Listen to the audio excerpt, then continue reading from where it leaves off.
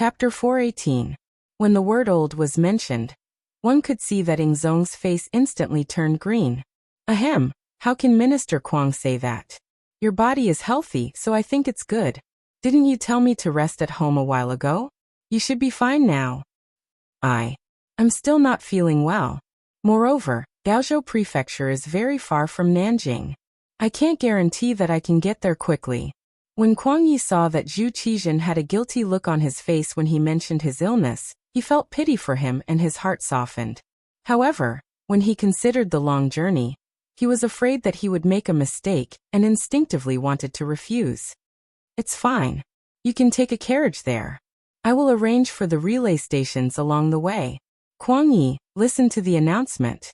Zhu Qizhen was afraid that if he continued to delay, Kwang Yi would find another excuse. Thus he said in a firm tone, Minister of War Kwang Yi is an experienced strategist. As my right-hand man, you will be conferred the title of Grand Tutor of the Crown Prince, and also the Minister of War. He was conferred an official just like that. The Crown Prince's junior tutor was one of the 3 orphans. At the same time, he was a secondary grade 1 official and also the Minister of War. It could be said that he held great power and was definitely one of the pillars of the imperial court. As soon as the imperial edict was passed down, the other 5 ministers all had looks of envy on their faces. Words of congratulations could be heard one after another. When the imperial edict was given, Kwang Yi was extremely touched. Ever since the Great Ming dynasty was split into the north and south, there were no longer any primary grade officials in the imperial court. The cabinet was also removed. The ministers of the 6 ministries became the leaders of the officials. He originally thought that he would be satisfied if he could keep his position until he retired. However, he never thought that there would be a day when he would be promoted to Grand Tutor of the Crown Prince and become a secondary grade 1 official. With such a position, he could definitely be called the leader of the officials. How could he not be excited and moved by this honor? He was so touched that he knelt on the ground. Thank you for your kindness. I will go home and pack up before heading to Guangdong. Even if I have to sacrifice my old bones, I will persuade the loyal duke to work for the Great Ming dynasty and defeat the enemy. Good. Seeing that Kwang Yi was so straightforward, Zhu Qizhen happily stood up and said, as expected of a loyal minister of the Great Ming dynasty, a pillar of the country. Just like that, Minister Kwang immediately packed up and left. Everyone else had to cooperate with him to the best of their ability. In addition, if the Duke of Loyalty and Courage raises any conditions, my beloved subject can also agree to them on our behalf. Yes, Your Majesty. With Zhu Qizhen's words, Kwang Ye's heart was filled with confidence. He had more confidence in the Guangdong trip. In this meeting with the Emperor, Kwang Yi was conferred the title of Grand Tutor of the Crown Prince and regained the favor of the Emperor. Outside the Kwang Manor, there was an endless stream of officials who came to congratulate him. It was a scene of prosperity.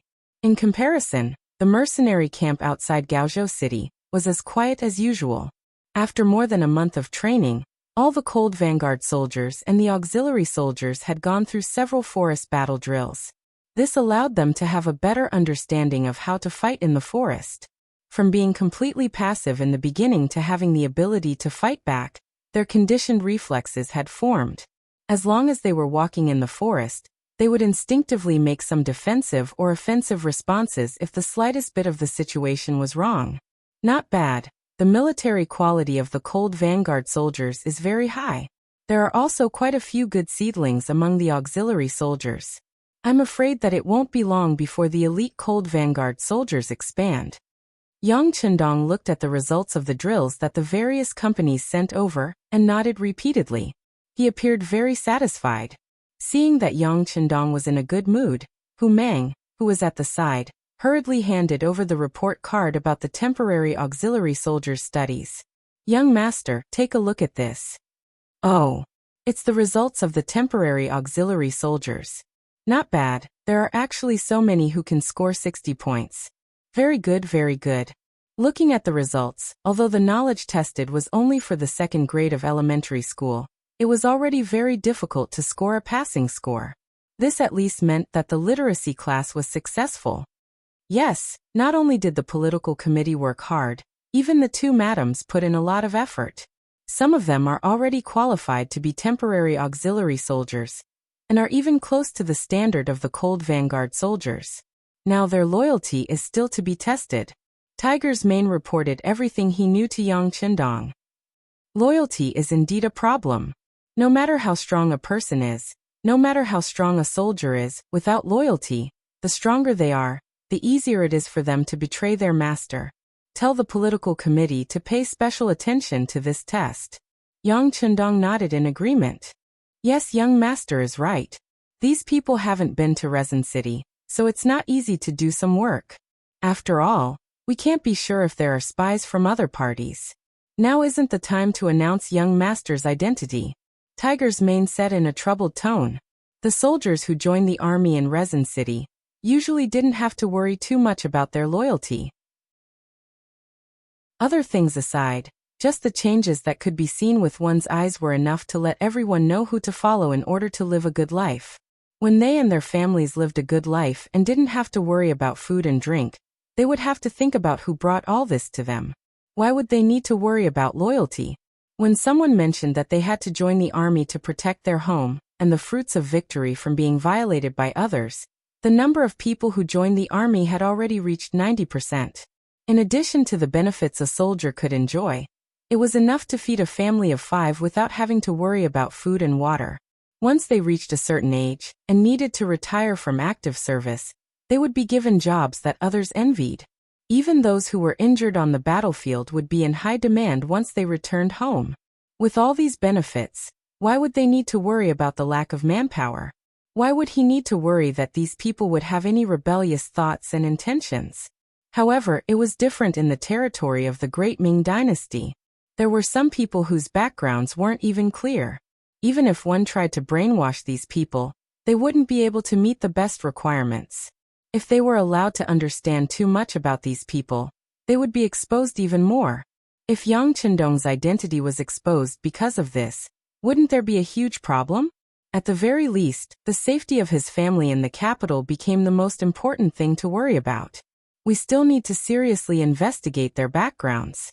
For those who we can't be completely sure of, we can consider persuading them to leave the ranks of temporary auxiliary soldiers.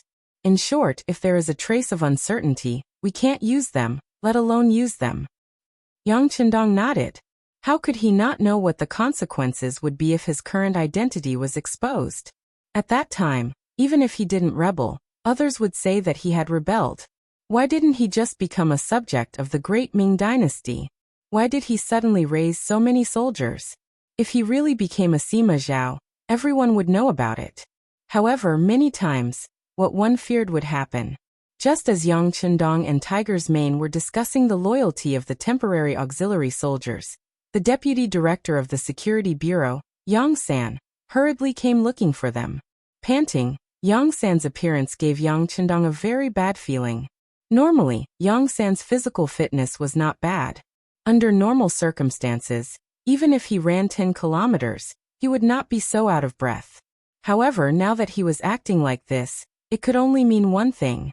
Something big must have happened. Young master, things are not good. One of our auxiliary soldiers has been captured. As expected, just as Yang San steadied himself, a very bad news came out of his mouth. What exactly happened? Yang Qindong asked with an unfriendly expression. It's like this. Yang San then gave a short report of what had happened.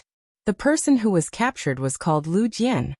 He was a platoon leader in the auxiliary battalion who had just been promoted not long ago. He was a soldier from Mount Qishan on Ryukyu Island. His family had been in Mount Qishan for generations, so his background was very clean. In addition, he was very motivated and learned everything quickly. It didn't take long for him to become the squad leader of the auxiliary battalion. A while ago, because of his good performance, he was promoted to platoon leader of the auxiliary battalion. Under normal circumstances, those who could become platoon leader of the auxiliary battalion were qualified to enter the cold front. All they lacked was an opportunity to be tested. This time, during the training of the auxiliary battalion in the jungle battle, Lu Jian's performance was very outstanding. After the training results reached the standard, the battalion commander gave everyone a day off, and allowed them to enter the nearby Gaozhou prefecture for a stroll. Lu Jian also took a day off and entered the city with his 5 comrades. This was also one of the military rules. Soldiers were not allowed to enter the city alone to prevent accidents from happening. Once the 5 of them were together, they could more or less take care of each other if anything happened. The chances of accidents happening were reduced to the lowest. Originally, Lu Jian and his group had been together since they entered the city.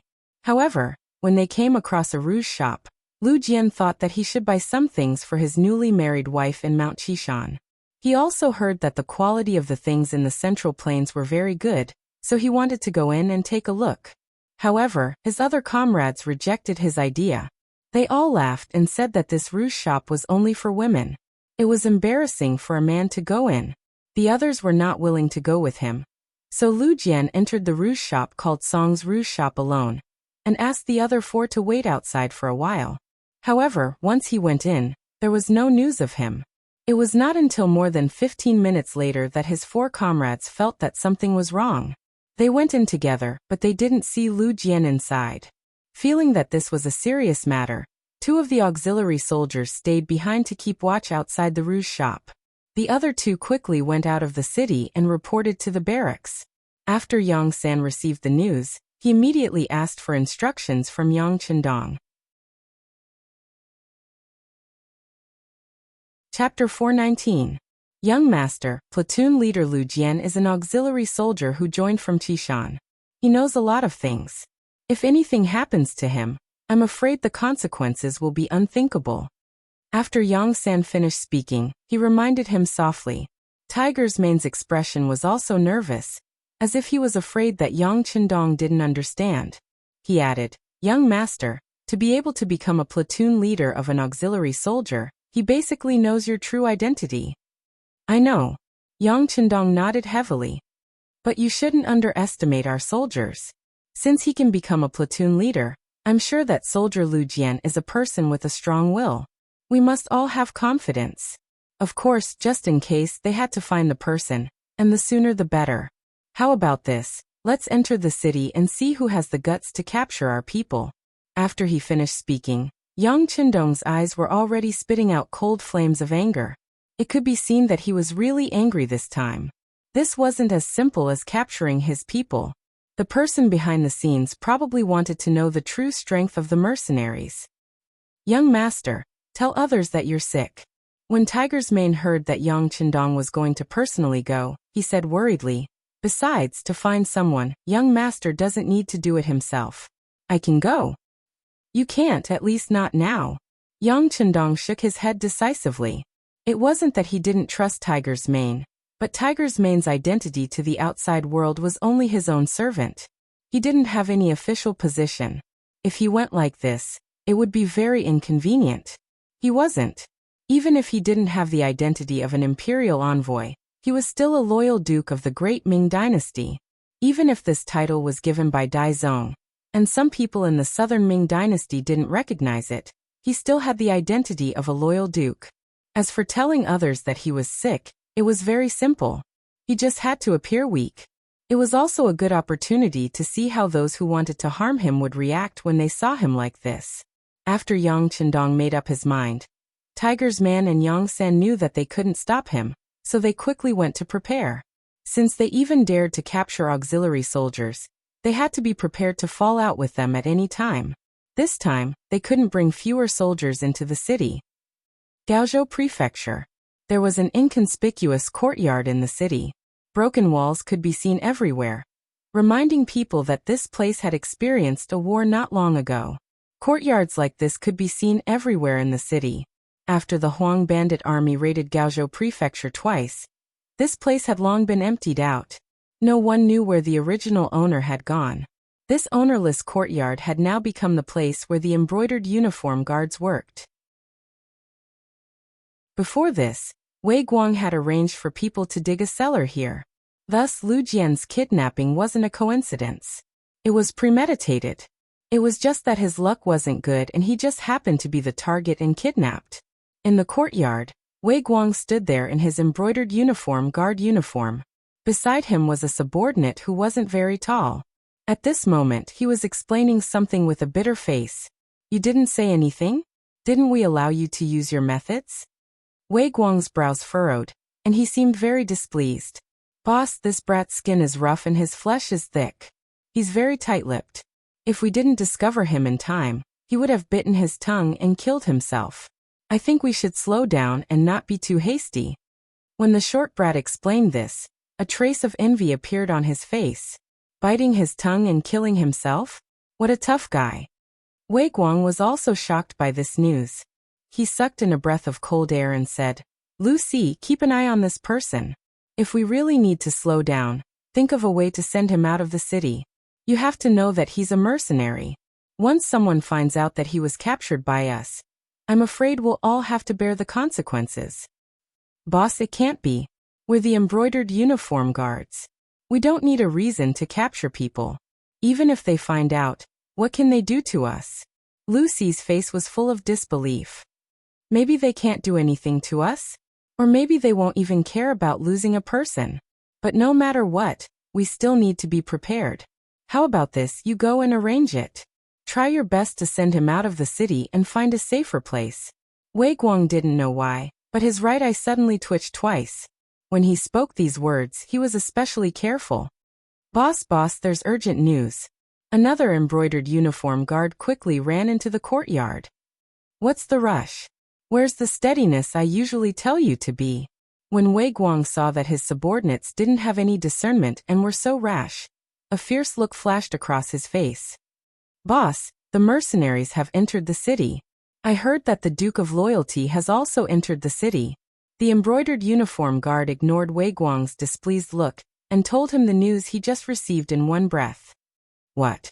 Wei Guang, who was pretending to be absent-minded, suddenly froze when he heard this sentence. Then, as if he remembered something, he grabbed the collar of his subordinate and said, What did you just say? Repeat it again. With his collar grabbed, the embroidered uniform guard found it difficult to breathe. At this moment, he didn't dare to resist.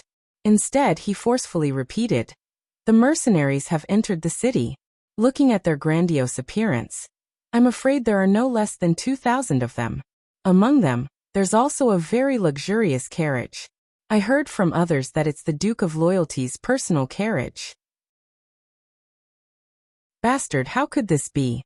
With a sudden force, Wei Guang let go of the embroidered uniform guard's big hand. Then, he fiercely stomped his foot and glared at Lucy as he said, Don't move first. Let me go take a look first. That's right. Instruct the people here to keep their eyes open. Once they find something wrong, kill them. In short, don't leave any evidence behind. Seeing that Wei Guang was so anxious, Lucy didn't dare to be negligent and immediately nodded. Boss, don't worry. Once something goes wrong, we'll kill them to silence them. The dead tell no tales. Very good, let's go. Seeing that his subordinates understood his meaning, Wei Guang didn't want to stay here any longer. With a wave of his hand, he left the courtyard with nearly 30 embroidered uniform guards. However, what he didn't know was that his every move was being watched by someone. On the roof of a courtyard that was almost a street away, someone was using a high-powered telescope to see everything that was happening. The most frightening thing was that the person who was observing could read lips. In other words, the conversation between Wei Guang and Lucy was also clearly heard by someone else. Young master is really amazing. He actually thought that it might be the embroidered uniform guards and arranged for us to follow Sir Qianshi. Now that we know that Lu Jian is here, it's easy to handle. Taihu put down the high-powered telescope in his hand and revealed a fierce face. The captain of the Wolf Fang Special Forces, Taihu, was the one who could read lips and had been observing everything that was happening in the courtyard. In fact, not only Taihu, but also the other 19 members of the Wolf Fang Special Forces were proficient in lip reading. This was also the special requirement that Yang Chendong had for them. Since they were the elites of the elites, not only did they have the most advanced weapons in their hands, but they also had to be able to rely on their own abilities. Taihu said confidently, but in the eyes of the extremely thin team member beside him, he couldn't help but worry. Tiger King, the sixth young master, said that the embroidered uniform guards are not weak. You must not be careless. Although Wei Guang is gone now, there are at least 10 embroidered uniform guards around. If you are not careful, Lu Jian's life will be lost. If something happens to him, our mission will be considered a failure. Nonsense, this captain doesn't know this point. Do I need you to remind me? Alright, Skinny Monkey, hurry up and arrange the mission. Let King Kong, Violent Ape, Silverhand, and Steel Leg get ready. Also, inform Captain Bai Zhua of the Ghost Sniper team. Tell them that the opportunity to contribute and kill the enemy has come. Taihu said as he slapped the man with the nickname of Skinny Monkey. Skinny Monkey retreated as if he was flying backward. In just a blink of an eye, Skinny Monkey had retreated at least 4 meters away, which also allowed him to avoid Taihu's slap. It was obvious that this was not the first time something like this had happened. Skinny Monkey, who had retreated far away, heard that Taihu wanted to cooperate with the Ghost Sniper team to complete the mission. He knew that his captain was very careful in doing things even though he said it happily. His heart was relieved. All right, Tiger King, please wait for a moment. I will go and inform them now. Skinny Monkey, who had finished speaking, disappeared from the roof after a few ups and downs. It gave people the feeling that he was moving so fast that it was as if he was teleporting. Gaozhou Prefecture Government Compound. This place was completely surrounded by the mercenaries. Among them, there were a few Ming soldiers who were unwilling to submit and wanted to resist. Following that, they were showered with blows from the mercenaries. They thought that they were strong, but when faced with the angry elite Lung Feng, they were no different from children facing adults. What are you doing? What are you doing? Are you trying to rebel? The sudden attack caught the Ming army off guard. A few of the centurions of the Ming army shouted aggressively, wanting to use their power to suppress the enemy. Bang bang bang bang. What greeted this voice was a few powerful fists. The centurions who were shouting just now were soon swollen like pigs. Even when they spoke, their voices were no longer as clear and precise. What's going on? Everyone stop. The commotion here quickly attracted the attention of others. Following that, a loud shout was heard. General Yu Guang, who was fully clad in armor, appeared. When he saw that the people who were beaten up were all his subordinates, even the whiskers on his lips could not help but tremble a few times. Who was the one who attacked just now? Who was it? Stand out if you have the guts. Chapter 420. It's me. What do you want? Luope, the commander of the 2nd Regiment of the Lung Feng Army, walked out of the crowd with the rank of colonel. He looked at Yu Guang with a mocking expression. Commander Luo? Yu Guang groaned in his heart when he recognized the person. From what he knew, this person was the leader of the mercenary army. Since he had stepped forward, the situation must be very bad, right? Could it be that they wanted to rebel like King Min and the others? Yu Guang's expression changed again and again when he had this thought. He knew the strength of the mercenary army. They had fought side by side before. At that time, he felt happy to have such an ally and fought to his heart's content. However, when this person became his opponent, he felt the same pressure on his shoulders. Yu Guang's expression changed again, and his aura weakened. When the other Ming soldiers saw this, they couldn't help but lower their heads. Even their commander was about to give in. They didn't know what to do next. As the saying goes, a single soldier can bear the brunt of the enemy, but a whole nest of generals can bear the brunt of the enemy. Yu Guang didn't dare to say anything else. Luope snorted coldly, then glanced at the Ming army in front of him and said, "All soldiers, listen to my orders. If anyone dares to resist, beat him up first. If anyone dares to resist with weapons, we will let them have a taste of bullets." Yes. The Lung Feng members standing behind Luope replied in unison. Their aura was truly like a landslide or a tsunami.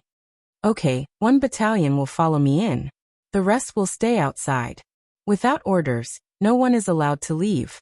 After giving the order, Luope strode into the government office. Wherever he went, the Ming soldiers who were originally blocking his way would all move out of his way, afraid that they would provoke him and get beaten up for nothing. Yu Guang originally wanted to stop Luope, but when he saw the murderous aura in his eyes, his legs went soft. He didn't doubt that if he dared to block him, Luope would really kill him.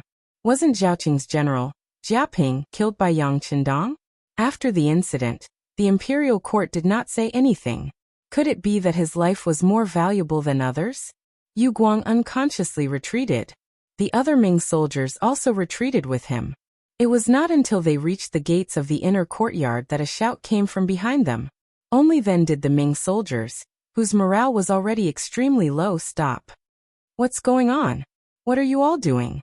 The voice behind Yu Guang was like the sound of nature to him, causing him to involuntarily stop in his tracks. Following which, he quickly turned around. General Ma. The mercenaries suddenly surrounded our magistrate's office. This general tried to reason with them, but they actually attacked us. General, please uphold justice for our brothers. General, please make the decision. The other Ming soldiers followed suit, looking as if they had been greatly wronged. Useless. When Ma Wei saw that Yu Guang only knew how to complain, he couldn't help but feel angry. He thought to himself, if they can attack, can't you guys fight back? However, he naturally couldn't say such words. After all, the mercenaries were considered allies. Moreover, he still wanted to recruit them for his own use. If he really said such words, it would be impossible to recruit them. But no matter what kind of plan he had in mind, since the mercenaries had come knocking on his door, he still had to show his toughness. Otherwise, wouldn't he be looked down upon by others? After softly reprimanding Yu Guang, Ma Wei's gaze landed on Luo Pe, following which he sneered. Isn't this Commander Luo? What's going on? What happened to provoke you to bring an army to surround my magistrate's office? If you can't give me an explanation for this matter, even if you are mercenaries, you will still have to pay the price. Looking at Luo Pe, who was chatting enthusiastically with everyone a while ago, General Ma Wei put down his pride. At that time, he wanted to recruit Luo Pe and wanted some temporary auxiliary soldiers to join his side. Naturally, he could say any kind of soft words and lower his head to anything. However, it was different now. The other party had already killed their way to him. If he still lowered his head, he would be seen as weak. Pay the price? I think you are the ones who have to pay the price. Facing Ma Wei, who was about to flip out, Luo Pe didn't have the slightest bit of fear. He still had his head held high. What? Do you really think you are invincible? Please remember, this is the Southern Ming Empire's territory. How can you be so arrogant in our territory? Men surround them. Ma Wei saw that Luo Pe still didn't give up even after he had stepped forward. He immediately became angry. No matter what, he was still a general of the Guangdong Guards, a dignified third-grade military general. Since he didn't give him any face, so what if he fought to the death? Lord Guan and Wei Guang have arrived. Just when Luo Pe was about to retaliate and the soldiers on both sides were about to go to war, a shout came from outside the door. Then, Guan Ying and Wei Guang each brought a few subordinates into the courtyard. You came at the right time. The arrival of these two people made Ma Wei sigh in relief. Just now, he was the only one who had to maintain the situation. Now that these two people were here, there was someone to discuss what to do. Most importantly, if something happened, there would be someone to take the blame. You came at the right time. To Ma Wei's surprise, Luo Pe wasn't afraid when he saw the arrival of these two people. Instead, he looked very happy. He even waved his hand and let Lung Feng, who was guarding here, open a path for the two people to lead the soldiers into the courtyard. Guan Ying and Wei Guang. One was an official of the Ministry of War, and the other was a Guang of the Brocade Guards. They didn't usually stay in the government office. They came after receiving the news. As the two walked into the courtyard, they frowned and looked at their surroundings with a puzzled expression. What is going on? Commander Luo is also here? I don't know if you can give a reasonable explanation. Even if we treat the mercenaries as friends and allies, you can't do things that hurt each other's feelings for no reason. Guaning was still calm and wasn't very angry. Instead, he narrowed his eyes and asked. No one knew what he was thinking. Guaning was very clear about the combat strength of the mercenaries. There were only 1,000 Ming soldiers in Gaozhou. If they really fought, they wouldn't even be enough to fill the gaps between the enemy's teeth. But even so, even if he lost, he didn't lose. Even if he died, he would be a ghost who understood the situation. Just as Guaning finished speaking calmly, Wei Guang opened his mouth and said, What is going on? Can't you see? Moving soldiers into the city without orders is already a violation of the laws of the Ming dynasty. No matter what the reason is, we can't let it go. This was a preemptive strike. Wei Guang, who knew what he had done, spoke in an interrogative tone. He wanted to muddy the waters and put the blame on the other party first. In this way, he would have the initiative in his hands. When Guaning heard Wei Guang's words, he frowned. This was clearly putting the blame on them. Wouldn't this be forcing the mercenaries to do something extreme? If this was the case, no one present would be in a good mood. Especially since the Min King's faction was very powerful. Even Guangdong was divided into two. If they were to create such a powerful enemy like the mercenaries, the southern Ming dynasty would really be finished. This was no longer a matter of face. It was a matter of whether the southern Ming dynasty could survive or not. Guaning was naturally careful. He glared at Wei Guang, warning him not to speak carelessly. Then, he looked towards Luo Po and said, "Commander Luo, this official believes that there must be a reason for you to come here and mobilize so many people. However, may I know what it is for?" Seeing that Guan Ying's words were still considered polite, Luo Po nodded. "All right, since Lord Guan wants to get to the bottom of this, then this commander will tell you. Just over 2 hours ago, one of our mercenary soldiers went missing in the city. This is a provocation to our mercenary army. You must give us an explanation for this matter. Otherwise we can only investigate it ourselves. Even if we have to turn the entire city upside down, we must have a conclusion to this matter." A soldier of the mercenaries went missing? Hearing this result, Guan Ying's face was filled with shock. Not only him, even General Ma Wei, who was confused just now, had his mouth wide open. He stood there with an incredulous expression. Wei Guang's heart skipped a beat. His guess was right. These people came for Lu Jian. However, he didn't expect that they would mobilize so many people just because one person went missing. Presumably, that person must know a lot of secrets. As long as he could get through this hurdle, he would be able to obtain first-hand information about the mercenaries. Looking at it this way, all the risks were worth it. Of course, whether the matter would have the result he wanted, it would depend on whether he could get through this hurdle or not. If he could get through it safely, then everything would be easy to discuss. Thinking of this, Wei Guang took half a step forward. He pointed at Luo Po and said, "What? You lost one person and you come looking for us? What kind of logic is this? Who knows if your soldiers are deserters because they're afraid of war? We won't take the blame for this." Seeing Wei Guang jump out first, Luo Po's expression didn't change. He only said sternly, "Wei Guang, please be careful with your words. Our mercenaries will not have any deserters. Don't use your subordinates' methods on us brothers. You can't bear the consequences."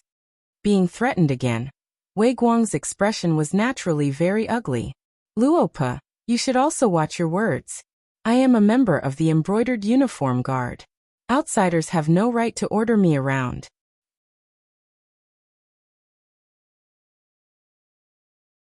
Chapter 421. Everyone, please don't get angry. Guan Yingyan saw that Wei Guang's tone was not friendly. He was afraid that if this continued, the two sides would fight before the matter was cleared up. If that happened, the truth would never be revealed. Therefore, he stood up and wanted to be a peacemaker. "Commander Luo, Wei Guang's attitude may not be very good, but what he said is the truth. You want to search the entire city for one missing person. Isn't this too much? If the final result is that you still can't find the person you're looking for after turning the city upside down, how will you explain it then?" Facing Guan Yingyan's question, Luo Po still shook his head expressionlessly. "I can't guarantee whether I can find him or not, but I'm also acting on orders. If anyone dares to stop me, then they are my enemy. It's that simple, so I hope you can make it easy." Acting on orders. The moment these 4 words were said, Guan Yingyan, Ma Wei, and Wei Guang's expressions all changed dramatically. Who was Luo Po? He was the commander of the mercenary army, the most elite commander of the Cold Front. It could be said that he was the highest officer of this mercenary army. If even he had to say that he was acting on orders, then the answer to whose orders he was acting on seemed to be right in front of them. "Zhong Dang Duke is here?" Guan Yingyan asked as he took a deep breath in his heart. "Yes, he's here. Zhongdang Duke, please. Luo nodded. His task was originally to surround the 3 lords and the many Ming soldiers here. Since he had already done that, then the next stage was not his own stage, but to be handed over to the 6th young master. Following Luo Po's loud shout, a carriage, under the protection of many able-bodied men, slowly drove into the inner courtyard from the outside. Before this, all the obstacles that prevented the carriage from moving had been cleaned up. In the cellar of the small courtyard, Lu Si, dressed in the uniform of the brocade guard, was still interrogating Lu Jian, who was beaten black and blue and covered in blood. Brother, we were still a family 500 years ago. Just say what you want to say. Why do you have to suffer like this? It really makes my heart ache. Lu Si's voice echoed in Lu Jian's ears. Lu Jian, who was tied up, opened his eyes with great difficulty. His eyelashes fluttered and he seemed to be mumbling something. Seeing that Lu Jian was about to speak, Lu Si hurriedly moved his face closer, wanting to hear what was being said. Suddenly, a mouthful of saliva flew towards his face. Completely caught off guard, Lu Si was spat all over his face.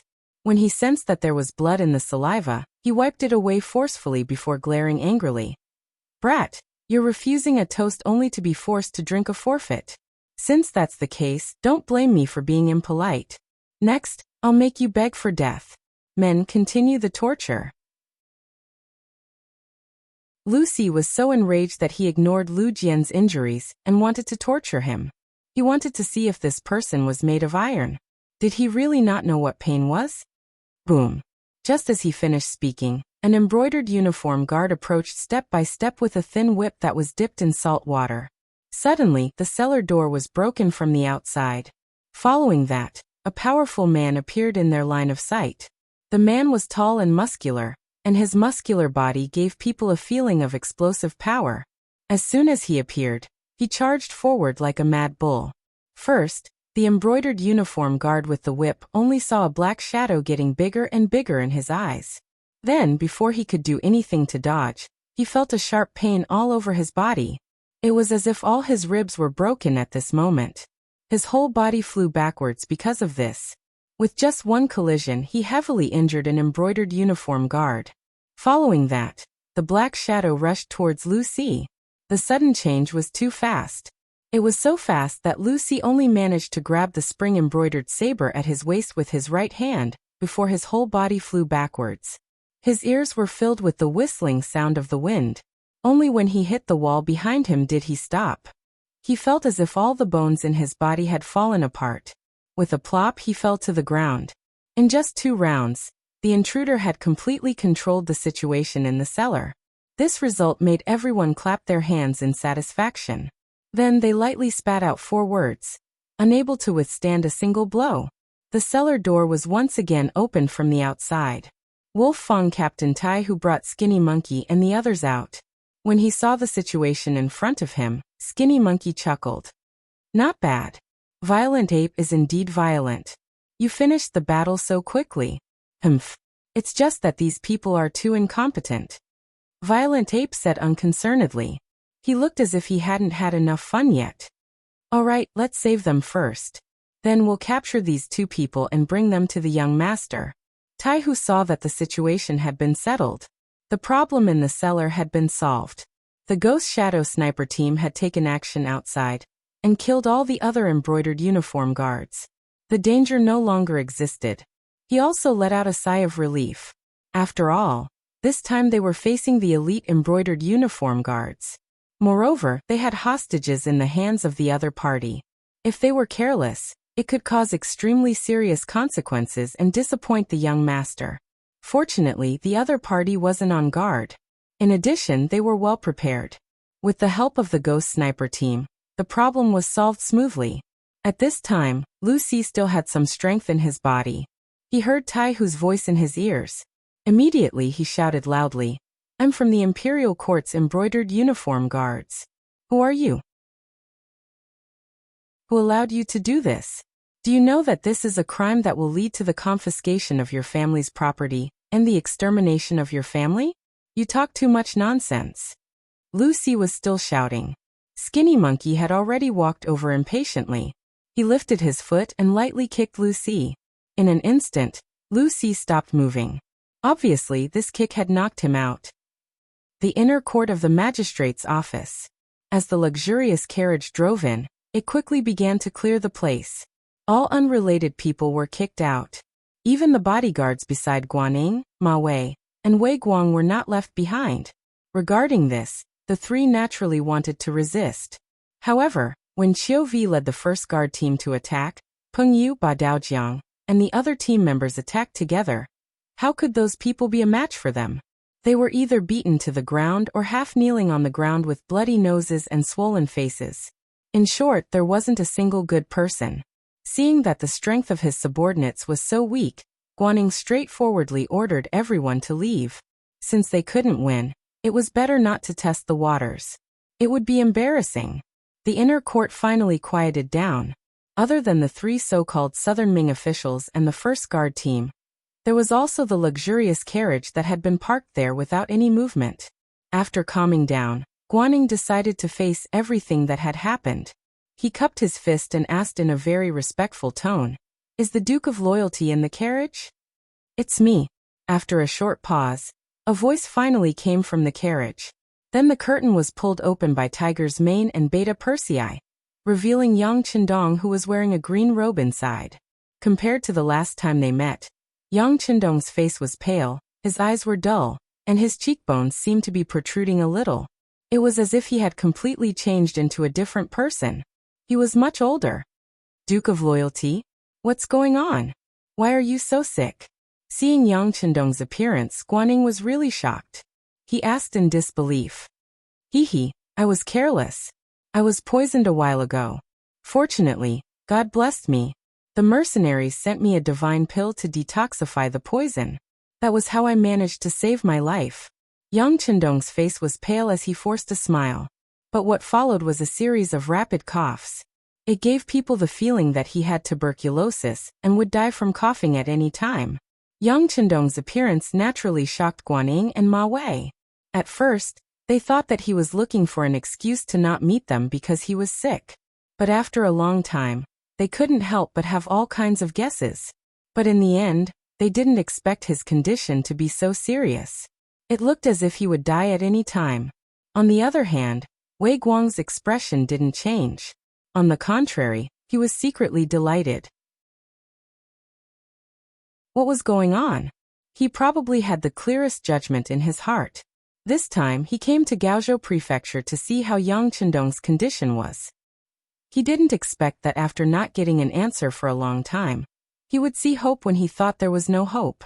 Just by looking at it, the Duke of Loyalty was indeed seriously injured. It was the result of Su Moner's attack.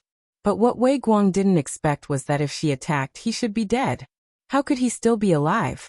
Could it be that it was like what was said just now, that it was a divine antidote sent by the mercenaries? If that was the case, how many good things did the mercenaries have that they didn't take out? While Wei Guang was still pondering over the crux of the matter, Yang Qindong had already opened his mouth once again. "Sirs, this time the mercenaries had no choice but to act. As you all know, the mercenaries are very protective of their people. Anyone who dares to provoke them will not have a good ending. Now that a person has gone missing, and I heard that it's an officer, it's reasonable that they would be angry. How about this? I will be the middleman and give everyone a chance. If anyone is the one who captured him, stand up and ask for forgiveness now. I can even consider interceding for him. Maybe he can still live. This way, everyone won't be affected. How about it?" As if he forced himself to say these words, Yang Qindong sat in the carriage and panted heavily. Tiger's Mane, who was waiting on him at the side, was anxious. Just a moment ago, the young master was still talking and laughing with them. How long had it been? How could his illness be so serious? This didn't seem like an act. How could an act be so realistic?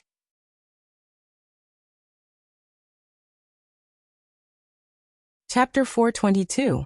In his anxiety, Tiger's Mane continued to say, "Young master, your health is more important. You should speak less." "Cough, young master, I don't want to come out sick, but the bigger picture is more important. I really don't want to see any conflict between the mercenary army and the great Ming dynasty." Yang Qindong struggled to say these words, and then he coughed heavily. Okay, young master, we understand. We understand. They also heard it. Tiger's mane nodded repeatedly, then suddenly turned around and looked at Guanyin, Ma Wei, and Wei Guang. He said, "You all heard it clearly. The Duke said that whoever did it should stand up. Don't implicate others, and don't hurt the relationship between the mercenary army and the great Ming dynasty." Tiger's mane's words made Guanyin and the other two look at each other. At least Guanyin and Ma Wei didn't want to have any conflicts with the mercenary army, especially when the King of Min's faction was so rampant and crazily expanding. This elite army might be of great use. However, they really didn't know where the missing mercenary soldiers went.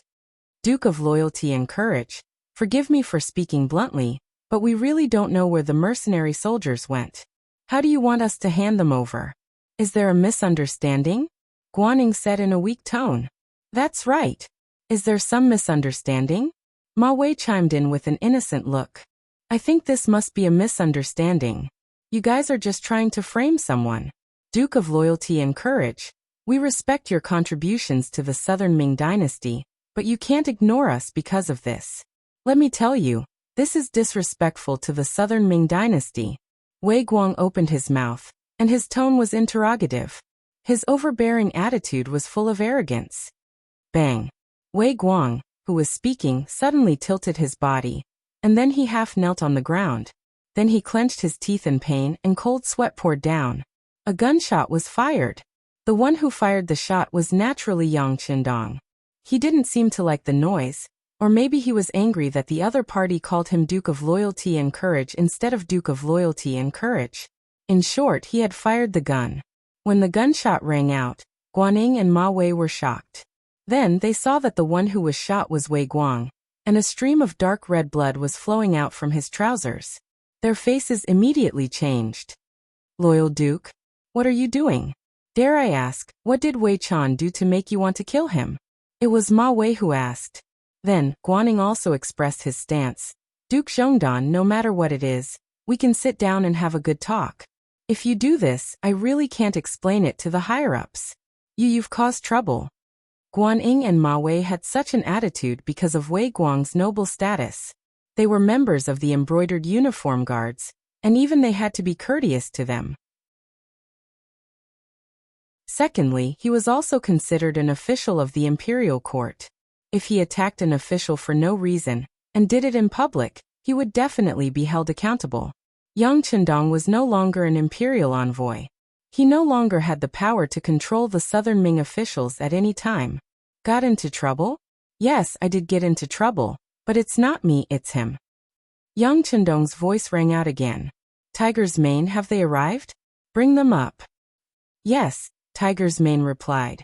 He turned around and saw Chiovi lightly nodding. Good, bring them up.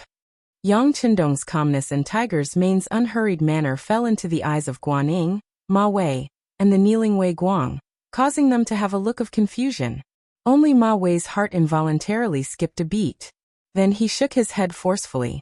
It was impossible. The place where Lu Jian was imprisoned was very hidden. It was impossible to find him so quickly. Besides, he had already instructed Lu Si to silence him if things went wrong. What was there to be afraid of? It must be something else. Yes. It must be. Comforting himself, Wei Guang's expression became much calmer. When he raised his head again, he had already recovered his initial calmness.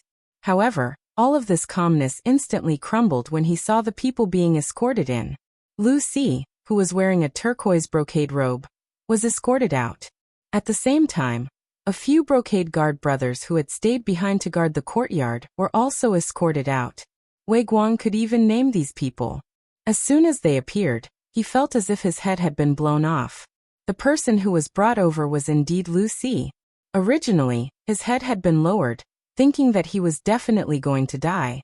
However, when he raised his head and saw Wei Guang, who was wearing a large red python robe, a flying fish robe, a black gauze hat, a belt around his waist, and an embroidered spring saber at his waist, his originally dim and lifeless eyes instantly lit up.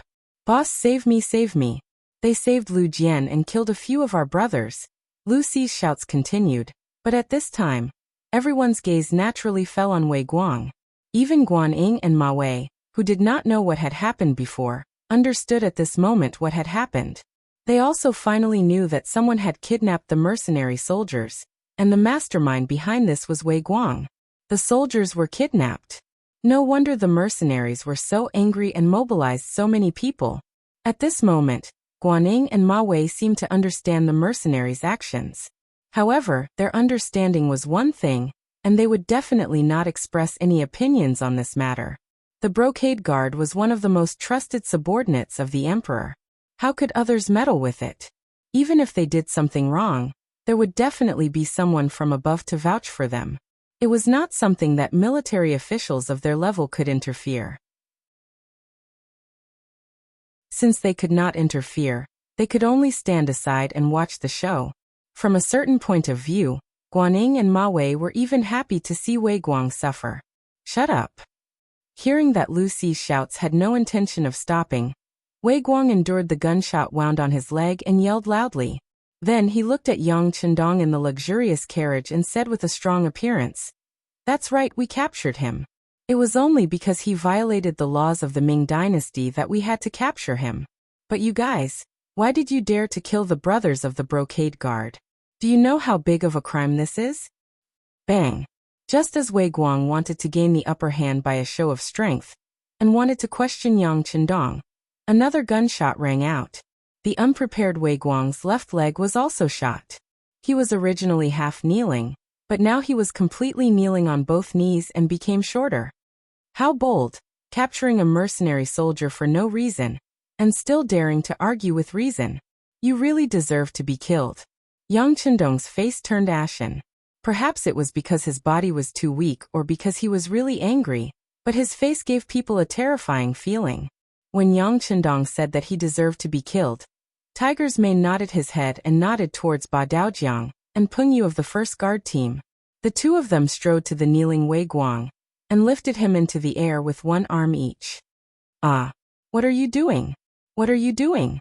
I am the commander of the brocade guard, Qianshi. I was personally appointed by the emperor. I am an official of the imperial court. You have no right to do anything to me, no." As if he felt something, Wei Guang struggled and shouted loudly, explaining the severity of the situation. "Deal with them one by one, from small to large." Cough. Yang Chendong didn't pay attention to the shouting Wei Guang, but after saying this to Hu Mang, he leaned back, gasping, and his chest was constantly undulating at this moment. "Young master, you need to take care of your body." Hu Mang blurted out this sentence unconsciously. It seemed that Yang Chendong's acting was too good, and he was speaking from his own feelings. However, Guaning and Ma Wei, who were about to plead for leniency, shut their mouths when they heard this.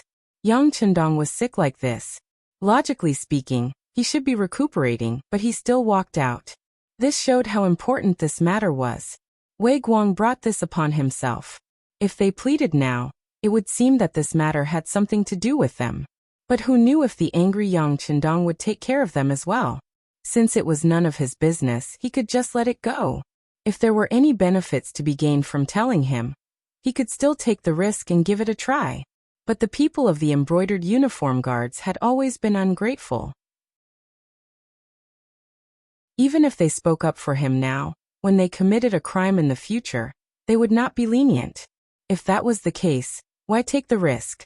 No one spoke up for Wei Guang and the others. Tiger's mane was naturally more straightforward when it came to doing things. First, he and Beta Persei each took a machete. Then they came in front of the ordinary embroidered uniform guards who were brought here. With a raise of their right arm, their heads were separated from their bodies.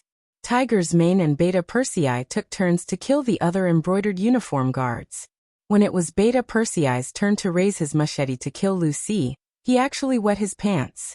Then he shouted loudly, "Don't kill me, I know who poisoned the Duke of Loyalty." Beta Persei, who had already raised his machete and was about to swing it down, suddenly stopped. It was as if he had been immobilized. "Lu Ci, do you not want to live anymore? Aren't you afraid that all 9 generations of your family will be executed?" Wei Guang, who was still emphasizing his identity to intimidate others not to touch him, suddenly heard Lu Ci's words. His expression changed drastically, and cold sweat flowed down his face. As a trusted aide, Lucy had heard Wei Guang mention when he was drunk about the plan of the commander sending Su Maner to kill Yang Qindong. After he sobered up, Wei Guang even thought of silencing him. But at that time, Lucy knelt on the ground and swore that he would never speak of this matter. Otherwise, he would die a horrible death. In the end, Wei Guang spared his subordinate's life. Perhaps he also thought that Lucy would not dare to speak of such an important matter because once it was spread, he would definitely die.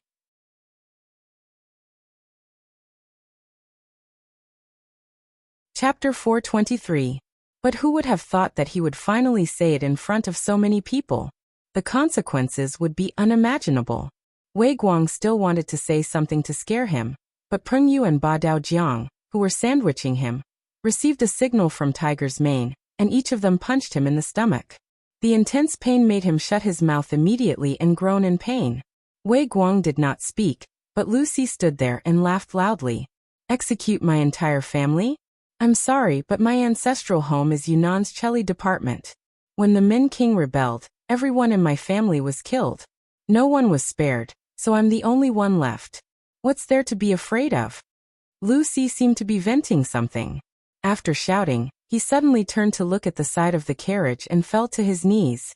This lowly one is Lucy, serving in the brocade guard. I have done many heinous things. I know that I have sinned deeply. However, the heavens are virtuous. I want to turn over a new leaf and start anew. I hope that the Duke of Loyalty can give this lowly one a chance. The heavens are indeed benevolent. Tell me everything you know. As long as it's true, I'll let you live. I'll even give you enough money to live the rest of your life. But remember, don't try to bite me. Otherwise, don't blame my gun for not recognizing you. Cough cough. Yang Qindong's voice slowly came out. Then, the carriage turned around and faced the direction where Lucy knelt on the ground. As the carriage turned around, he gave a signal to Tiger's Mane. Thank you, Duke of Loyalty, for your understanding, Lucy said with a slightly emotional tone. He believed that since the Duke of Loyalty had made a promise in front of so many people, his life should be saved. With the thought of surviving a calamity, he raised his head and said loudly, Loyal Duke, the people who wanted to take your life were the embroidered uniform guards. They were afraid that your contributions were too great and would endanger the emperor. Poochie. Lucy seemed to want to continue speaking, but a steel saber had already pierced through his back. The tip of the saber continued to drip blood after piercing through his chest. Lucy used the last of his strength to look sideways. When he saw that the person who killed him was actually his superior, Wei Guang, there was a strong unwillingness in his eyes. After smacking his lips twice, he leaned back heavily with his eyes staring at the sky. He couldn't be more dead than he already was. The person who killed Lucy was Wei Guang. Just now, for some reason, Peng Yu and Ba Daojiang, who were originally holding him down, suddenly loosened their grip, giving him a chance to catch his breath. Then he heard Lucy's voice. How could Wei Guang listen to him when he was telling the truth? Lucy no longer had any relatives. Naturally, he was not afraid of being executed. However, his family members were all in Nanjing. If something really happened to them and he died, what about his family members? For his family, Wei Guang, who forced himself to take a breath, suddenly flew up and used the last trace of internal qi in his body to stab Lucy, who was telling the truth, through his heart. Lucy was finally dead. Although before he died, he said that it was the genie guards who killed Yang Qindong. Fortunately, he didn't say the real mastermind behind the scenes. Everything was delayed. Wei Guang let out a long sigh of relief in his heart. When he raised his head to look at Yang Qindong, his voice was fierce and resolute as he said, That's right, I did it. I arranged for someone to poison you. I just didn't expect your life to be so tough that you still didn't die. But it doesn't matter. It seems that you only have half of your life left. Haha, you will spend the rest of your life in pain. In this way, my goal has been achieved. I have achieved it. After saying this, Wei Guang, who was laughing, suddenly put the spring embroidery saber across his neck, as if he was going to die. Hurry up and take the saber. Yang Qindong shouted anxiously. But in the end it was still too late. Without waiting for the others to do anything, the saber had already slit its owner's neck. Then blood splattered. Wei Guang fell to the ground with a plop, without a trace of life or breath. Wei Guang had committed suicide. This scene made Guanyin and Ma Wei's hearts jump. The change in front of their eyes was so fast that it was completely out of their expectations. However, they quickly calmed down and thought through everything. For Guanyin, he even had a draft in his mind on how he was going to report today's matter to the court.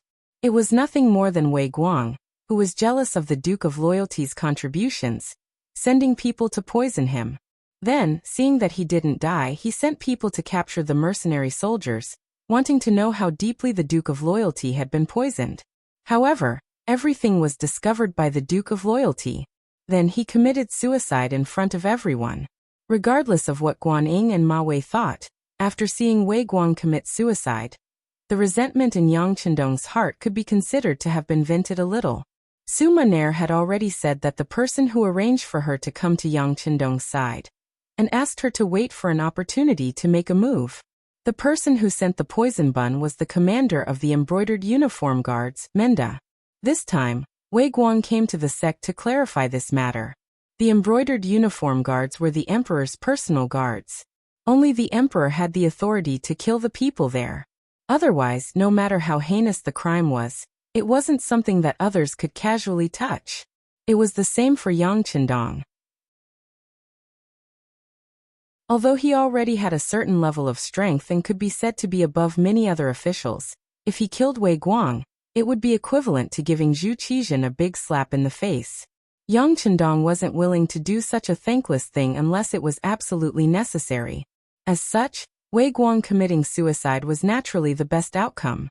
As for why he was able to break free from Peng Yu and Ba Daozhang's restraints and kill Lu Si with his crippled legs, it was naturally the result after Yang Chendong gave Tiger's mane a hint with his eyes. In these few years, the tacit understanding between the two was still very strong. Yang Chendong didn't need Lu Si to tell the truth because he already knew the truth. On the other hand, if the truth was revealed, would he seek revenge on Menda? If he did, would Zhu Qizhen have any thoughts and allow such a thing to happen? As such, this was the current scene. Wei Guang killed Lu Si and then committed suicide. Yang Chendong could remove himself from this matter completely, and also take the opportunity to knock Menda and Zhu Qizhen down, letting them know how difficult it was to kill him. This time, they were lucky to pass, but they might not be so lucky next time. Since his goal had been achieved, Yang Chendong naturally didn't need to stay here. Waving his hand, Tiger's mane and Beta Persei put down the curtains of the carriage, and then the large group of people left the magistrate court in Gaozhou Prefecture. Along the way, neither Guanyin nor Ma Wei stood out to say anything. Yang Chendong was indeed sick, and it was quite serious. This was all seen with their own eyes. Not to mention, this illness was poisoned by the brocade guards. As such, how could they still ask Yang Chendong to leave with the mercenaries? Not to mention, now that the King of Men was powerful, they still pointed at Yang Chendong in their hearts as a shield. They believed that with the existence of these mercenaries, even if the King of Men wanted to conquer Gaozhou and Laizhou, he would have to consider the strength of these mercenaries first. They successfully returned to their own military camp. Yang Chendong was completely different from before. His illness had long disappeared, and when he appeared in front of everyone, he was full of energy. "How is Lu Jian?" Yang Chendong asked Tiger's mane as he walked towards the infirmary. "Young master, Lu Jian only suffered some superficial injuries. He will be fine after a good rest." "Oh yes, he didn't say anything when he was tortured by the brocade guards. He is really a tough man," Tiger's mane said with a face full of admiration. "Not bad. No wonder he can become the platoon leader of the auxiliary troops. Tell him that after he recovers, let him report to the Cold Front Regiment. He has already passed the loyalty test." Yang Chendong nodded satisfactorily, then opened the tent of the infirmary.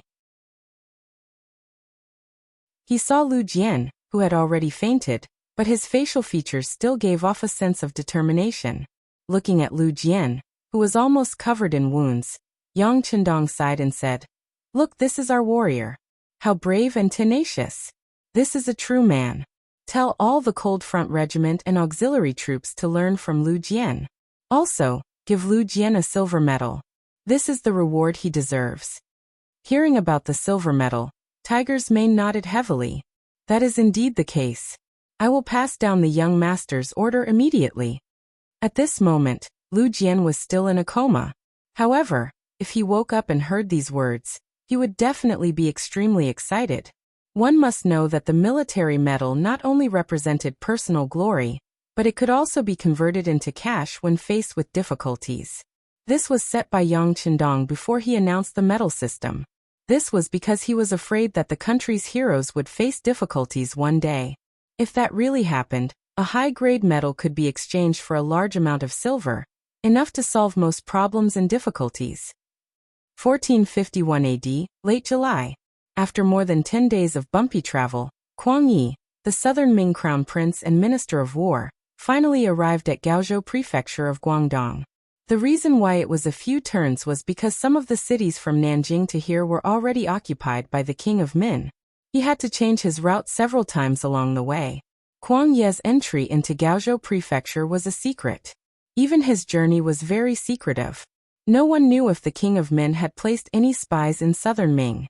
If the route was made public, who knew how many times he would have to face assassination? It was even uncertain if he could safely reach Gaozhou prefecture. Because it was hidden, when Kuang Yi suddenly appeared in Gaozhou prefecture, it really shocked Guanyin and Ma Wei.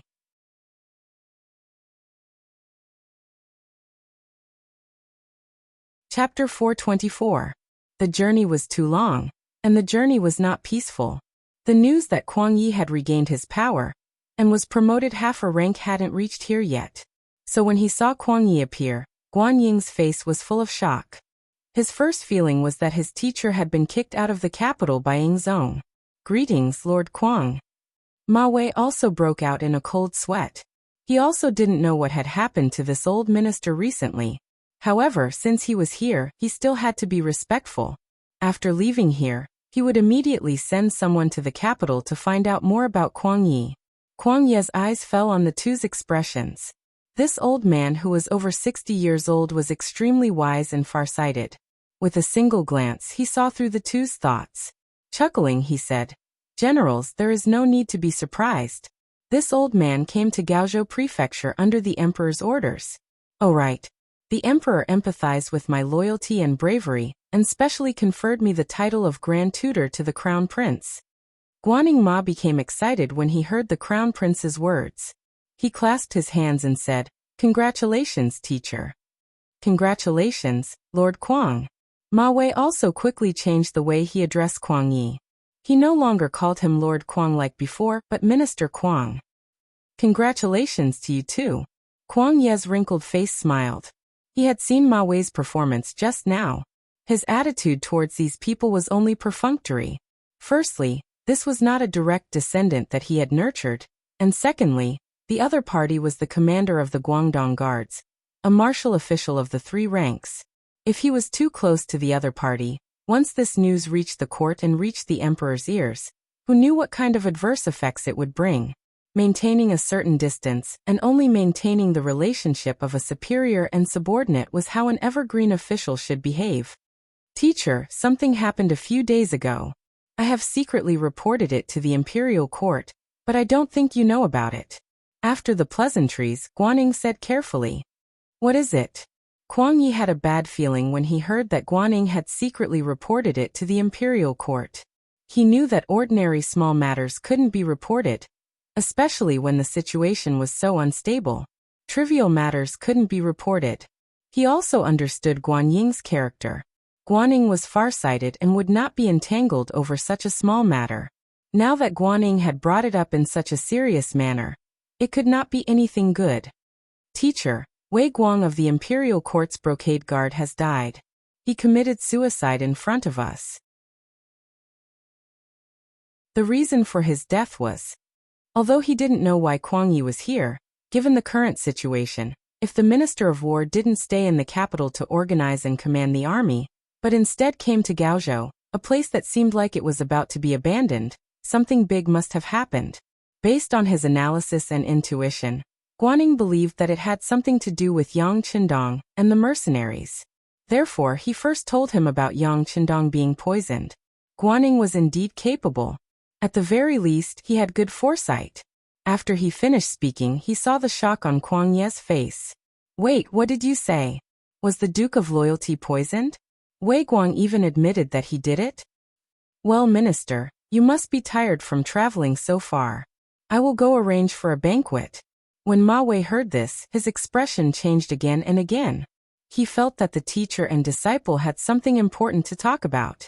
It was really awkward for him to stand there with his status, so he found an excuse to leave. Kuang Yi was very satisfied with Ma Wei's tactfulness. However, his thoughts were more on Yang Qindong. Guaning, how is the Duke of Loyalty? Not too good. I took a look at him that day.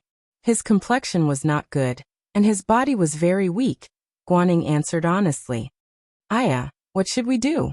Hearing that Yang Qindong's body was in such a bad state, Kuang Ye's expression was full of hatred. He had seen Yang Qindong countless times.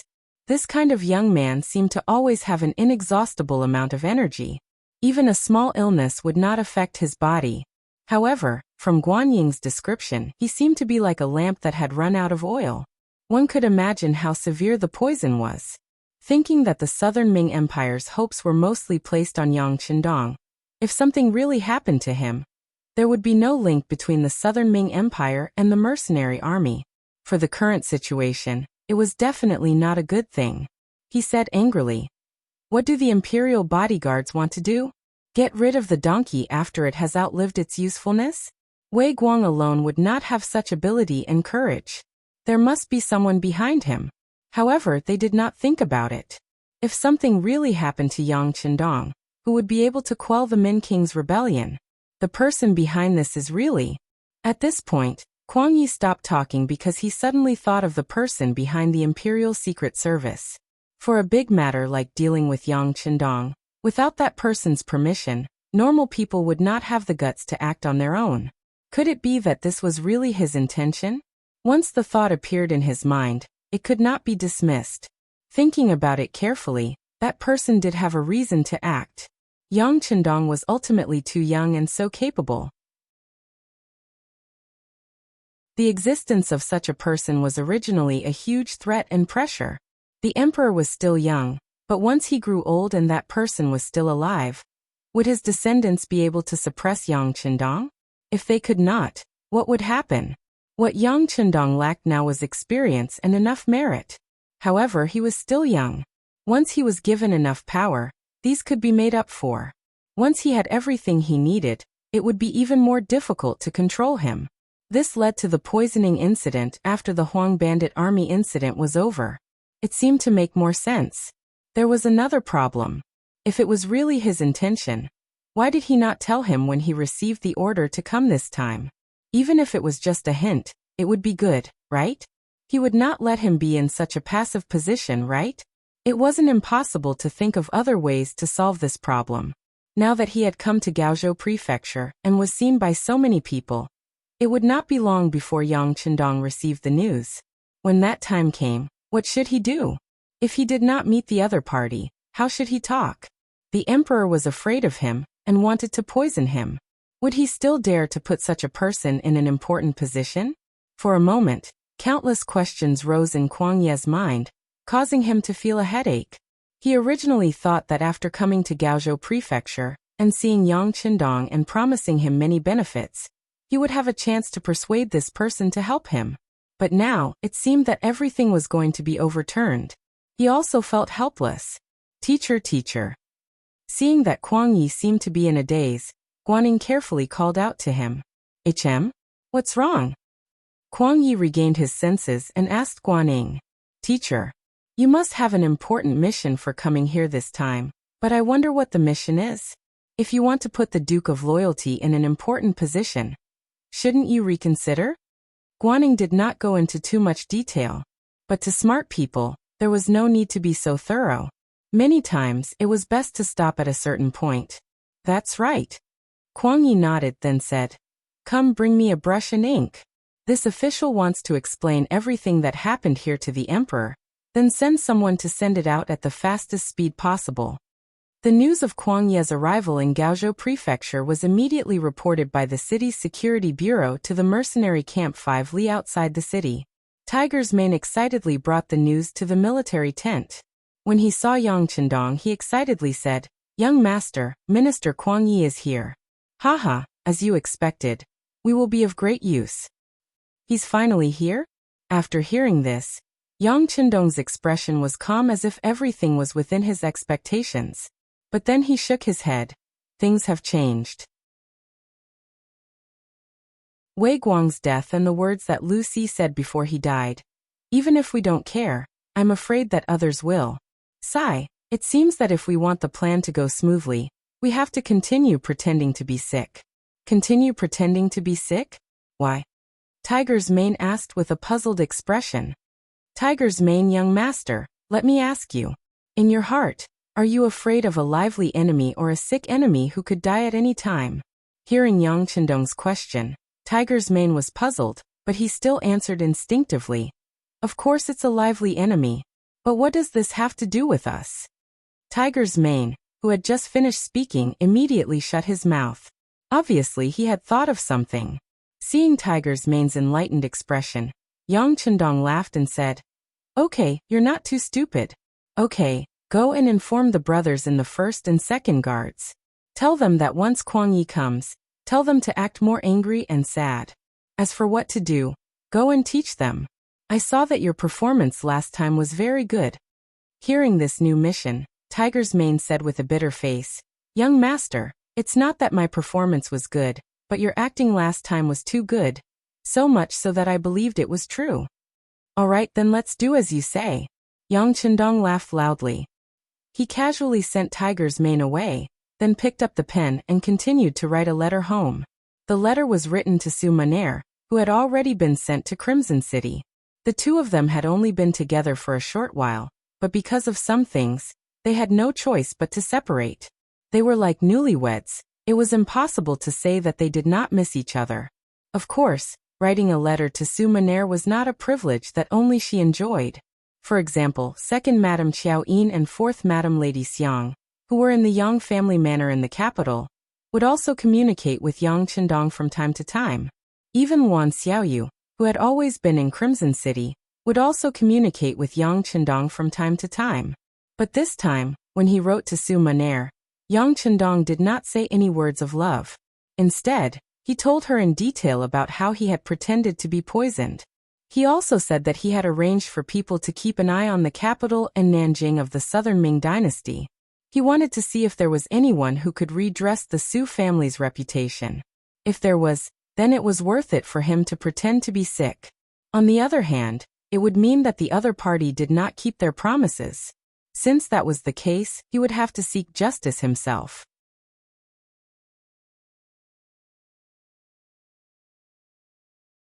Chapter 425.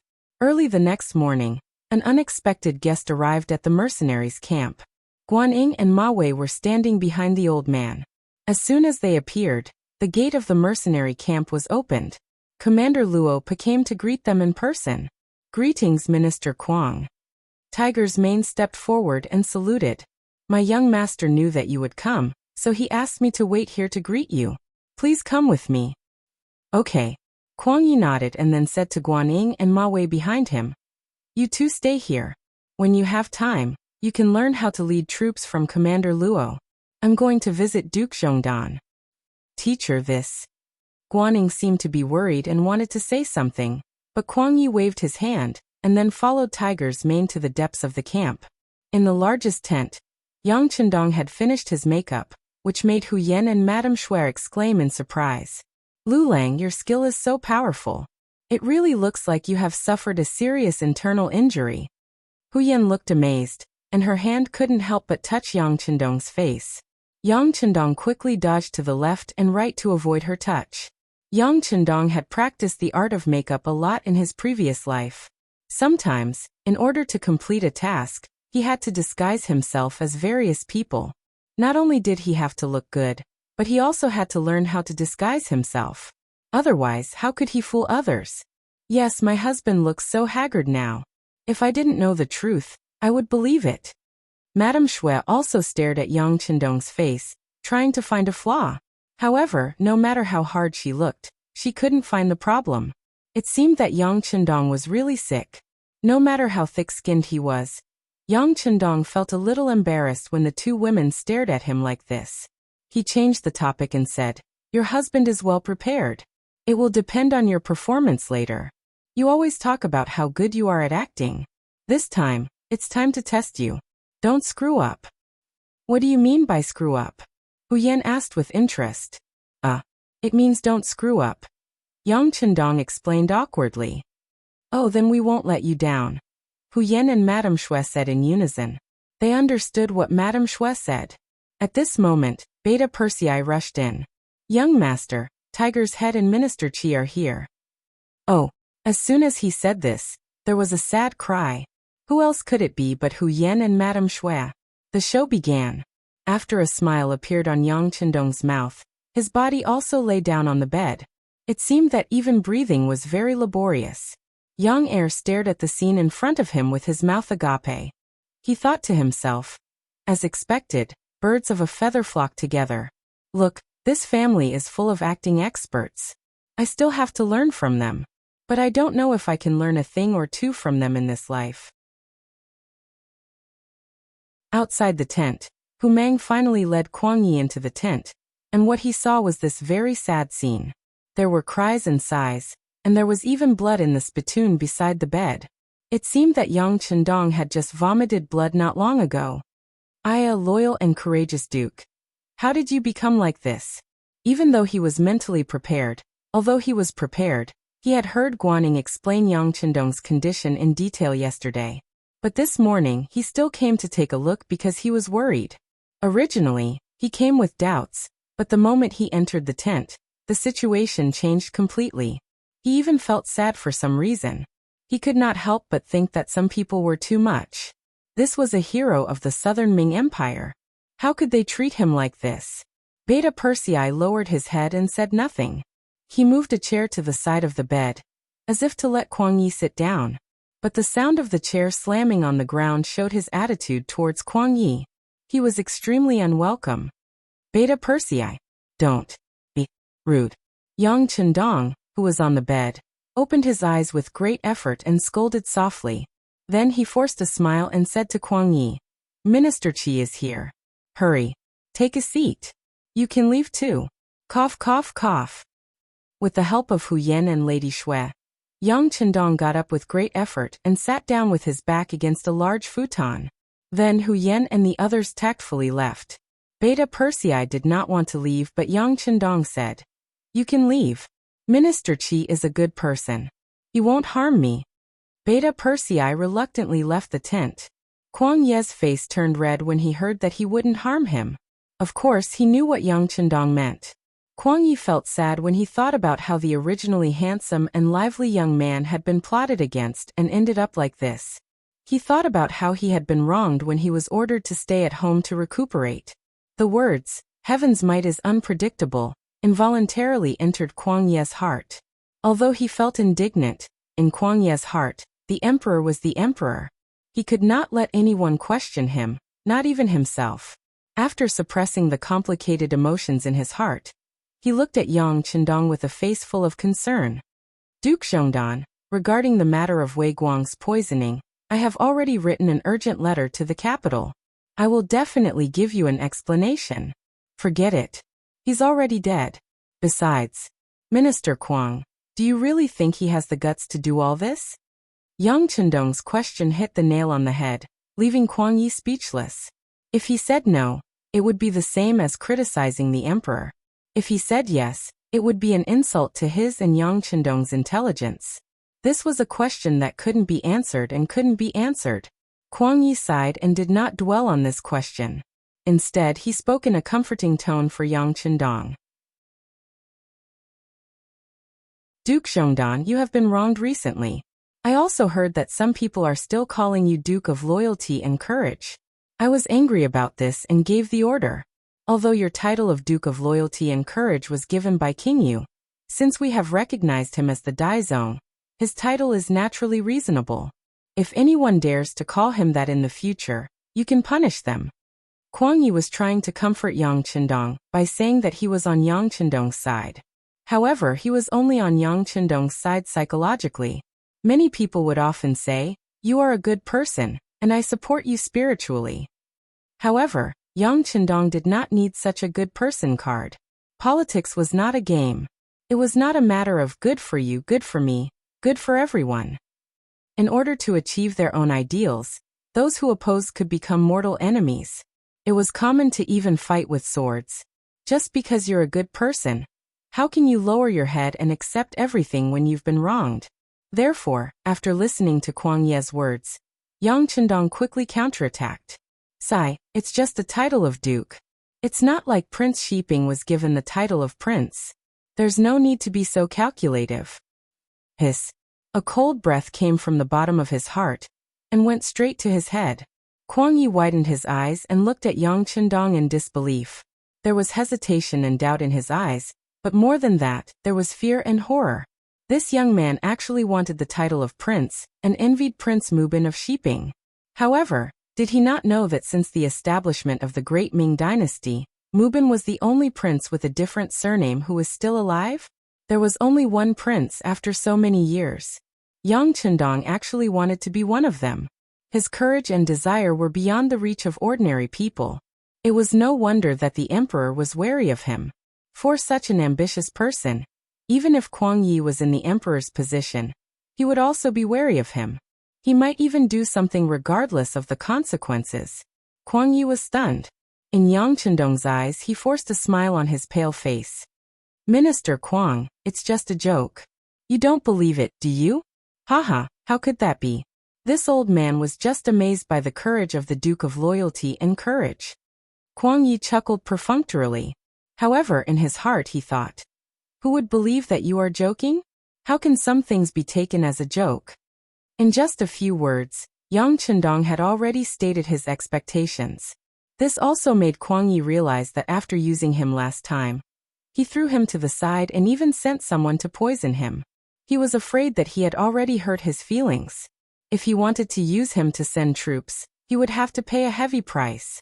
The position of prince was one of the requirements. Even though he had expected Yang Chendong to demand an exorbitant price when he invited him again, he did not expect such an outrageous request. At this moment, even Kuang Yi wanted to retreat. Today's trip was to see the condition of Yang Chendong's body. If possible, he wanted to test whether he could continue to lead the mercenaries to work for the Great Ming Dynasty. He originally thought that it would be difficult to achieve the second requirement. After all, it was a bit comical to talk about sending troops in front of a sick person. However, Yang Chendong's initiative allowed these two requirements to be met. It was just that the results were not very satisfactory. As if he knew that Kuang Ye's probing had achieved its goal. Or perhaps Yang Chendong's body was really not good, and he had reached his body's limit for receiving guests for so long. At this moment he began to cough again and could not stop. This caused Hu Yan and the others, who were waiting outside the tent, to quickly rush in.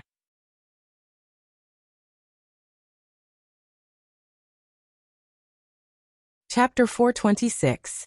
As soon as these people came in, Kuang Yi knew that he had to leave.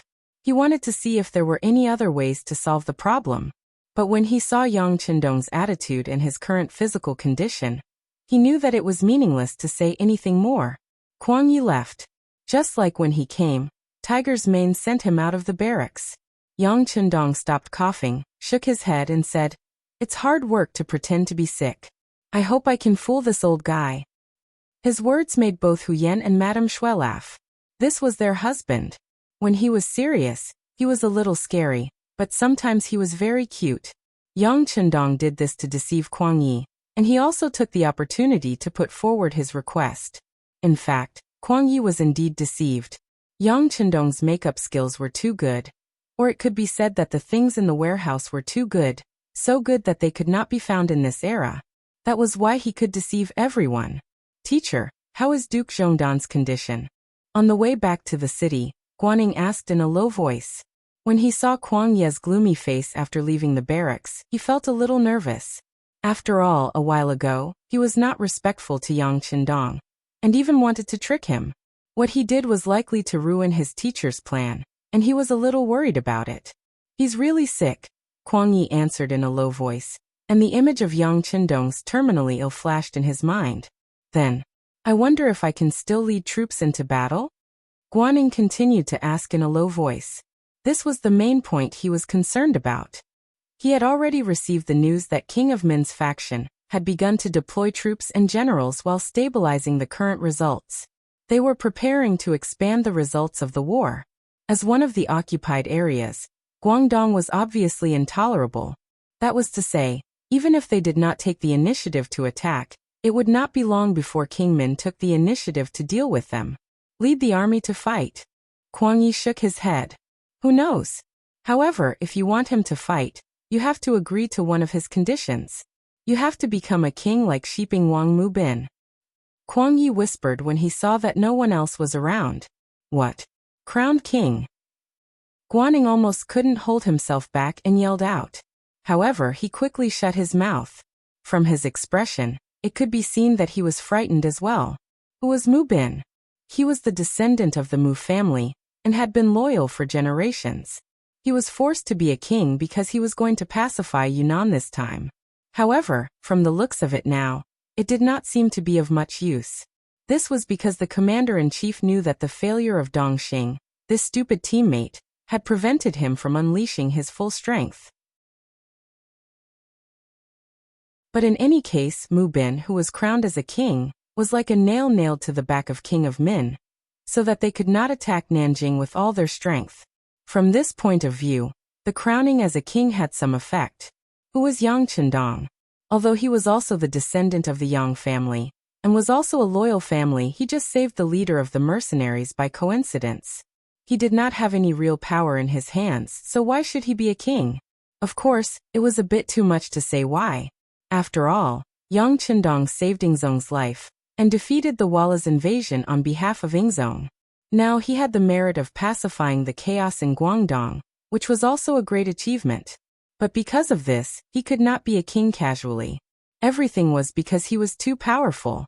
He was so powerful that it was a little scary.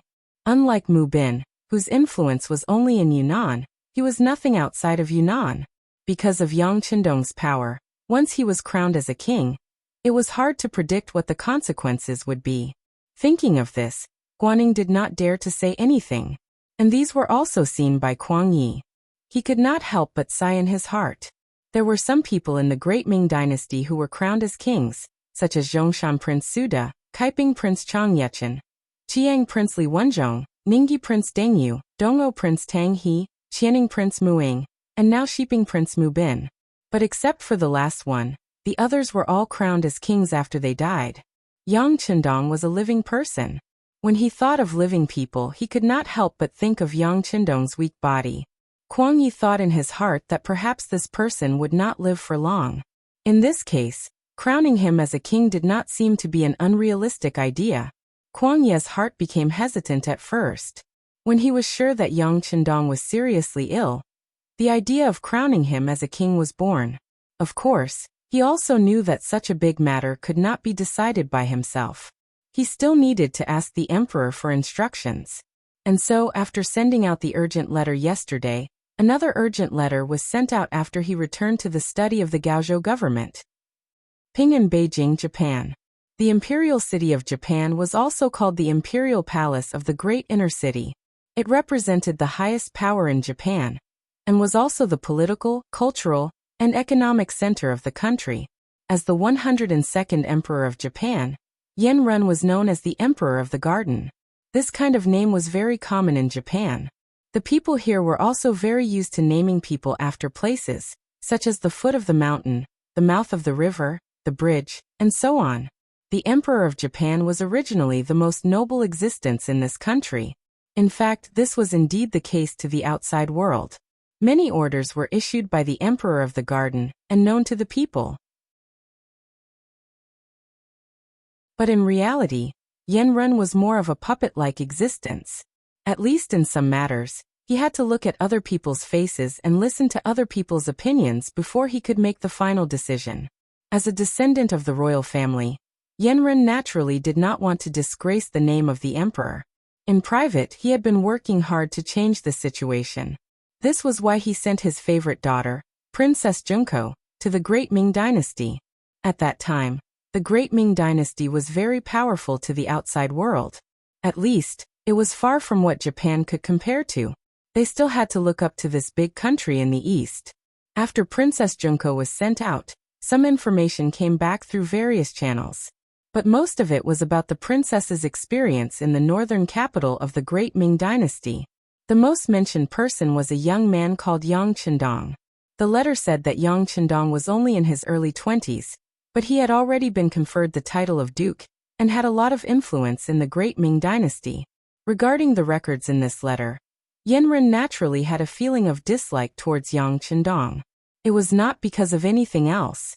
In his eyes, if such a person continued to develop, he would often become a powerful minister, just like General Ashikaga Yoshimasa. It was just that no matter whether Yanren liked Yang Chendong or not, when Shaolin suddenly came to the palace and brought back an important news, the emperor was finally shaken and had a better understanding of the name Yang Chendong. In a secret room deep in the palace, this place was not known to outsiders. Those who could come here were all very important people trusted by the emperor. Shaolin was able to appear here because of a piece of news he brought back, as well as the handwritten letter he took out from Princess Junko. When Junko left Japan, she and her father had agreed on some of the secret words in the letter. In other words, on the surface, there was nothing wrong with some of the letters. But only the father and daughter could see the authenticity of the letter, and whether it was written under coercion. The letter that Shaolin brought was naturally out of Junko's sincerity, and the contents of the letter were not fake. This was something that Emperor Yanren could see at a glance. It was precisely because this letter was real that Emperor Yanren was even more shocked. After carefully reading the letter 3 times, he said with a serious face, "Little Lin Kuan, please tell me the truth about what you saw and heard." Ha! Shaolin nodded and then told him in detail how he met Yang Chendong for the first time with the princess, how he was chased and had to live in the Yang family village, and everything he saw later. It took more than an hour for Shaolin to finish telling the story. Then he looked at Yanren, who should be respected the most in Japan, and said, "Your Majesty, this Duke of Zhongdan is the most powerful and capable young man I have ever seen. It seems that there is nothing he can't do, and there seems to be nothing he can't solve." "Wait, you mean he's very powerful? How is he compared to the general?" Hearing this, Yanren interrupted and asked, "He should be stronger than him. After all, when he was young, the general wasn't as powerful as he is now." Shaolin only hesitated for a moment before giving the answer quickly. Swish, swish, swish, swish. Yanren seemed to be very satisfied with such an answer, and kept nodding his head. "Oh right, tell me about the cannon." It was no wonder that he asked this question. A cannon was priced at 10 million taels of silver. Yanren believed that his daughter, Junko, knew what this amount of money meant, but she still wrote it in the letter and suggested to buy one. It was no wonder that Yanren valued it so much. This. In front of the emperor, Shaolin naturally didn't dare to hide anything. "Your Majesty, I have never seen the cannon when it was fired, but I have seen the terrible consequences after it was fired." Terrible consequences? Yes, it was like a barren land, as if the heavens were angry.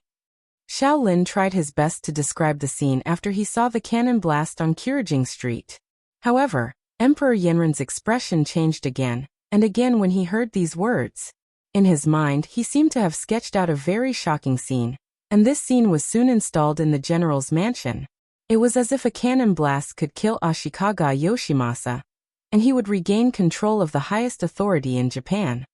"I'll raise the money now, and I'll leave the contact with the mercenaries to you. Don't let me down." Finally, Yanren made up his mind.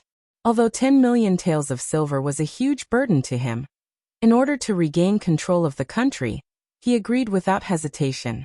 I.e. Shaolin nodded excitedly.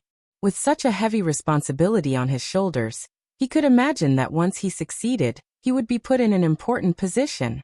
By then, he might even stand at the top of Japan.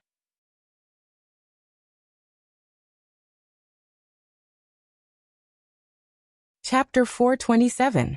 The mercenary camp outside Gaozhou Prefecture. The Emperor of Japan agreed to buy cannons, and prepared 10 million taels of silver for this purpose. The news had already been sent to him. After reading it, Yang Chendong only ordered everything to proceed according to plan, and handed it over to Commander Gao Xiong to handle. He threw this piece of information aside. Compared to Japan, which was far away at sea, Yang Chendong was more concerned about the situation in front of him. He was more concerned about whether or not he could be crowned king. Originally, Yang Chendong did not have such extravagant hopes. He only thought about how to use war to expand his military strength and get more things he needed. After all, if Lung Feng wanted to develop, it would not be possible without a sufficient population base. He did not want to use outsiders and trusted the Han people more, so he could only set his sights on the Great Ming. Facts had also proven that war was indeed the best way to test the strength of an army. At the same time, it was also the best opportunity to expand the army.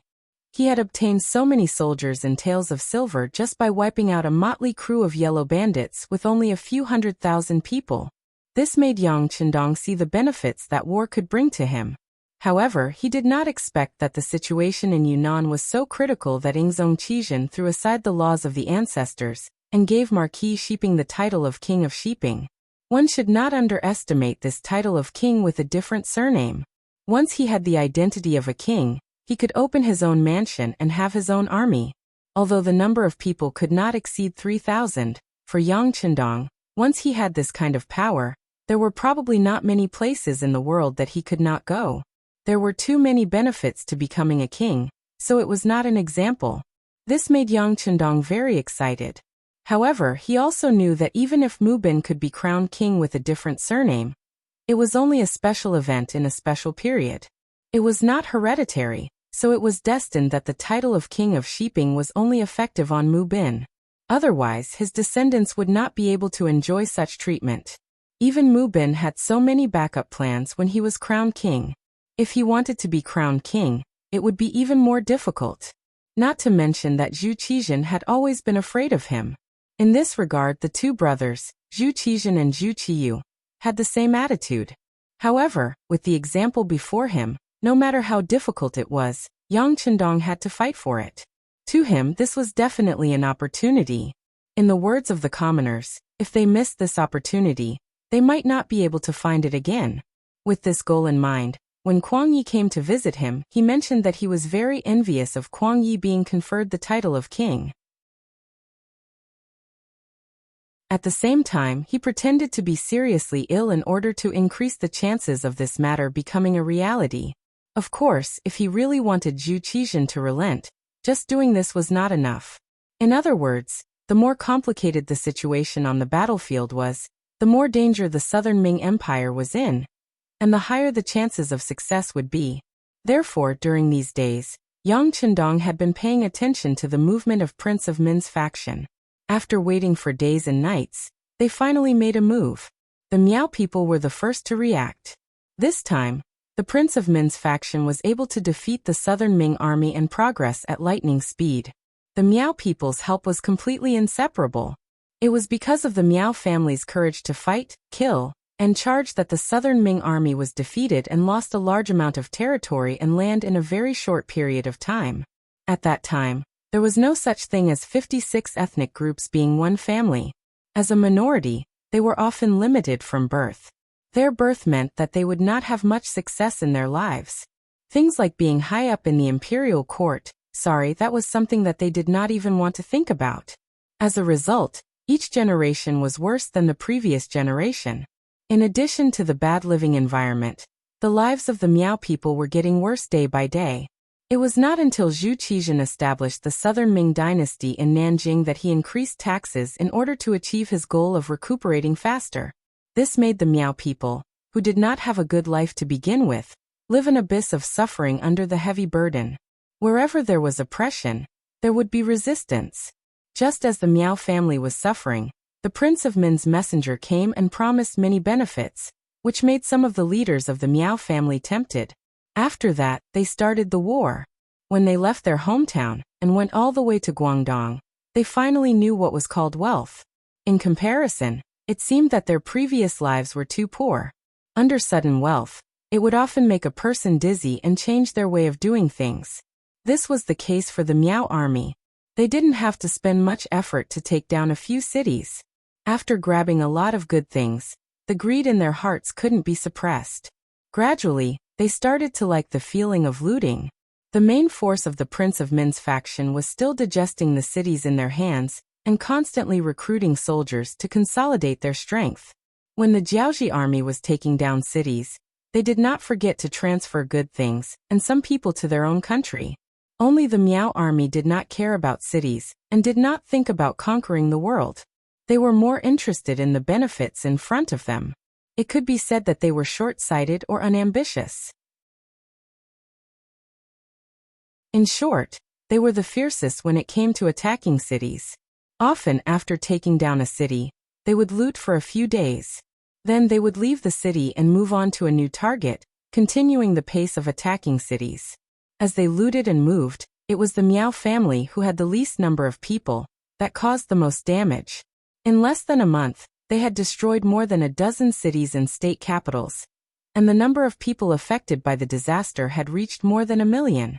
The Miao army, which was divided into several groups, was like a swarm of locusts. Wherever they went, the crops would be destroyed and the people would be displaced. Supposedly, the south of the Great Ming Dynasty had not experienced any wars for many years. The people were still rich.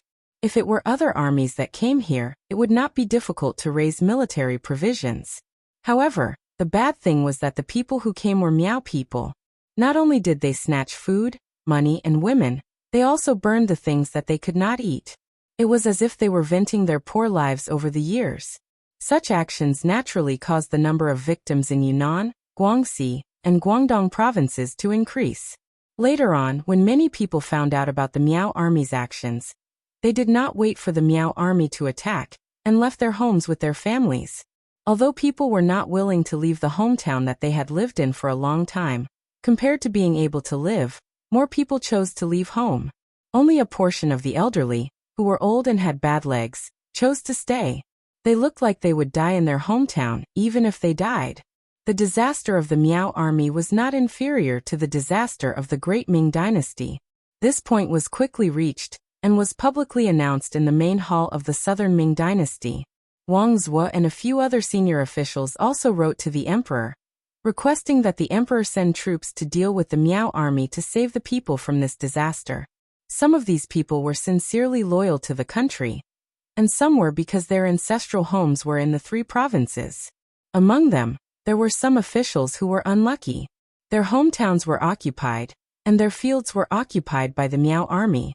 In their anger, they naturally hoped that the emperor would send troops to encircle them and help them regain everything that they had lost.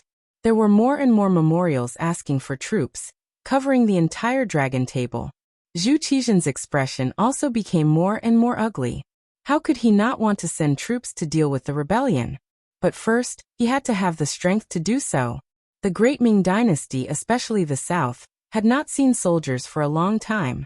From the results of Kuang Ye's previous inspection, after many years of recuperation, some of the Southern Ming Dynasty guards had some soldiers that could be used. However, they had their own mission. Guarding their own territory was their heavy responsibility. If they were to transfer these soldiers now and gather them to deal with the King of Min's rebellion, if there were too few people, there would be no effect on the overall situation. If there were too many people, the rear would be empty and there would be new rebellions. If that was the case, the southwest would change and the southeast would have trouble, then the southern Ming regime would be in danger. Robbing the east wall to pay the west wall. If the west wall collapsed because of this, the gains would not make up for the losses. But if they did not transfer troops, they would not be able to solve the problem at hand. Although the Ministry of War had already started to recruit soldiers, it still needed a certain amount of time. At this time, Kuang Ye's second urgent report was sent to Zhu Qizhen's desk. This report was about yesterday's matter of the brocade guard. After Wei Guang committed suicide, it emphasized that Yang Qindong was poisoned, and that it was important to send troops to learn from Mu Bin and be crowned king. Trash, a bunch of trash. In the throne room, Zhu Qizhen, who had read the report, raised his hand and threw the urgent report to the head eunuch Chao Jixiang, who was serving him. Your Majesty, please calm down. Take care of your dragon body. Chao Jixiang still didn't know what had happened, so he knelt down on the ground with a frightened look. Calm down, calm down. Every day, you only know how to calm down my anger. But you have to do something that makes me happy. That Wei Guang, not only did he fail to kill Mu Bin, but he also admitted everything. Not only did he cause me to be labeled as a meritorious official, but now he wants the throne from me. Tell me, should I give it to him or not? Zhu Qizhen, whose face was livid, roared and stared at Chao Jixiang to express his dissatisfaction. Chao Jixiang's face instantly paled. Your Majesty, does Yang Qindong want to be crowned king? Who else could it be other than him? Zhu Qizhen's voice implied this fact. That won't do. Hearing this, Chao Jixiang's eyes kept darting around as he spoke. Hearing Chao Jixiang say no, Zhu Qizhen became interested. My dear minister, why do you say no? Chao Jixiang, who was kneeling on the ground, quickly crawled forward and came to Zhu Qizhen's feet. He raised his head and said with a loyal expression, Your Majesty, it's a rule set by our ancestors that people with different surnames cannot be crowned king. King Shiping is an exception, but it turns out that it's not very useful to be crowned king with different surnames. Moreover, if we give it to whoever wants it, the world will be in chaos. Once the world is at peace, how will we deal with them? I'm afraid we can't get rid of them.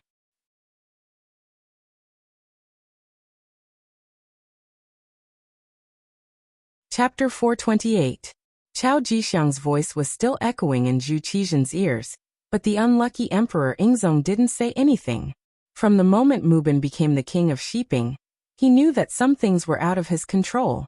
Once he was bestowed the title of prince, it was equivalent to having his own prince's mansion, and even his own guard army. Although the number of people could not be too large, the mountain was high and the emperor was far away. Who knew if there was a restless heart under the surface of obedience? Especially a king who became a king by fighting, who had killed a mountain of corpses and a sea of blood, had more specific military strength that couldn't be underestimated. But if he wasn't a king, how could they do their best? Marquis Mu Bin of Shiping was already the boss of Yunnan. There was nothing left to be conferred, nothing to be rewarded. If he wanted to use him as a bystander, there was no other way except for this move. He had no choice but to do this. Although the effect was not very good, in any case, with Mu Bin watching from the rear, it also took a lot of energy from King Min's side, so they couldn't attack the hinterland of the south. A king's title only played a role of restraint. Zhu Qizhen was a little dissatisfied in his heart, but what could he do? He was the emperor, the son of heaven, but if he didn't have enough strength, how many people would listen to him? For the emperor, being a king for the sake of fighting was tantamount to giving away part of his power, which might be regarded as a disgrace. At the very least, none of his ancestors had ever done such a thing. But it was still better than being forced to perish. If he persisted for the sake of face and finally let King Min's side come to Nanjing, at that time, he would really be a sinner of the Zhu family, and he would have no face to see his ancestors. Thinking that the current situation was so erosive and difficult, Zhu Qizhen began to seriously consider what Kuang Yi said about Yang Qindong's proposal. My dear minister, how is Duke Zhongdan's health? Also, I asked you to find a way to contact the mercenaries. Is there any progress? When these things were mentioned, Chao Jixiang's face became very ugly. He who was originally clamoring that he couldn't be conferred the title of king, quickly lowered his head and said, Your Majesty, please calm down. This subject is incompetent. Chao Jixiang couldn't be blamed for saying that.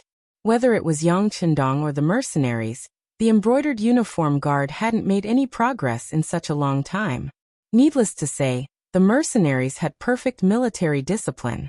Furthermore, the soldiers who were qualified to serve in Crimson City had all been seriously tested in terms of loyalty. In addition, they did not go out on their own, so it was even more difficult for outsiders to find out about them.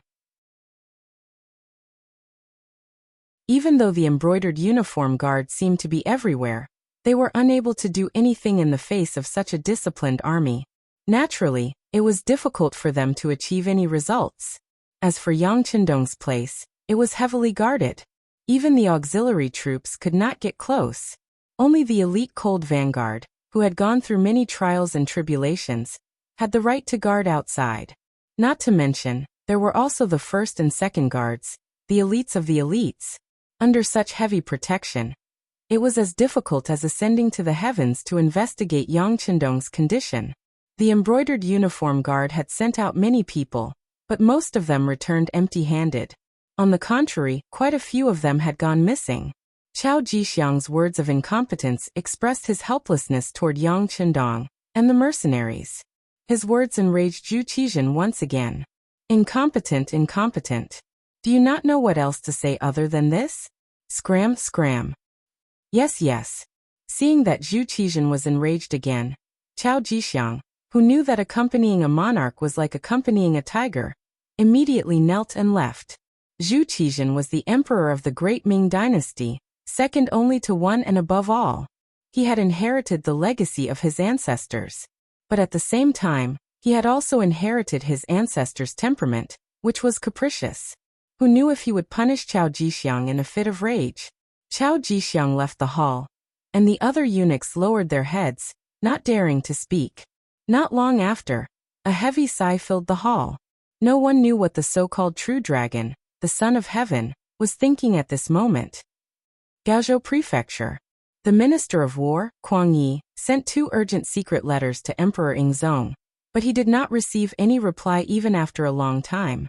At this time, extremely bad news spread over. The leader of the Heavenly Fortress camp, Miao Jinlong, who was given the title of Marquis by the Min King, was leading 80,000 troops from the Nanning Prefecture. The moment Kuang Yi received the news, he hurriedly summoned his generals to the front of the hall. At this moment, Ma Wei, Guaning Yu Guang and the other generals all had ugly expressions. Below the hall, the scout general was reporting the battle reports he had received. Miao Jinlong's troops are very good at fighting. In terms of strength, they are second only to Yang Wenba of the Dumaying stronghold. Since the start of the war, they had already taken over 4 cities and cities.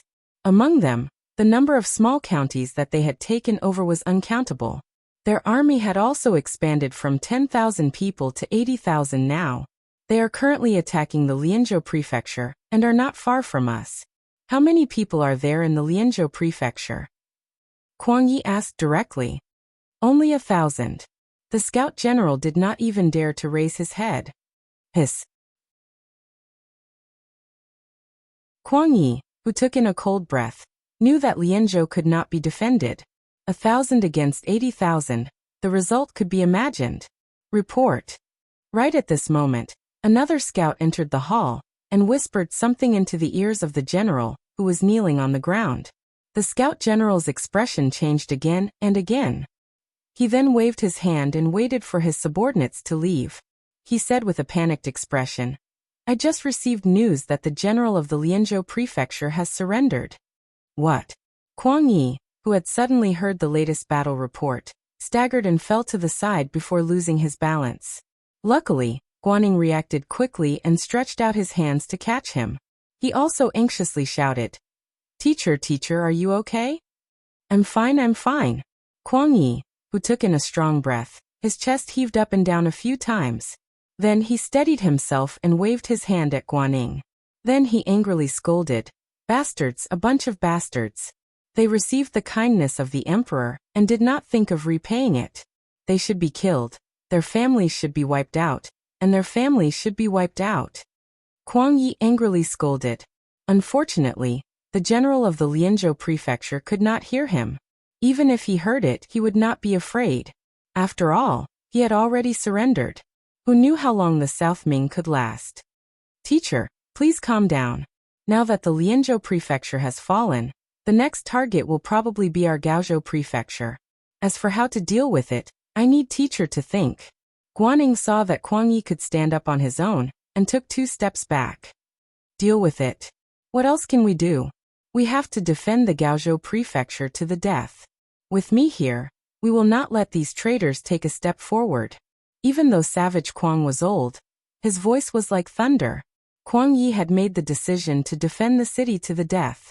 As a student, Guaning immediately cupped his hands and said, Student is willing to follow teacher and defend the Gaozhou Prefecture to the death. Guanying's words were heard by Ma Wei and Yu Guang.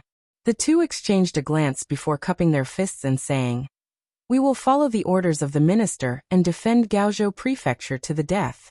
We will fight to the death and not retreat. Ma Wei and Yu Guang did not have a choice. Even though they were in the Gaozhou Prefecture, their families were not here. Their original place of defense was not Gaozhou. If they really surrendered like the Lianzhou Prefecture general, once the news spread, their families would not be able to survive. Even if it was for the safety of their families, they had no other choice. Furthermore, with the minister of the Ministry of War here, even if they wanted to surrender, they had to be able to control the army. Hearing the words of the generals, Kuang Ye's expression became better. Good. His Majesty will definitely know of your loyalty. After we defeat the enemy this time, this official will definitely ask for rewards for all of you. Thank you, Minister. Guaning and the other two lowered their heads and cupped their hands. However, whether or not they would really listen to this so-called request for merit was another matter altogether. First, they agreed. Then, Kuang Yi wrote an urgent letter to be sent to Nanjing. After reporting the situation here, he looked at Guaning and the other two and said, "Immediately seal the city. At the same time, gather the youths in the city and help the soldiers defend the city." In the Gaozhou Prefecture, there were at least 40,000 people. Among them, there were 5,000 youths. If used well, it would be a significant force. Teacher, should we inform the Duke of Loyalty and ask him to come to the city to help us defend the city? When Guaning saw that Kuang Yi didn't mention Yang Qindong, he thought that Kuang Yi was too anxious to remember, so he reminded him. Sai, we can just send someone to inform them. However, if they are not willing to enter the city, we cannot force them. Kuang Yi thought about Yang Qindong's request and shook his head as he said half-heartedly. He didn't think that the little fox Yang Qindong would be willing to help him defend Gaozhou Prefecture, before he received a confirmation. Outside the Gaozhou Prefecture, in the mercenary camp near the Liezhou Prefecture, the battle report from the front line had already been sent here. Yang Qindong naturally knew that Miao Jinlong had led the troops here. They are finally here? Yang Qindong's attitude was completely different from Kuang Ye's. When he heard this, he didn't panic at all. Instead, he looked as if he already knew this would happen. "Young master, are we going to beat them up?" Hu Meng, who was standing at the side, asked excitedly. From his words, it was not whether they should fight or not, but whether they should beat them up. Just this point alone showed how confident he was in winning. Actually, it was not only Tiger's Mane. The 7,000 young army soldiers all thought the same. The auxiliary soldiers of the Cold Front were even more so. With their advanced weapons, they could look down on the world and not reject any strong enemy. Even the temporary auxiliary soldiers were full of confidence after being trained for such a long time and learning excellent tactics. They only wanted to gain military merits in one battle and become an auxiliary soldier. They wanted to become a member of the elite Cold Vanguard as soon as possible and be envied by everyone.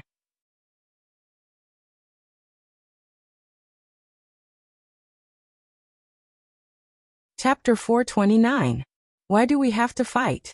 Yang Qindong tilted his head and asked after hearing Tiger's Mane's words. Tiger's Mane didn't know how to answer the young master's question. Fortunately, Yang Qindong didn't point at him to answer. Instead, he said slowly, "Young master's goal was to force Xu Qizhen to bow his head. Isn't the appearance of these people the best time to do so? If we chase them away right away, the problem will be solved. How can we force them to bow?" Yes, young master is right. Tiger's Mane is too naive. Tiger's Mane was smart. After being pointed out by Yang Qindong, he understood everything and immediately replied. It's good that you know. Pass down the order. The camp will be in a defensive formation. Without orders, no one is allowed to leave the camp. Also, inform the logistics to prepare enough food, and be prepared for a long standoff. Yang Qindong knew that Tiger's Mane wasn't the only one who wanted to send out troops. He was afraid that all the officers would have the same idea. Thus, he passed down the order. Once a real and effective military order was formed, Lung Feng, who prioritized obeying orders, knew what to do. Just as Yang Qindong was passing down the order, Guaning came to the camp as a representative of Nanming. He wanted to meet Yang Qindong and invite him to Gaozhou Prefecture to avoid trouble. As expected, Guaning didn't even see Yang Qindong's face before Tiger's mane sent him away. My young master's condition has worsened. He is not fit for any exercise. We appreciate Master Guan's kindness. We will stay here and guard the young master's body. When he recovers, we will leave. These words left Guaning speechless. He could only hope that after the Miao army arrived and failed to take down Gaozhou Prefecture, they would make an example out of these mercenaries. This way, they could just sit back and watch the tigers fight. Gaozhou Prefecture and Yang Qindong's troops had all made defensive preparations. 3 days later, Miao Jinlong's 80,000 soldiers finally appeared in the southwest. Miao Jinlong was from the Miao tribe and was born in a big family. He had practiced martial arts since he was young and was familiar with the art of war. He had also seen many instances of the Ming dynasty's army bullying the Miao people. He had always wanted to fight for the rights of the Miao people one day and hold his head high. However, the great Ming dynasty was too powerful. How could the Miao tribe, who had a weak population and territory, contend against them? He originally thought that this was just a childhood dream that he would never be able to realize in his lifetime. But who knew that the situation changed so quickly? The prosperous great Ming dynasty was divided into two. Then the king of Min raised his army. Miao Jinlong, who had been waiting, knew that the opportunity had come. He rose in revolt and became the first group of people in the Miao tribe to support the king of Min. He expressed his stance early and took practical actions. After a while, he gained the favor of the king of Min Miao Jinlong, who was conferred the title of Marquis, led 10,000 Miao soldiers and was unstoppable. After winning every battle, the army grew stronger and stronger. Now they had 80,000 soldiers and became a very important force in the king of Min's faction. Some things, if you don't do it, you won't know. Maybe it was because he had been trapped in the Miao tribe for a long time. Miao Jinlong had always thought highly of the Ming dynasty. However, along the way, he did not meet any opponents. Often, when the army arrived, the city would fall by itself. Countless gold, silver, treasures, land, and beauties were at his fingertips. He finally saw what was called a real life, what was called a life of enjoyment. He also saw how the Ming dynasty, which was praised by others, could not withstand a single blow. After experiencing more, his horizons were broadened. Naturally, his heart grew bigger. Just as the king of Min's main force was still consolidating and absorbing the fruits of victory, Miao Jinlong could no longer hold back. After asking for instructions, he led the 80,000 soldiers and started to sweep through the entire Guangdong. Attacking the Lianzhou prefecture was just the beginning. His goal was to enter Gaozhou, Liezhou, Guanghai guards, and the southwest of the Guangzhou prefecture from Lianzhou.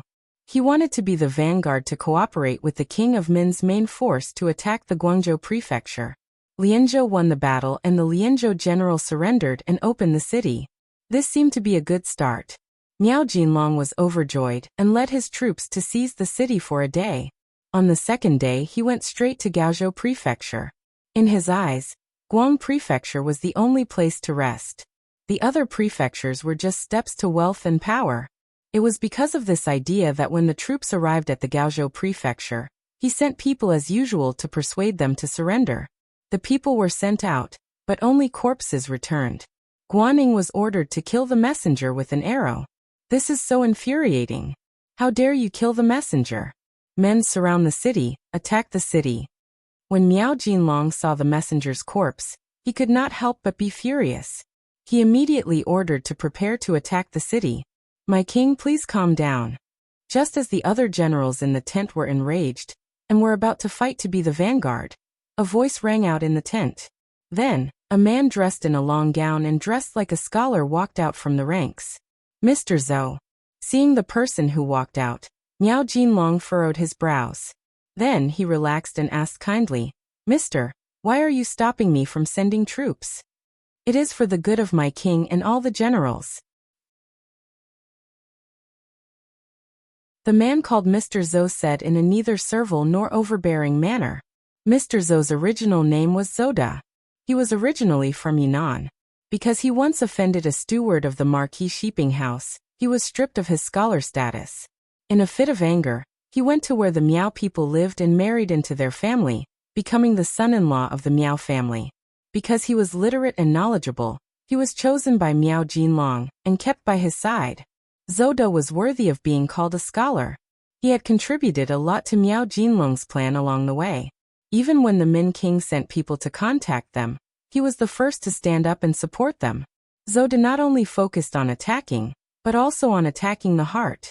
It was because of this that when he attacked the Lianzhou house, he did not lose a single soldier and obtained a city.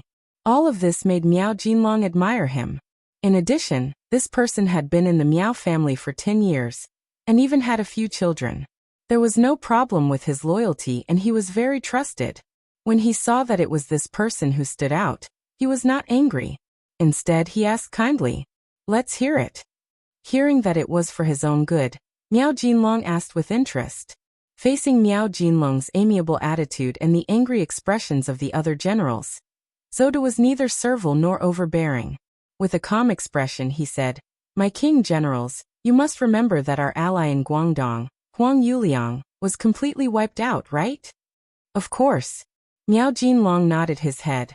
Due to his identity, he had never met young Master Huang, or even his messenger. However, he knew that they had an ally in Guangdong. It was because of this ally that they were able to reduce the pressure on them in Yunnan, allowing them to achieve great things. Then do you know why young Master Huang was defeated? Let me tell you, he was defeated by the Ming army in front of you, Zhou De said with a very firm tone. The reason he knew this was mainly because he was good at gathering information. He was not like the ordinary Miao soldiers who only knew how to fight and fight. There was such a thing? Miao Jinlong, who was originally curious about what Zhou De would say, could not help but change his expression when he heard this. He finally understood why Zhou De did not agree to him attacking the city. So what if there is? Miao Jinlong did not speak, but it did not mean that his generals were afraid of anything. Among them, General Zhang Tsung said with a fearless tone, "That only proves that young Master Huang is too weak. If it were our Miao soldiers, we would definitely make the southern Ming army cry for their parents on the battlefield, and know how powerful we are." That's right, that's right. After the other generals heard Zhang Tsung's words, they all agreed. During this period of time, they had dealt with and fought with the southern Ming army. However, the facts proved that this was just an army that looked strong on the outside, but had ordinary combat strength. There was nothing to be afraid of. Huang Yuliang's defeat was definitely due to his own lack of strength. No. You are all wrong. Faced with the unanimous opinion of so many generals, Zhou De refuted with the strength of a weak scholar. You all have only won a few battles, but you do not know that there is always someone stronger. Why don't you think about it? Since the Ming dynasty was able to conquer such a large country, how could they be weak? The reason why we aren't a match for them now is because our tempo is too fast. They weren't prepared and weren't able to adapt. However, once they are given enough time to deploy their troops, who can guarantee that we will continue to win? Not to mention, the ones who defeated young Master Huang weren't the Southern Ming Empire's army, but the most mysterious mercenaries that they spent a large sum of money to hire. Zhou De did indeed understand a lot. This was also related to the education he received. It was precisely because he had read more books that he naturally had more knowledge and had more considerations. For example, studying the opponent was something that must be done. Mercenary army? When the generals heard this new name for the first time, they all looked at each other with a puzzled expression. Zhou De did not expect them to understand anything. He only needed to tell them what he knew. As for what to do next, whether or not they had to continue attacking the city, it was not something that he could decide. Yes, it is the mercenary army. It was this army that once saved the life of the Southern Ming Emperor, Yingzong's life on the battlefield. It was also this army that defeated the Wala cavalry that wanted to enter the capital of Baiming. It was also this army that defeated young Master Huang, who was very influential in Guangdong. These are their achievements after they made their debut. He spoke truthfully about everything that he knew. Then Zhou De continued, "If we want to attack the city, we will definitely not be able to avoid them. How much confidence do we have? As for where to go, I ask my king and the generals to discuss this."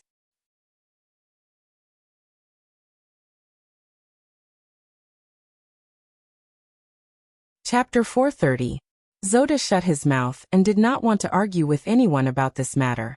He was originally a Han Chinese, but because he was treated unfairly and could not survive, he came to the Miao tribe and became the son-in-law of the Miao tribe. A person like him actually had a very low social status. He couldn't even be considered the head of a family. How many people would think highly of him? If Miao Jinlong did not see that he did have some ability and put him in an important position, he would not be qualified to enter the tent for discussion, let alone argue with others. Zoda shut his mouth, which made the others unable to find an object to argue with for a while. They all looked at King Miao Jinlong. The Miao tribe also had a very strict hierarchy, especially when it came to major matters such as the deployment of troops on the battlefield. The king's order was the final order. Everyone's eyes were on him, which made Miao Jinlong silent. Although it seemed that the journey was very smooth, and the army was also growing step by step. From the original 10,000 people to the current 80,000 people, it was a strong army. However, no one knew better than Miao Jinlong about his own strength. The so-called expansion of the army was just these soldiers who were forced to join. Most of them joined the army to fill their stomachs, unlike the Miao family that he led in the beginning. They were born to conquer the world and be proud of the heroes. They did not even have a goal. Such an army could only fight a smooth battle.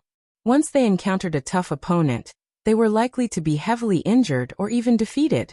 It was possible that they could lose their lives. The Great Ming Dynasty could occupy the world until now. If it was said that they did not have a capable army, even Miao Jinlong himself would not believe it. Just like now, didn't they encounter one? A head-on clash was far from what he wanted to see. Where there were people, there would be underworld.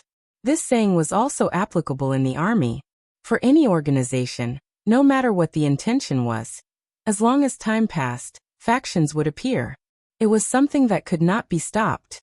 Unless the system was very strict, if there was a great soul leading the army, these problems could be suppressed. Just like the King of Min's faction now. Everyone treated the King of Min as the core.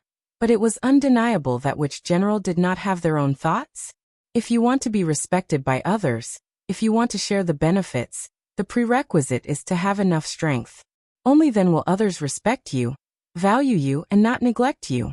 How to expand their own strength while winning the battle, or at least to preserve their own strength, became the most important thing in the eyes of the kings.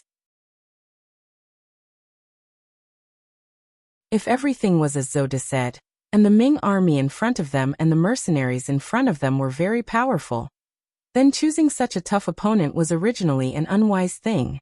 What was the meaning of winning if they used up all their forces and severely injured the enemy? It was just making a wedding dress for others. It was because of this desire to preserve their strength that Miao Jinlong listened to Zoda's words. He then said to the generals looking at him, "Forget it, since the Ming army in front of us is not so easy to deal with. We do not need to make too many sacrifices. We will just surround them and wait for their morale to drop and surrender. How about this? We will first move out of Lijiao Prefecture and take the nearby cities. General Zhangzeng, listen up, I will give you 10,000 troops. Go around Gaotou Prefecture and take Lijiao City. Remember, if the Ming army does not take the initiative to stop you, do not casually provoke them. Think about the big picture, understand?" Miao Jinlong finally gave the order. He listened to Zoda's suggestion and did not take a head-on approach. Instead, he only surrounded the city and lowered the enemy's morale first. Then he would have the opportunity to take Gaozhou Prefecture without bloodshed and complete his strategic mission. After the king gave the order, General Zhang Tseng stepped out to receive it.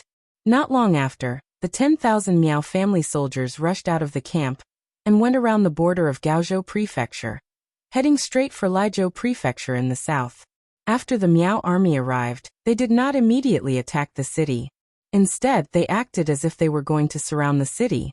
This caused General Yu Guang, who had already prepared to defend Gaozhou City, to be puzzled. However, he soon found out from General Wei that it was probably because the enemy was afraid of the mercenaries. Yu Guang was still thinking about how powerful the mercenaries were. Just their name alone was enough to scare people into not daring to make a move. The Miao army actually started to move again. They went straight from Gaozhou Prefecture to the mercenaries' camp 5 li south. Don't tell me they want to attack the mercenaries first? But it seems like they only have 10,000 troops. Is that even useful? The deputy general beside Yu Guang voiced out his doubts while revealing an expression of disbelief. Idiot, they are probably going to attack Lijiao Prefecture. Yu Guang glared at the deputy general beside him with an expression that said, "You are really stupid." Then he quickly sent someone to report this news to the Minister of War, Kuang Yi, who was waiting in the government office. 5 li south of Gaozhou Prefecture, the mercenaries' camp. When the scouts noticed that the Miao army was moving towards their camp, they quickly reported it. Tiger's Mane did not dare to delay after hearing the news. He ordered Luo Pe and the others to prepare for battle, while rushing to the large tent where the young master was resting. At this moment, young Chendong was very satisfied. He was enjoying the fruits that the 2 ladies fed him. If he wanted to eat bananas, he would have them peeled and delivered to his mouth. If he wanted to eat grapes, he would have them washed and delivered to his mouth. Even if he wanted to eat apples, he would have them peeled and delivered to his mouth. With beauties by his side and delicious food in front of him, young Chendong could not help but feel like he was not thinking about the world anymore. Fortunately, in his previous life, in order to complete all kinds of missions, he had taken on all kinds of roles. In order to complete the missions, he had to act like he was. He could really endure hardships and enjoy blessings. Everything in front of him was just child's play. He could not lose young Chendong's nature. Outside the large tent, hurried footsteps could be heard, followed by Tiger's Mane's anxious voice. "Young master, the Miao army is moving. They are rushing towards our direction." Although his voice was a little hurried, he was not panicked. It was obvious that young Chendong had already prepared for this kind of situation. It was very simple. If someone attacked, then they just had to fight back. After Tiger's Mane reported, he respectfully stood in place. After a few breaths of time, the large tent was opened from the inside. Young Chendong, dressed in green, walked out with a serious expression. "Let's go, we will go take a look at this Miao army." The intelligence had described the Miao people and the Miao army more than once, but he had never seen them with his own eyes. With the idea of knowing oneself and knowing one's enemy, young Chendong decided to personally take a look. The Miao army was indeed heading straight for the mercenaries' camp. When they were only 2 li away, they suddenly turned and passed by. This obviously provocative action caused many of the cold vanguard soldiers who had already gripped their spears to glare angrily. Some of the soldiers even turned their heads to look at the platoon leaders and company commanders beside them. Their intention to fight was very obvious. Ever since the mercenaries were established, they had shocked the world with a single brilliant feat. What the people of the Great Ming Dynasty knew was that they first saved Emperor Ingzong on the battlefield, then defeated Walla's elite cavalry, then fought bravely against the Huang bandits and quelled the rebellion in Guangdong. Each and every one of them had the aura of being invincible the moment Lung Feng was unleashed. How could such a proud army allow others to provoke them? Keep your eyes on the target. Without orders, no one is to act rashly. Otherwise, prepare to retire early. The company commanders and platoon leaders who were being stared at by those cold gazes naturally felt the pressure. They were extremely dissatisfied, but it was the duty of a soldier to obey orders. This was especially true for those who joined the cold front. Obeying orders was an extremely important task for them. Even if there were no orders from above, they could not evade the enemy's spear even if it pierced their chest. This was the most basic requirement to become an iron army, a strong army. Without orders to attack, the cold front, including some of the auxiliary soldiers who were ready for the second attack, could only watch as the 10,000-strong Miao army brushed past them.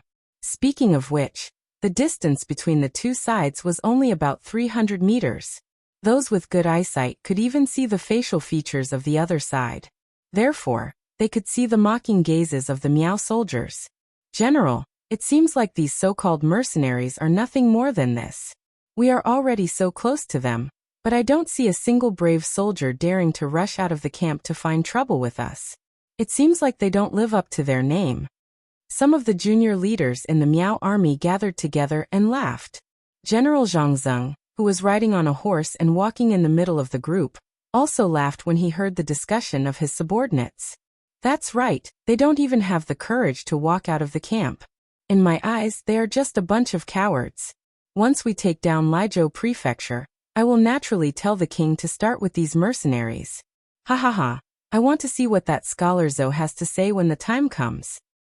General, you're wise. The group of junior leaders hurriedly flattered.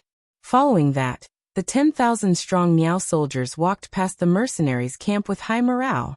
Each of them seemed to walk with their heads held high, as if they were extremely arrogant. Young master, it seems like they don't have any intentions of attacking us. They are going to Liuzhou Prefecture. However, there is no one there. The city is also empty. What are they going to do there? Hu Meng watched as the 10,000 Miao soldiers walked past the front of the military camp. After walking for 2 hours in a grandiose manner, he saw through their purpose.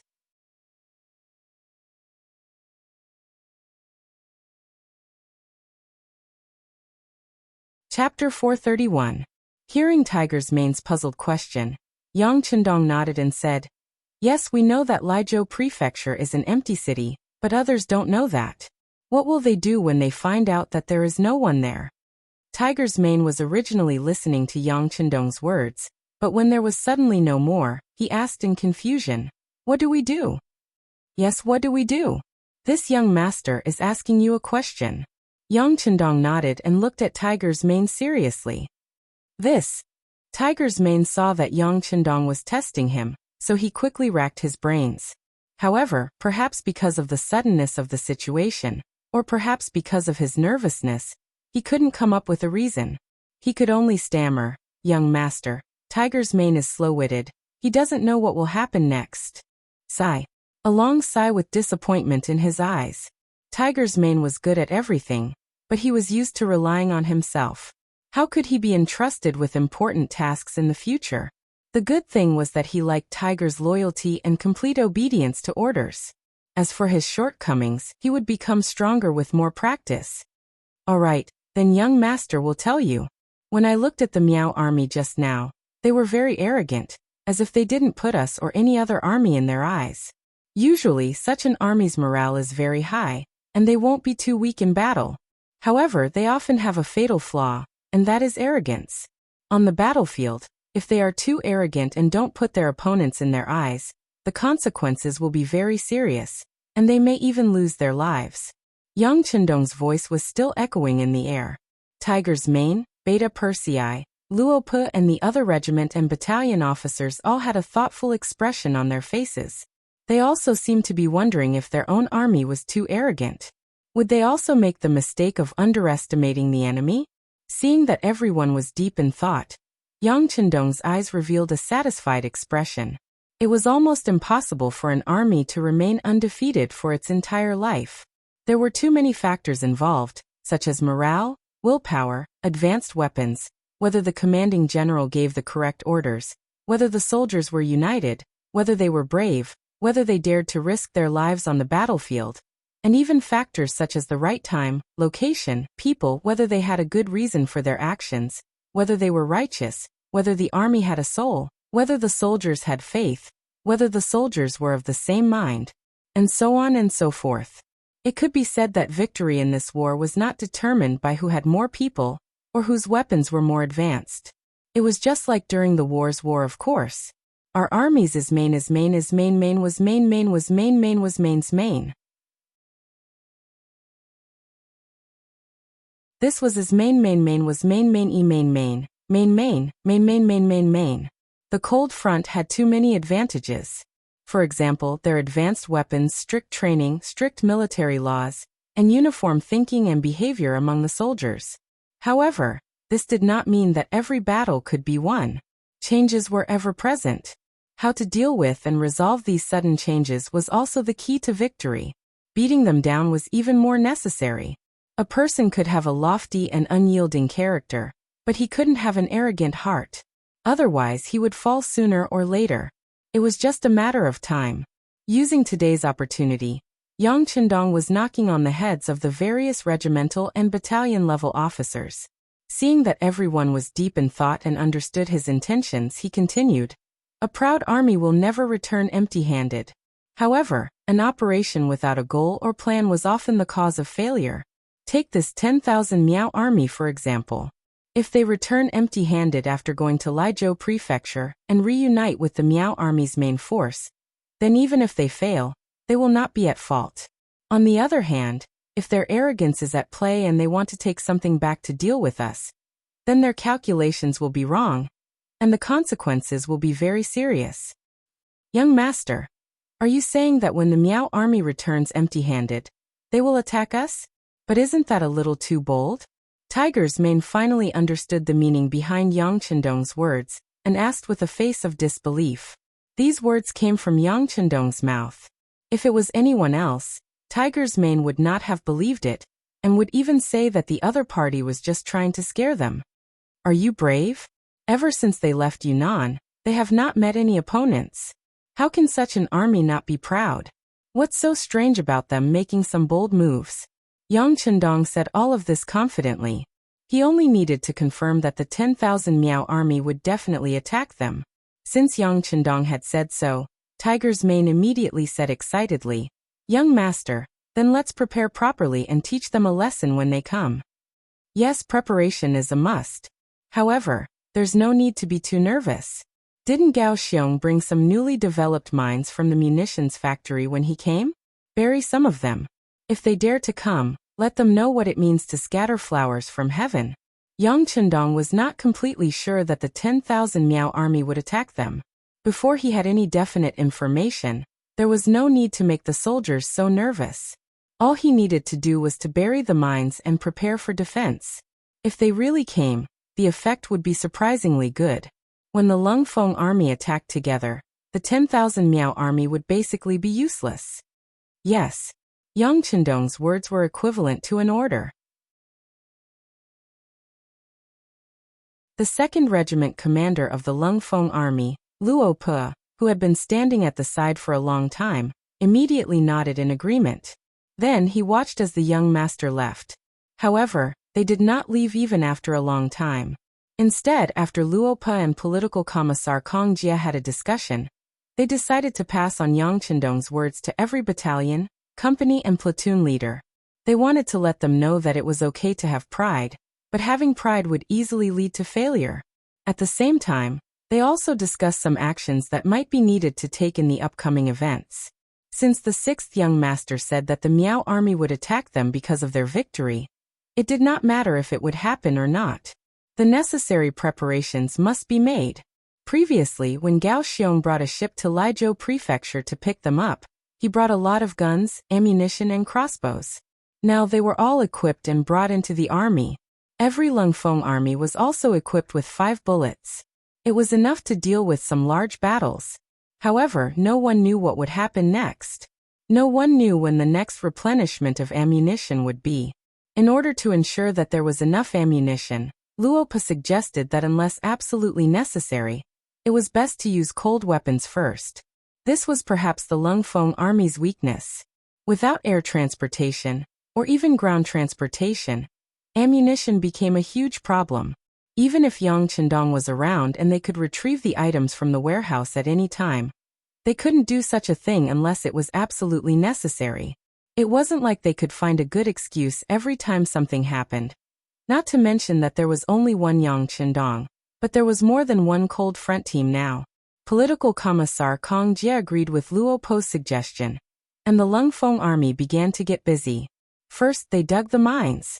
In order to prevent others from seeing them, they worked in the dark. At the same time, other than Lung Feng Wusheng's 4 companies of the 1st Battalion, who were still using advanced firearms, the other 2 battalions' 8 companies, a total of 800 Lung Feng soldiers, also took out their sharp bayonets and prepared for close combat. Using the words of 2nd Battalion Commander Chen Bo and 3rd Battalion Commander Kong Chuanxin, they wanted to show the auxiliary and temporary auxiliary soldiers that even in the face of cold weapons, the valiance of the cold front was unrivaled. Southern Ming capital, Nanjing Prefecture. Kuang Yi rushed all the way here and finally placed it in front of Zhu Qizhen's dragon desk.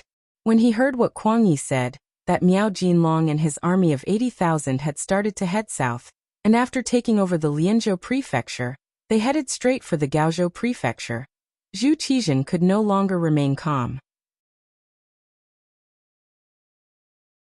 According to his thoughts and the analysis of some of the court officials, Min Min, and Min Min had already taken over Min Min. The king of Min had just obtained most of the territories in Yunnan, Guangxi and Guangdong. It was time to stop and digest them.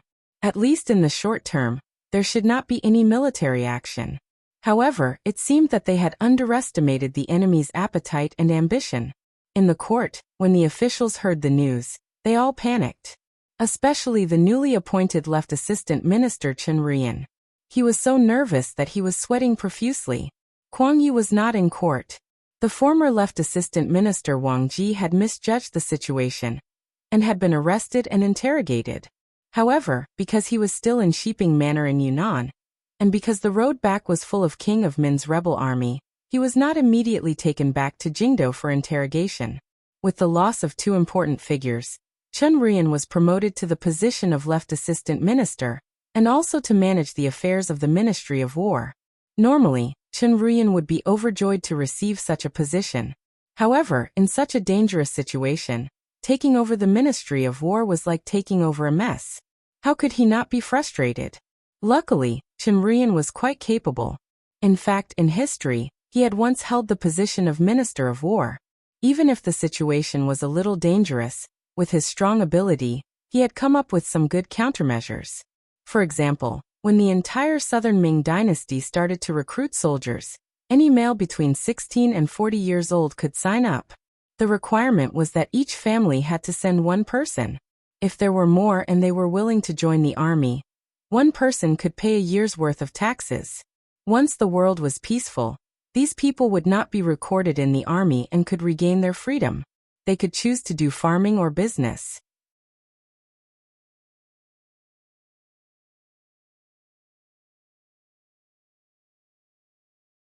Chapter 432.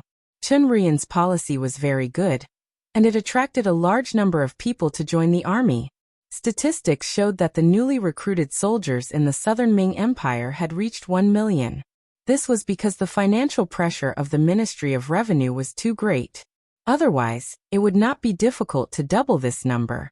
This was the benefit of having a strong foundation. It had to be said that the Great Ming Empire was still very powerful. If it was not for the appearance of Yang Chendong, it would be like history. It would not be a big problem to continue for a few hundred years. The actions of the Ministry of Military Personnel were seen by Zhu Qizhan of Yingzhong, and he praised them twice.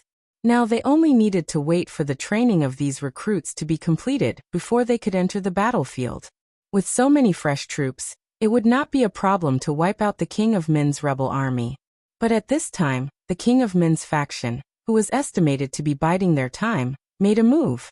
If they could not be effectively controlled, it would not take long for them to reach out for a yard after getting an inch.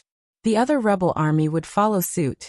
It was afraid that before the training of the recruits was completed, the King of Min's faction would kill their way to the front of Nanjing Prefecture.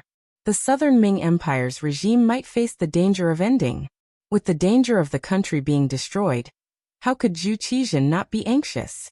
With a trace of blood in his eyes, he looked at the officials in the court. Dear officials, is there any way to control the situation? It doesn't need too long. It can last for a year. No. 9 months is enough. Zhu Qizhan asked anxiously, but what he got was silence. These officials could usually speak some reason, or even twisted reason when they encountered problems. In the face of military affairs, the officials now had a very good interpretation of what it meant to be a scholar meeting a soldier.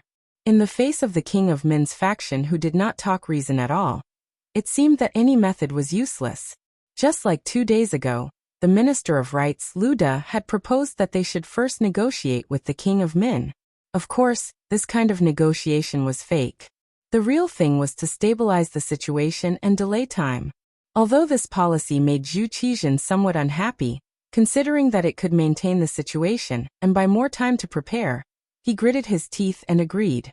But who would have thought that when Lu De solemnly arranged for someone to do this, the envoy sent out a firm refusal before he even arrived in front of Prince of Min. Under such favorable circumstances, with the cooperation of Jiaoji and Miao Jun, Only a fool would agree to sit down and negotiate with the Southern Ming Empire. The standard of negotiation was that everyone's strength was equal, and no one could do anything to the other. Only then could such a method be used. When one party's power was too great, it would be difficult to negotiate. It was precisely because the method had already been tried that all of the officials shut their mouths, looking as if they were unable to come up with a solution. In fact, it wasn't that there was no way. At least, there were two paths in front of Zhu Qizhen. First, they had to take the initiative to submit to Baiming, and then cede a few provinces in a peaceful situation. This way, they would be able to obtain the help of Zhu Qiyu, the acting head of Baiming. Then he could borrow troops to destroy the king of Min's faction. Second, they had to agree to Kuang Ye's condition of giving Yang Qindong the throne. This way, as long as the mercenaries were willing to help, even if they couldn't immediately suppress the king of Min's rebellion, they could buy enough time.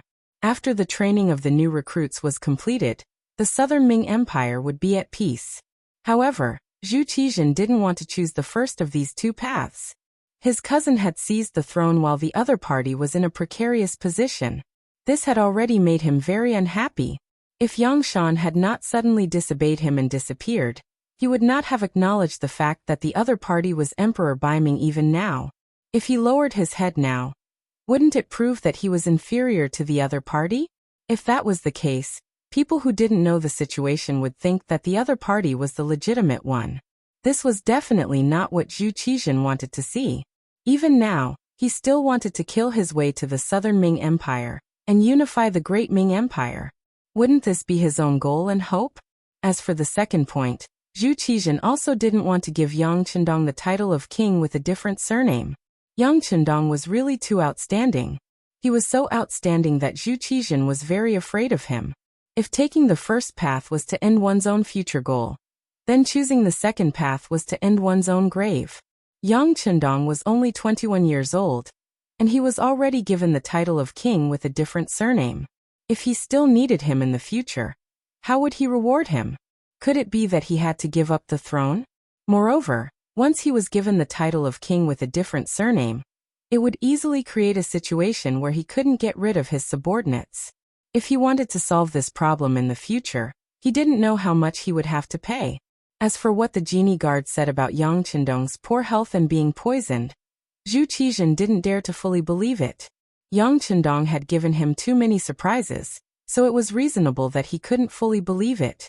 This led to the gathering of the ministers, wanting to see if any of them could come up with a better idea. But now, Zhu Qizhen was somewhat disappointed. Incompetent. He cursed in his heart. Zhu Qizhen had to choose the lesser of two evils. It was time for him to make a decision. In the end, his heart was biased toward the second choice. Forget it in the court. The 6 ministers and the imperial censor stay behind to discuss matters in the side hall. Zhu Qizhen called the several important officials to the side hall. Naturally, there was only one matter, and that was to discuss the matter of giving Yang Qindong the title of king. Since no one could think of a better idea, they could only consider this matter. Fortunately, Mu Bin had been given the title of king with a different surname before. This wasn't the first time he had done such a thing. In other words, it wasn't the first time he had lost face. So what if it happened again? Those who could become important officials were all quick-witted and good at reading people's expressions. Otherwise, they wouldn't have been able to keep their positions.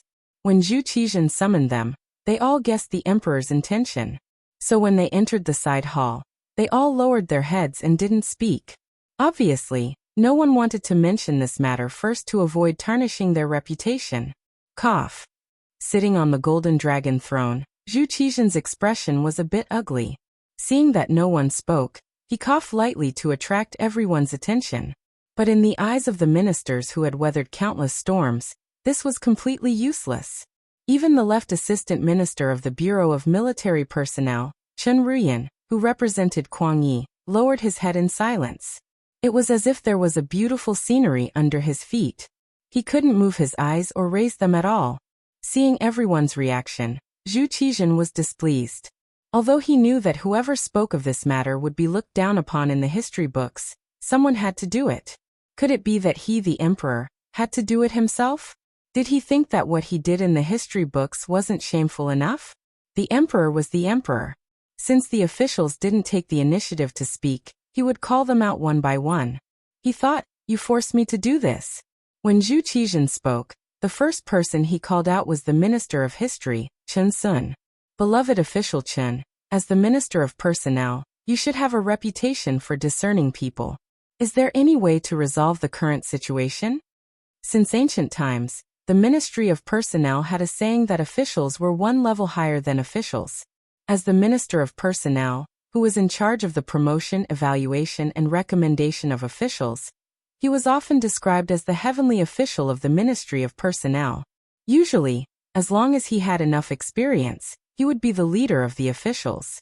Immediately calling out Chen Sun's name showed that he didn't have any intention of picking on the weak.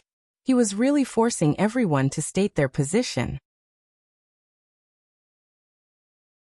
Especially when he said that he had a reputation for discerning people, Chen Sun couldn't refuse. This also made Minister Chen, who was standing there, suffer. Although Zhu Qizhan's words were gentle, if one carefully thought about the meaning behind them, as long as one wasn't a fool, one could sense the threat. Perhaps Zhu Qizhan was giving the officials a choice. Either they said what he wanted to say, or they could only accept some infamy, or they could take it head-on and be prepared to lose their position. One was fame, and the other was benefits. They had to choose one. They couldn't take all the benefits. Chen Sun's expression was very ugly. He was in a complicated struggle, considering what to do, what to say. What kind of gains and losses would there be? "Your Majesty, this official has something to say." Just as Chen Sun was thinking about how to respond to the emperor, the Minister of Rites, Lu De, finally spoke. He held his ceremonial tablet and took a step forward. Originally, Zhu Qizhan was about to get angry and give Chen Sun a good beating. He might even find a reason to remove him from his position. However, Lu De suddenly stood up. This made Zhu Qizhan happy. Thinking that he still had loyal officials by his side, he did his best to make his expression as good as possible. "Beloved official Lu, what do you have to say?" "Yes, Your Majesty." Lu De nodded and lowered his cupped hands. Then with a calm gaze he said, "Your Majesty, the situation in the southwest is chaotic. It's about to spread. Our army still needs some time to train. As the saying goes, distant water can't quench a present thirst. In this official's opinion, it's better to appoint a king with a different surname and have him lead the army in battle to protect the Great Ming's future." Not only did Lu De stand up, but he also took the initiative to talk about the appointment of a king. This made Zhu Qizhan very happy. "Beloved official Lu's words are very much to our liking. Many thanks, Your Majesty." After Lu De received the praise, he quickly put on a humble appearance. Then he continued, "It's just that the appointment of a king is a big matter. In this official's opinion, we must not be rash, especially the Duke of Loyalty. He once served Baiming Daizong. Now his family is also there. For such a big matter, we must first discuss it with them. Otherwise, I'm afraid that we won't be recognized by everyone in the world, and it will be easier for trouble to arise." Hearing Lu De's sudden new question, Zhu Qizhan nodded thoughtfully and said, "Beloved official Lu's words are very reasonable. Then, in your opinion, what should be the explanation?" "Your Majesty, we should first send someone to discuss this matter with Daizong. As long as both sides reach a consensus, the appointment of a king with a different surname can be carried out, and the people of the world won't talk about it. Therefore, this official is willing to ask Your Majesty to give the Ministry of Rites some time. This official will immediately send someone to do it. As for the Duke of Loyalty, we can first notify him to lead the army to retreat. After he resolves the rebellion, presumably the matter of the appointment of a king will be settled. It'll be a good time to confer the title. This way, both sides won't be delayed."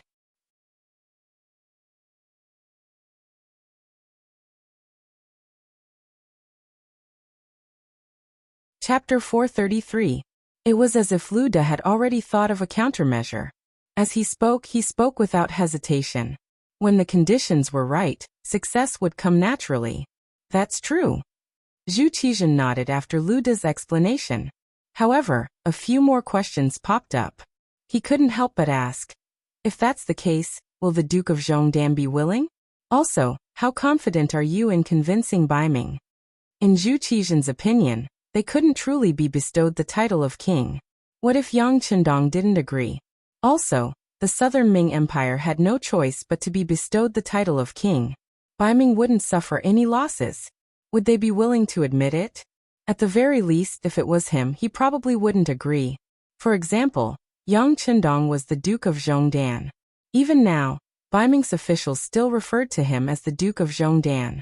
Since Lu Da had stood up and made such a suggestion, it was natural that he had thought about these problems long ago. When he heard Zhu Qizhen's question, he smiled and said, Your Majesty, there's no need to worry. Since Your Majesty has already bestowed the title, if the Duke of Zhongdan isn't satisfied, once the news spreads, I'm afraid everyone will rise up and criticize him. Sometimes spittle can drown people. I'm sure the Duke of Zhongdan knows this very well. As for whether Baiming will agree or not, Your Majesty, that's not a problem we need to consider. If they don't agree, you can tell the Duke of Zhongdan and let him deal with it. In short, Your Majesty is wise. Lu Da didn't say what if. However, Zhu Qizhen already understood. If Baiming didn't approve of the title of king, Yang Qindong would definitely be very angry. This was a good opportunity to drive a wedge between them. If things didn't go well, it was possible for both sides to fight. At that time, he would really be able to reap the benefits. Thinking that if Yang Qindong and Baiming were to fight to the death, it would be a chance for the South Ming Empire to rise again. Immediately, his face lit up with joy as he said, Beloved official Lu is indeed worthy of being this subject's backbone. Good. Everything will be done according to your wishes. Chao Jixiang, draft a decree for me. Originally, he was still having a headache over the fact that he had to confer another king with a different surname. This was equivalent to selling the country of his ancestors. Even if one day, he became strong again and took everything back, who knew how the history books would record this matter, and whether the future generations would scold him. But after hearing Lu Da's words, the bad thing became a good thing. He didn't need to pay any price to solve the problem. He even made a strong enemy for Baiming. Such a brilliant plan made him very satisfied. Now that Zhu Qizhen was satisfied, the ministers were free to leave. As Lu Da walked among them, he could clearly see that the Minister of Revenue, Wang Zua, was looking at him with disdain. Yang Qindong had once saved Wang Zua's life on the battlefield. This was something that everyone knew. A while ago, Yang Qindong and Lu Da had quarreled over the matter of Hangzhou's prefectural magistrate, Shinbuki. This was something that everyone knew. Just from this aspect alone, the two of them already disliked each other. However, this was not the main problem. The main problem was that Lu Da's words today were clearly plotting against Yang Qindong. Even though there were only a few important ministers present, today's conversation would definitely be recorded in the history books. Presumably, Zhu Qizhen would be the first to speak of this matter, so as to prevent the future generations from placing such a scheme on him. In this way, the matter of Lu Da plotting against Yang Qindong would naturally be spread soon. At that time, given the personality of the Duke of Loyalty and Courage, would he forgive Lu Da? This was why there was a trace of disdain in Wang Zua's eyes when he looked at him. In his opinion, if he wanted to use Yang Qindong, he should use him well. He should use his emotions and reason with him. There was no need to worry that he would not do his best for the imperial court and the South Ming Empire. After all, from Wang Zua's point of view, Yang Qindong was still a minister of the Great Ming Empire. It was just a coincidence that he met the mercenaries. However, if he was plotted against like this, it would be a different story. The consequences would be very serious. Wang Zua's gaze towards Lu Da was somewhat complicated, even somewhat disdainful. However, there was also someone who looked at him with gratitude. That was the Minister of Personnel, Chen Sun. Just now, if Lu Da had not spoken up in time, he would have either left a mark on the history books and be criticized by others, or he would have been hated by the emperor. He did not know what kind of end he would end up in.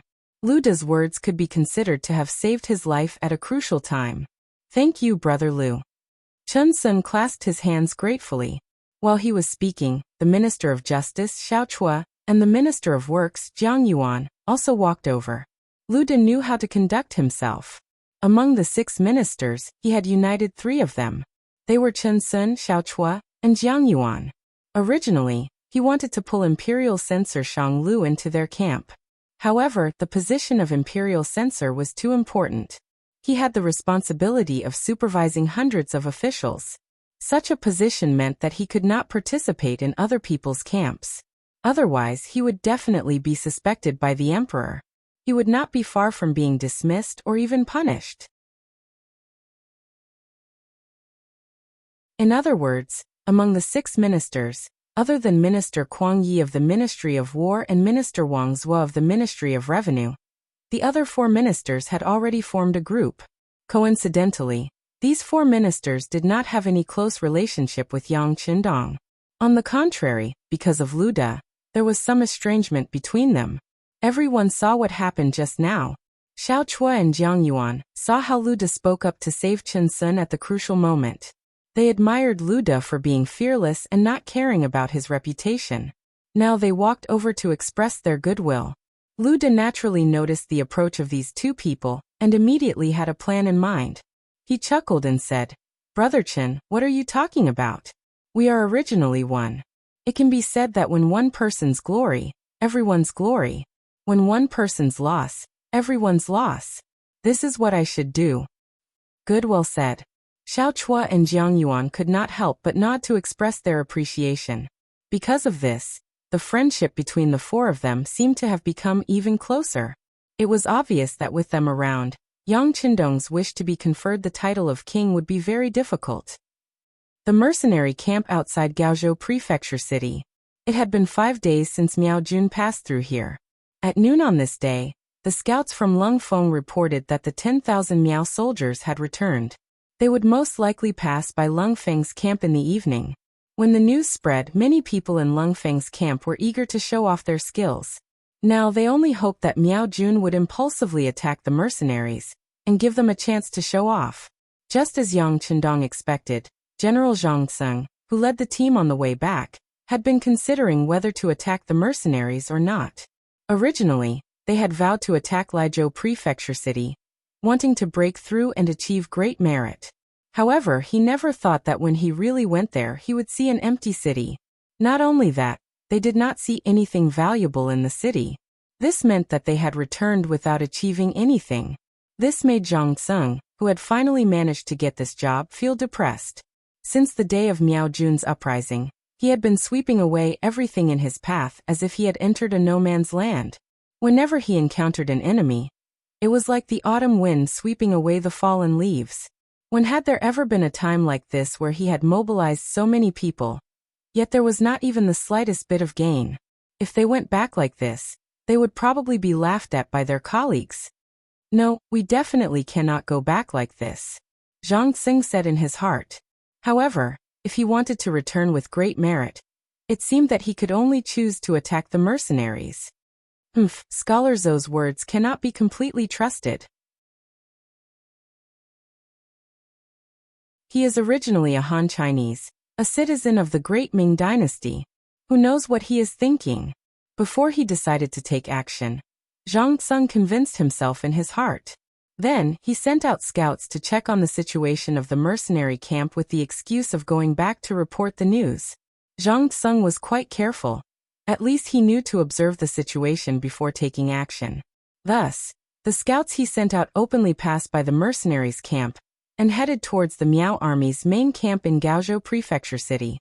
Originally, the defense of Lung Feng's camp had always been very strict. Usually, one could see squads of soldiers patrolling back and forth. However, ever since they used the night to plant mines outside the camp, they naturally relaxed a lot. This time, in order to lure the enemy to attack, they purposely relaxed on the outside but tightened on the inside. Wherever outsiders could see, the soldiers would appear very lazy. However, in the depths of the camp where no one could see, the training was still very strict. In this way, the Miao army scouts who seemed to be passing by but were actually investigating the situation fell for the trap. and reported the mercenaries' performance to Zhang Tsung.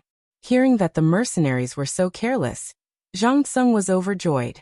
He felt that this was a great opportunity given to him by the heavens. He immediately sent his trusted aide to the Miao army's main camp and reported that he wanted to take advantage of the situation to attack the mercenaries. He also listed out his reason, which was that the mercenaries were too careless and this was the perfect time to take them down. The trusted aide quickly passed by the mercenaries' camp again. After observing for a while and confirming that the scout's report was correct, he went to the Miao army's main camp and met with King Miao Jinlong. He then told him of his general's plan. Attack the mercenaries' camp? Hearing the report, Miao Jinlong, who was originally sitting at the head of the table, was suddenly energized. However, when he repeated this sentence, he did not forget to look at Scholar Zhou, the most cultured person in the camp. Zoda was originally listening attentively. It must be said that he was indeed smart. When he heard the scout report that General Zhang Tsung had led the troops to Laizhou Prefecture without any success, he had already predicted that the journey back would not be peaceful. Now that he heard the trusted aide that Zhang Tsung sent back say this, he sighed in his heart. Zoda would not believe what the scout said about the mercenaries' camp being lax and the soldiers slacking off without any morale.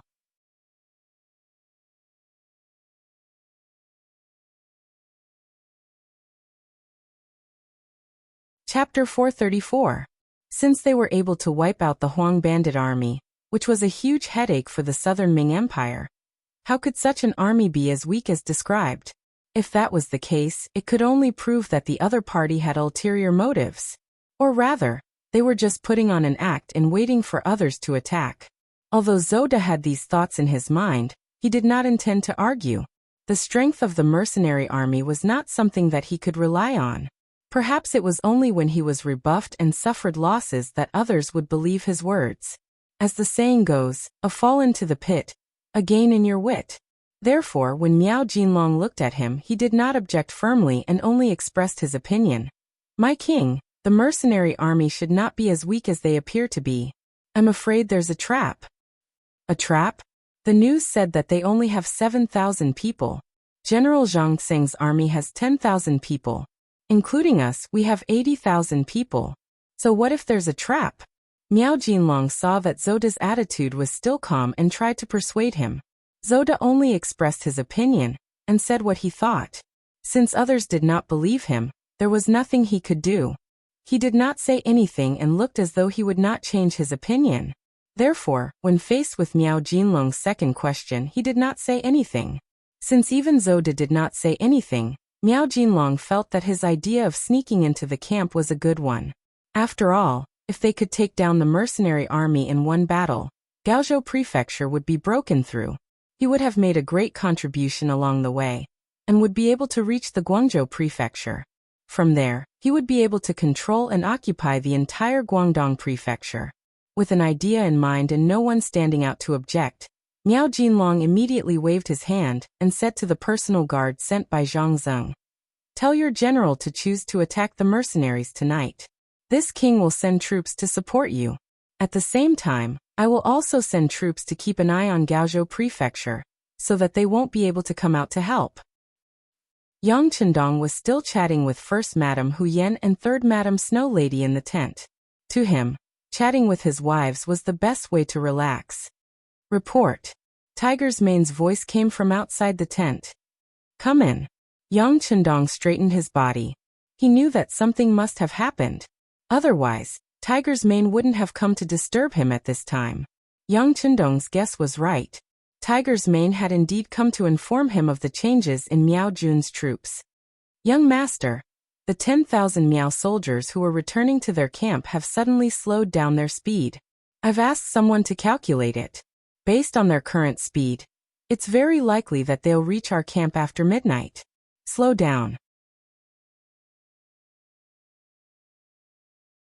Yang Chendong couldn't help but chuckle when he heard this sudden change that could also be said to be a logical change. That day, Yang Chendong saw the Miao army walk past his camp in an extremely arrogant manner. He thought that this army was too proud and arrogant, and it was very likely that there would be people who were not content, and would be like a snake trying to swallow an elephant. Thus, he ordered the scouts to keep a close eye on them. At the same time, the camp was prepared to take precautions. However, all of this was just a guess, a feeling, or an inference based on experience. It couldn't be considered as the truth. However, with this information from Tiger's Mane, it was completely different. As everyone knew, once an army that had left the camp was on the way back, the soldiers would be anxious to return home. Their speed would only be faster and not slower. Just like these 10,000 Miao soldiers, their desire to return to their camp should be very strong. Thus, their speed should be very fast. Not to mention that they should have reached their camp before dinner. Even if they were a little later, their speed should have been faster. How could they suddenly be pushed back and only arrive at his camp in the middle of the night? If that was really the case, wouldn't it be better for them to have a good night's rest and return to camp early the next morning? Just from this point alone, it was obvious that the other party's intentions were clear. How's the Miao army's camp? Young Chendong asked out of caution. Reporting to young master, the scouts monitoring there reported that nothing unexpected happened. Everything seems to be normal. Tiger's Mane replied truthfully. Everything is normal? That's the most abnormal thing. Think about it, if the army is really returning to camp, wouldn't the camp need to make some preparations? Seeing that the enemy is near, it's very reasonable for them to send out troops to welcome them.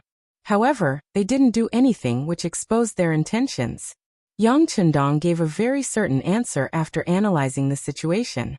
Originally, Tiger's Mane didn't understand why normal was abnormal. However, after listening to Yang Chendong's analysis, he couldn't help but sigh in his heart. Young master was indeed the young master.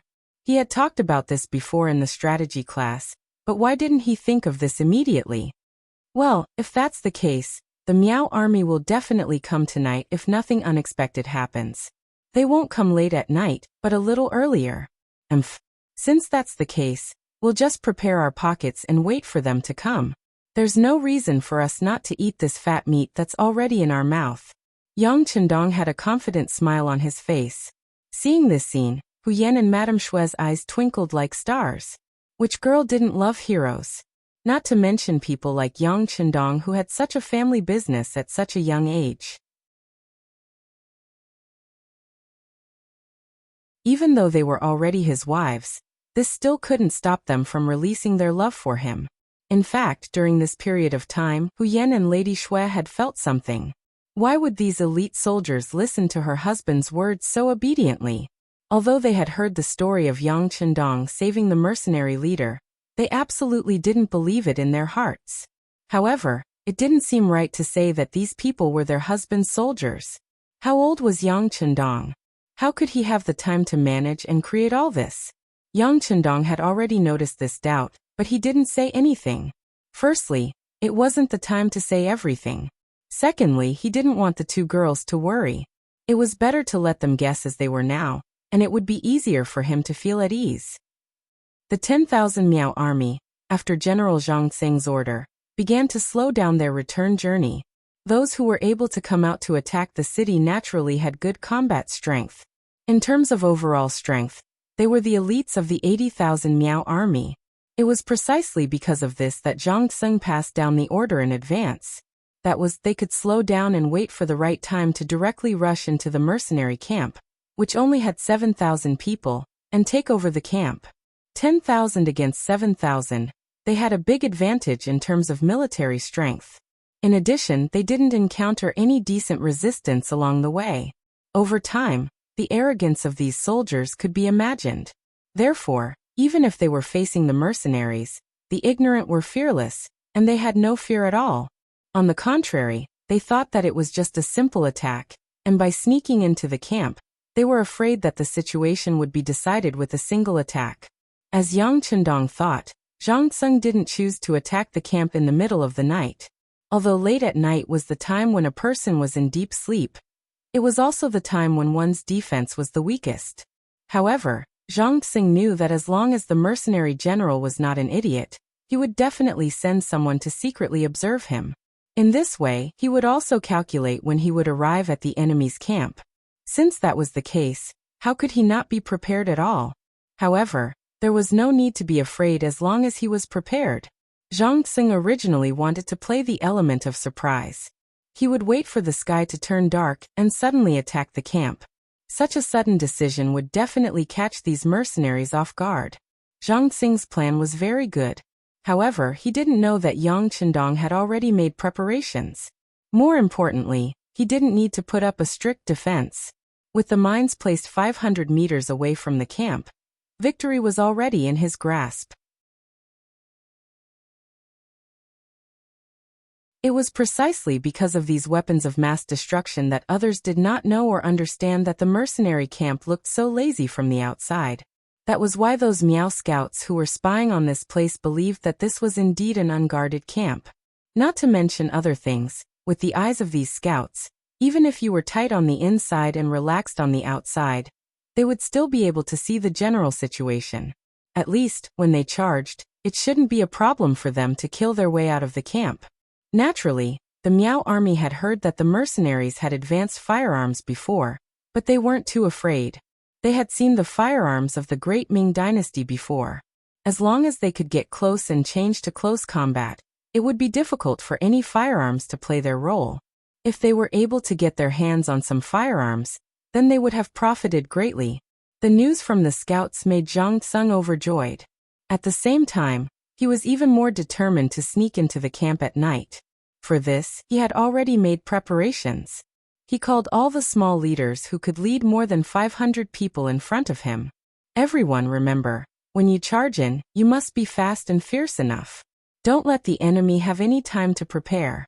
I don't mind telling you that there was news that when these mercenaries destroyed the Huang bandits, they obtained a lot of gold and silver. When the time comes, whoever gets the most of these things will naturally get more in the end. Do you understand? Zhang Xing was afraid that the soldiers below wouldn't use their full strength, so he said this in a misleading manner. However, he didn't know that the faster they charged in, the faster they would die, and the more they charged in, the more they would die. The small leaders below were relatively uninformed. They had almost never heard of Yang Qindong's mercenaries. They only knew that there were a lot of treasures waving at them, and that was enough. Although they had to hand over a certain percentage of the treasures they snatched. Wouldn't it mean that the more they snatched, the more they would be able to keep? Although most of them hadn't read books, they still had some understanding of this. After a round of pre-battle mobilization, the entire Miao army of more than 10,000 people became excited. In their eyes, it was as if victory already belonged to them. The only difference was that they could snatch more and gain more.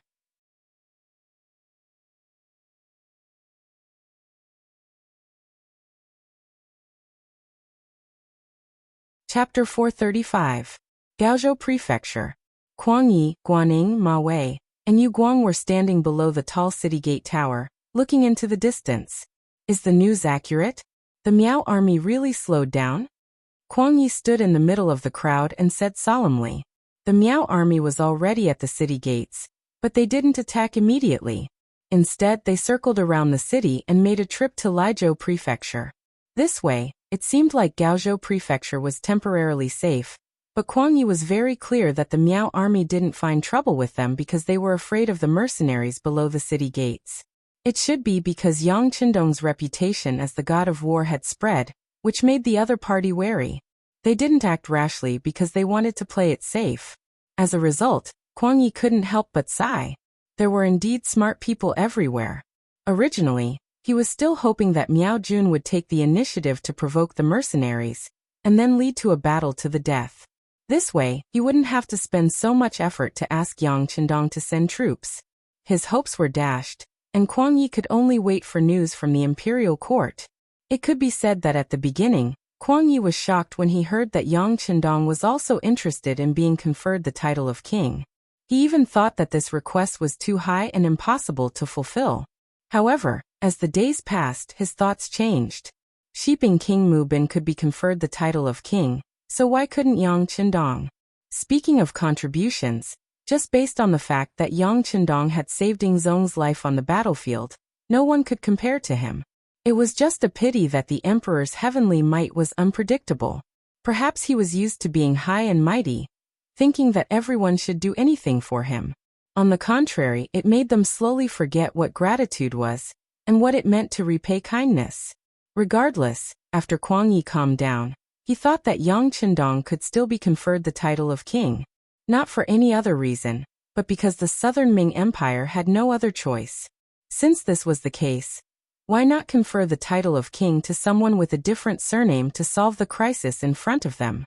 Not to mention that Yang Qindong's health seemed to be very poor.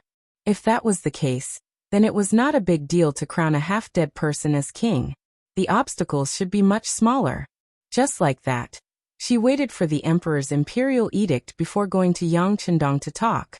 Unexpectedly, a scout came to report that the 10,000 Miao soldiers who went to the Liezhou prefecture had returned. Not only that, but they slowed down as they approached. Who was Kuang Yi? To be able to become the Minister of War, even if he did not participate in the war during peacetime, and had never been on the battlefield, he should at least be someone who knew how to fight. Miao Jun's abnormal actions quickly attracted his attention. He immediately called for Guanning, Ma Wei, Yu Guang and the other generals. After a short discussion, they came to the conclusion that Miao Jun would most likely make a move tonight. Yes, master. We have already investigated, and it is indeed so. They must have their own motives for doing this, but we cannot confirm if they want to make a move against the mercenaries or us. Guanning stood up and reported the results of his investigation with Ma Wei and Yu Guang. There is no need to confirm, they must be making a move against the mercenaries. Kuang Yi was very confident. They were in the city, and attacking the city at night would be much more difficult than attacking in the day. Of course, he would also take some precautions. For example, if there were spies in the city, it was not impossible to open the city gates at night and lure the enemy into the city. How about this? The 3 generals will work hard tonight. Keep a close eye on the 4 cities and tell the soldiers below that without this old man's orders, even the 3 of you have no authority to open the city gates. Kuang Ye's voice was firm and powerful. Only by taking the authority into his own hands could he ensure that the city gates were not lost. As for whether his actions and suspicions would disappoint his subordinates, he couldn't care less at this critical time. Fortunately, it was only for one night. In addition, he was the Minister of War and the current Grand Tutor of the Crown Prince. His official rank was much higher than these people, so he still had some authority. As expected, when Kuang Yi said this, Guanning was slightly better, but Ma Wei and Yu Guang's expressions were somewhat unnatural. However, once they considered Kuang Ye's identity, even if the 2 of them were to have their authority taken away, they could only pinch their noses and nod in agreement. Master, since you can see that these Miao soldiers want to make a move against the mercenaries, shouldn't you send someone to remind the Duke of Loyalty? Although they did not agree to send troops to deal with the bandits, they are still our allies. Guanning saw Kuang Ye's affirmation, and thought about whether he should take the opportunity to express goodwill. Yes, I can send someone there to inform them. However, this old man thinks that the Duke of Loyalty has already seen through it. If he doesn't even have this little ability, how could the Huang bandits be destroyed so quickly? When Kuang Yi said this, his originally serious old face had a slight smile. However, he only wanted to send someone to inform Yang Qindong. As for sending reinforcements, it was better to forget about it. After all, he did not have much military strength in his hands. Moreover, the situation was unclear. If they opened the city gates in the middle of the night, who knew what kind of accident would happen? The sun had already set, and the sky was beginning to turn dark. At this time, the people on both sides seemed to be waiting for the sky to turn darker, so that they could fulfill some people's desire to kill in the dark and windy night. Sure. It was equivalent to 8 o'clock in the evening. The Miao army that was originally moving slowly began to speed up. With the sudden increase in speed, they could reach the mercenaries' barracks in half an hour and sneak into the camp. In other words, the time they decided to attack was Haishur, which was between 9 o'clock in the evening and 11 o'clock in the evening. This period of time was not the best time to sneak into the camp. This was because most people were not asleep, or those who were asleep were not in a deep sleep. Once something happened, they would be able to react immediately. However, after Zhang Tseng knew about this, he still did the opposite.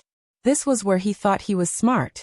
First, he slowed down the marching speed to make people think that it was late at night when they arrived at the mercenaries' barracks. This way, they would make a wrong judgment. In order to ensure that they had enough energy at that time, if he was the leader, Zhang Tsung would arrange for the soldiers to sleep early and wake up before midnight. Considering that he would definitely do this, Zhang Tsung sent someone to observe the mealtime of the mercenaries' barracks. As expected, the rising of the fireworks was earlier than usual. This was the signal to eat and sleep early. With this, Zhang Tsung was full of confidence. The plan was for you to prepare to set up defenses in the middle of the night. I won't go against your wishes and attack early. This way, I can make use of the time difference. Thus, the sudden acceleration of the march at Haishur. Miao Jun, who had long been prepared and had even eaten in advance, began to move, running forward at an extremely fast speed. These people were abnormally excited, as if this time they were not going to war, but to obtain gold, silver, and treasures. With this kind of marching speed, the advantage was that even if they were discovered, they would not have enough time to prepare for defense. This was also the reason why General Zhang Tsung was so confident in giving the order to attack after knowing that the mercenaries' barracks did not specifically strengthen the defense. Under normal circumstances, such an unforeseen event would be discovered by the scouts first. Then, the scouts would quickly pass the news back. After that, the general who received the news would arrange for the army to prepare for defense. All of this required time. During this time, if the two sides were far away, there would be enough time to prepare. However, when the distance was extremely close, like now, with less than an hour, it would be too rushed and even too late. In this way, the success rate of this kind of surprise attack was usually very high. With such a high probability occurrence, and it was against the mercenaries, not only would the chances of victory decrease, it could also cause the battle to go in the other direction. That would be the failure of the ambush. This was what everyone called trying to steal a chicken only to end up losing the rice used to lure it. Not to mention the mines that were already buried outside the barracks that could allow people to fly into the air. Just inside the barracks alone, Yang Chendong had already given the order to rest and sleep when he knew that the Miao army would pass by the barracks. Thus, other than a few companies that had to be on duty, most of the soldiers had already entered a state of sleep. Just like what Tiger's man had said, the enemy might not really come in the middle of the night. In order to launch a surprise attack, it was very possible that they would come one step earlier. With regards to Tiger's man's analysis, Yang Chendong completely agreed, and even felt gratified. A strong army, or even a strong country in the future, could not solely rely on himself. It needed everyone's hard work. Only when more loyal soldiers improved their abilities could they do great things together. Yang Chendong agreed with this analysis. Naturally, the Lungfeng soldiers only rested for half a day. They had already woken up at 7 o'clock in the evening, and began to eat the warm meals that they had reheated earlier. They replenished their energy and prepared for the big battle. The entire barracks was quiet, but in fact, a monstrous murderous aura was forming.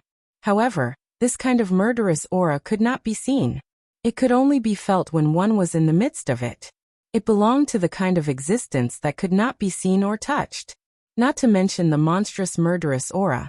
After the 10,000 Miao army rushed for nearly an hour, they could already vaguely see the mercenary barracks outside with torches. It was previously said that whichever army charged in first would be able to obtain more wealth. With such a military order, the army that had just arrived did not even have the time to regroup. Instead, they rushed straight to the front of the barracks like a swarm of bees.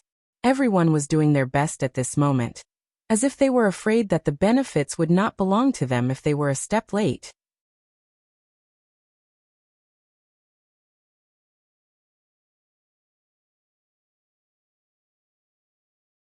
Chapter 436. Looking from afar, the frenzied charge looked like waves on the beach. Wave after wave, there was no way to stop them. In the process of charging, battle cries rang out. The torches that were originally unlit lit up one after another. From afar, it looked like the sky was filled with countless stars. What was supposed to come had finally arrived. In the mercenary camp, all the cold vanguard, auxiliary soldiers, and temporary auxiliary soldiers began to gather at an amazing speed. They then took their equipment and weapons, and began to gather at various locations according to the military orders they received. More than 7,000 people. Almost 7,000 people participated in this battle. Other than the two Cold Vanguard companies and the first and second teams of guards by Yang Qindong's side, the Wolf Fong Special Forces and the Ghost Sniper team had joined the battle. Obviously, Yang Qindong wanted to show the Miao army how powerful he was once and for all. He wanted them to be afraid of him from now on and not dare to do anything to him. Outside the camp, the battle cries were getting closer and closer. Not only in the south, even the Miao army headquarters in the northwest had sent 10,000 people to cooperate with the joint attack. With 20,000 against 7,000, the advantage was already very obvious. In addition, it was a sneak attack. No matter how one looked at it, there was no possibility of failure. Naturally, the 20,000 Miao army soldiers could see such a simple logic.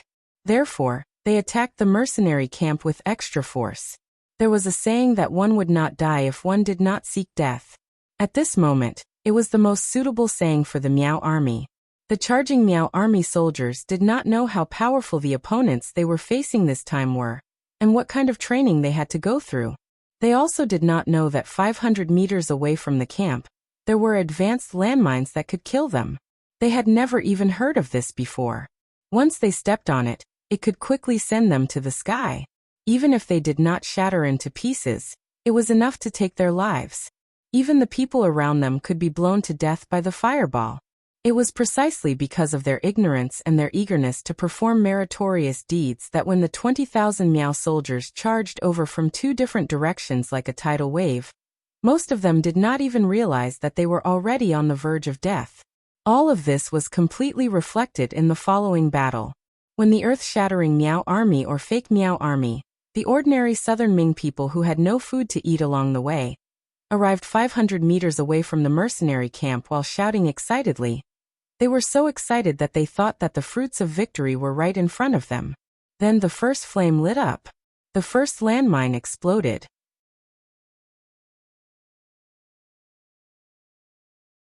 It was especially dazzling in the night. This flame was like a meteor from outer space. Suddenly, a dazzling light flashed. Then at least 3 or 4 figures rose into the air. Then more than a dozen figures were blasted to the ground. Yang Qindong provided them with some important books and some finished mines. The carefully selected craftsmen of the munitions factory had finally developed the first batch of mines. However, they did not get the essence of the mines. Although they used a lot of materials, the power was actually much weaker. At least, it was far from being comparable to the landmines in the future. However, all of this did not matter. Firstly, the lack of power could be made up with numbers. Secondly, the Miao army's charge this time was too concentrated. Everyone was basically following each other as they charged forward. Under such a formation, the lethality of the bombs was naturally very dazzling. It was not like the future where the emphasis was on long-range attacks. Even when it was necessary to send an army, it was often infiltrated by small groups of elites. Therefore, in the West where the battles were the most intense, it was considered very effective if a bomb could kill more than 3 people at the same time. It was far from comparable to now where a bomb could kill more than a dozen people at the same time. Boom! After the first fireball appeared, the second fireball appeared, then the third, and the fourth fireball appeared. Countless balls of light burned, causing countless Miao army soldiers to either die or be heavily injured. When the number of balls of light increased, the number of cries and screams on the battlefield suddenly increased. There were 2 rows of almost 3 landmines. Yang Qindong considered that there were many Han civilians among them, and did not want to kill too much. Otherwise, if he made them denser, there would be more fireballs and the lethality would be even greater. Clusters of flames lit up one after another. In the blink of an eye, the first row of landmines had all been passively detonated. Very quickly, the second row of landmines went off as well. Who knew how many people were lifted into the air in despair and died in horror and fear? Why did this happen? Since the first row of landmines had already been detonated, and the 2 rows were 20 meters apart, why did the second row of landmines explode? Speaking of which, This was caused by the Miao army's desire for grandiose achievements. If the Miao army had not underestimated the mercenaries and relied on their numbers to attack in a dense formation, this would not have happened. It was because he knew that the mercenaries might have extremely advanced firearms that General Zhang Zeng decided to attack in such a way. In this way, if they were to encounter firearms from afar, they would not be able to kill many with such a dense formation.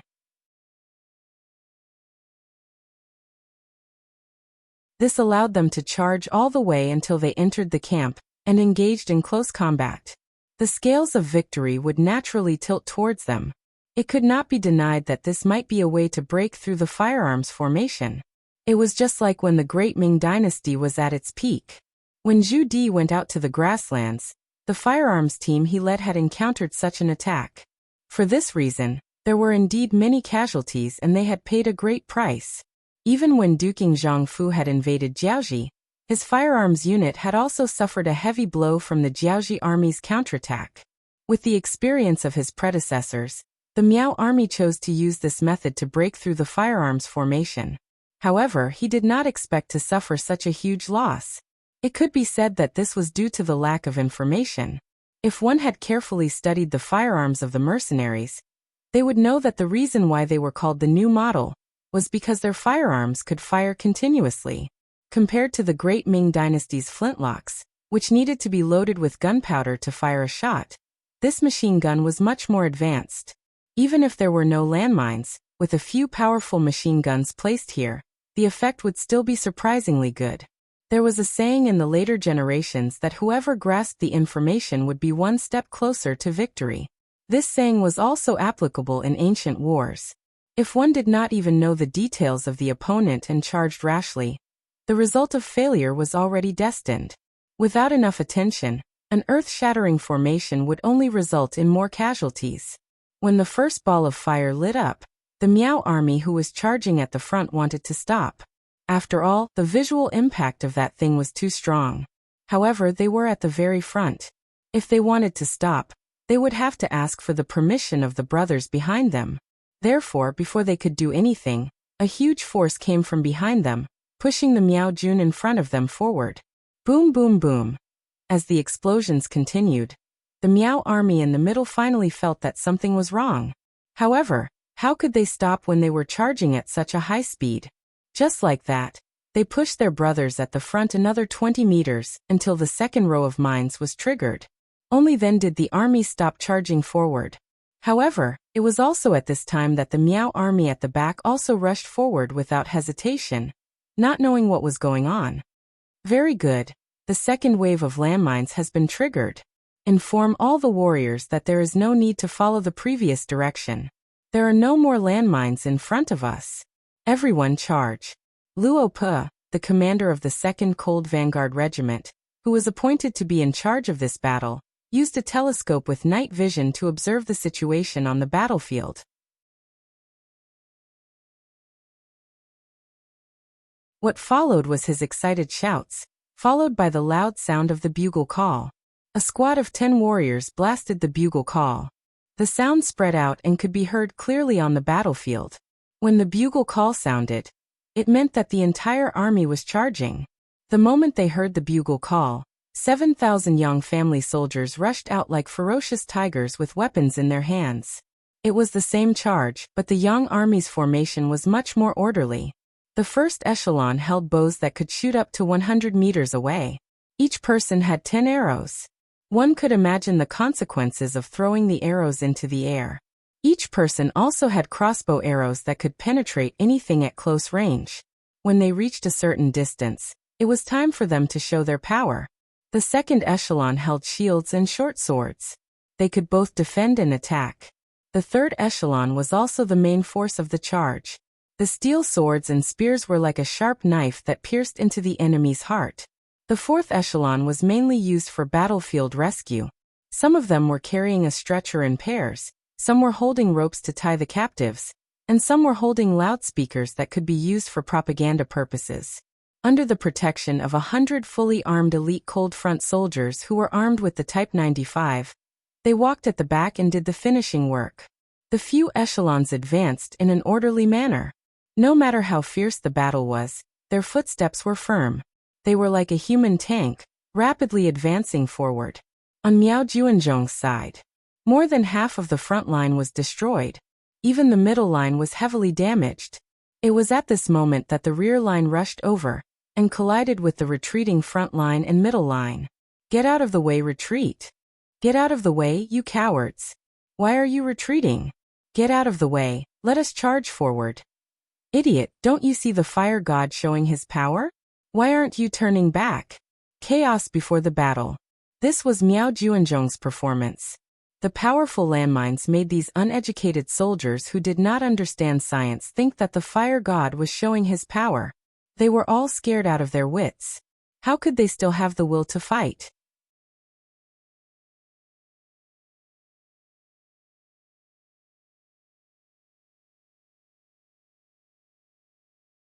Chapter 437. Both sides were still pushing and shoving each other, not giving way to each other. Suddenly, arrows fell from the back and landed among the Miao soldiers who were confronting each other. At that moment, many of them were shot and fell to the ground. Where are our archers? Fight back! Seeing the arrows falling from the sky, Zhang Tsung, who was commanding the battle at the back, shouted loudly. Following his shout, some scattered archers also started to fight back. The arrows hit the shields of the Yang family army's second echelon. Other than the sound of impact, there was almost no damage done. After the weak counterattack of the Miao army, the first echelon of the Yang family army took out their crossbows and started to fight back. At a close distance, an arrow was shot, and it was accompanied by the fall of one of the opponents or the scream of another person. The third echelon also took this opportunity to quickly catch up. Then, the swords and spears were swung wildly. How could the frightened Miao army resist? Zhang Tsung was still sitting on his horse and wanted to give orders, but an arrow came out of nowhere and landed on his left shoulder, causing him to cry out in pain. General, the general is injured, quick! The general is injured, protect the general and retreat. The dozens of bodyguards saw that their leader who was being protected was also shot and shouted to go forward. Then they pulled him down from the horse and supported him to retreat to the back.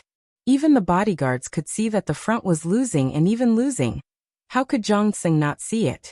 Taking this opportunity, he pretended to be deaf and mute. He did not say anything and let everyone support him to retreat to the back. Those who kneel and surrender can live, otherwise die. The shout from the loudspeaker sounded like it was beside the ears of the chaotic Miao army. That shout stunned many people and they stood still, not knowing what to do. Da-da-da. Da-da-da. The fourth echelon of the Yang family army had also arrived. Lian Lungfeng, who was holding the 95 style, finally pulled the trigger. What followed was the scene of people falling to the ground one after another. This sudden gunshot was the last straw that suppressed the chaotic Miao army. The situation of the battlefield was also settled at this moment. The Miao family only had two choices: to retreat or to surrender. Run. Some of the faster Miao Jun soldiers who were at the back immediately turned and ran. Some of the Miao soldiers who wanted to run but were surrounded in the middle were not so lucky. When mercenaries began to appear around them, these people seemed to have only one choice left, which was to kneel down and surrender. The sound of gunfire continued, and the sound of cold weapons clashing could be heard from time to time. However, it was clear that the commotion was getting smaller and smaller. The battle had not even officially started, but it was already heading towards the end, in the Miao army's main camp.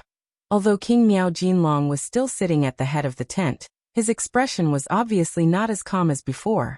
The moment he heard the explosions, he had a bad feeling in his heart.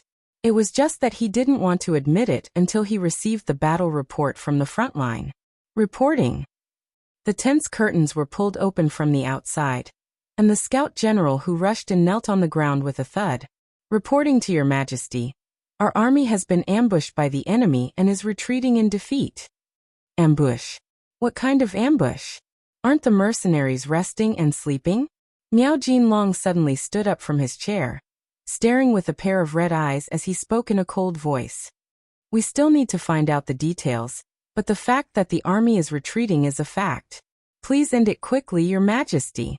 The scout general did not know how to explain what he had seen. He only remembered that the moment the fire flashed, his eyes seemed to have gone blurry. Then not long after, he saw the Miao army frantically retreating.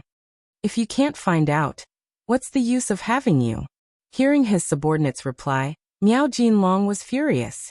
Although he had already felt that something was wrong, when the answer came out, he realized that he could not take it anymore. Miao Jinlong was so angry that he lost his composure. Fortunately, Scholar Zoda's mind was not messed up. After all, this was the outcome that he had expected. However, his words carried little weight, and he could not stop it. In addition, he also wanted Zhang Tsung to suffer a great loss, so that he would not continue to be so arrogant in the future. Now that he saw that the front line had indeed lost, he stepped out from the ranks and said to Miao Jinlong, "Your Majesty, since the front line has lost, you should immediately send a general to receive them and reduce the losses. At the same time, close the camp gates and prepare for defense. This is the safest way." When Miao Jinlong heard Zoda's words, he was like a drowning man who had grabbed onto a piece of dead wood, nodding his head like a chick pecking at rice. "Not bad, not bad. Go and prepare according to what Scholar Zo said." This was the strategy that they had discussed before. After all, planning for defeat before planning for victory was also the art of war. Of course, these suggestions were put forward by Zoda. It was also under his persuasion that the Miao army only sent out 20,000 men this time. Otherwise, they might have sent out even more people, and naturally, the losses would be even greater. With Miao Jinlong's orders, the Miao army camp quickly moved. Those who were supposed to save people went to save people, and those who were supposed to defend the camp tightened their defense. At least they did not lose their composure during the chaos.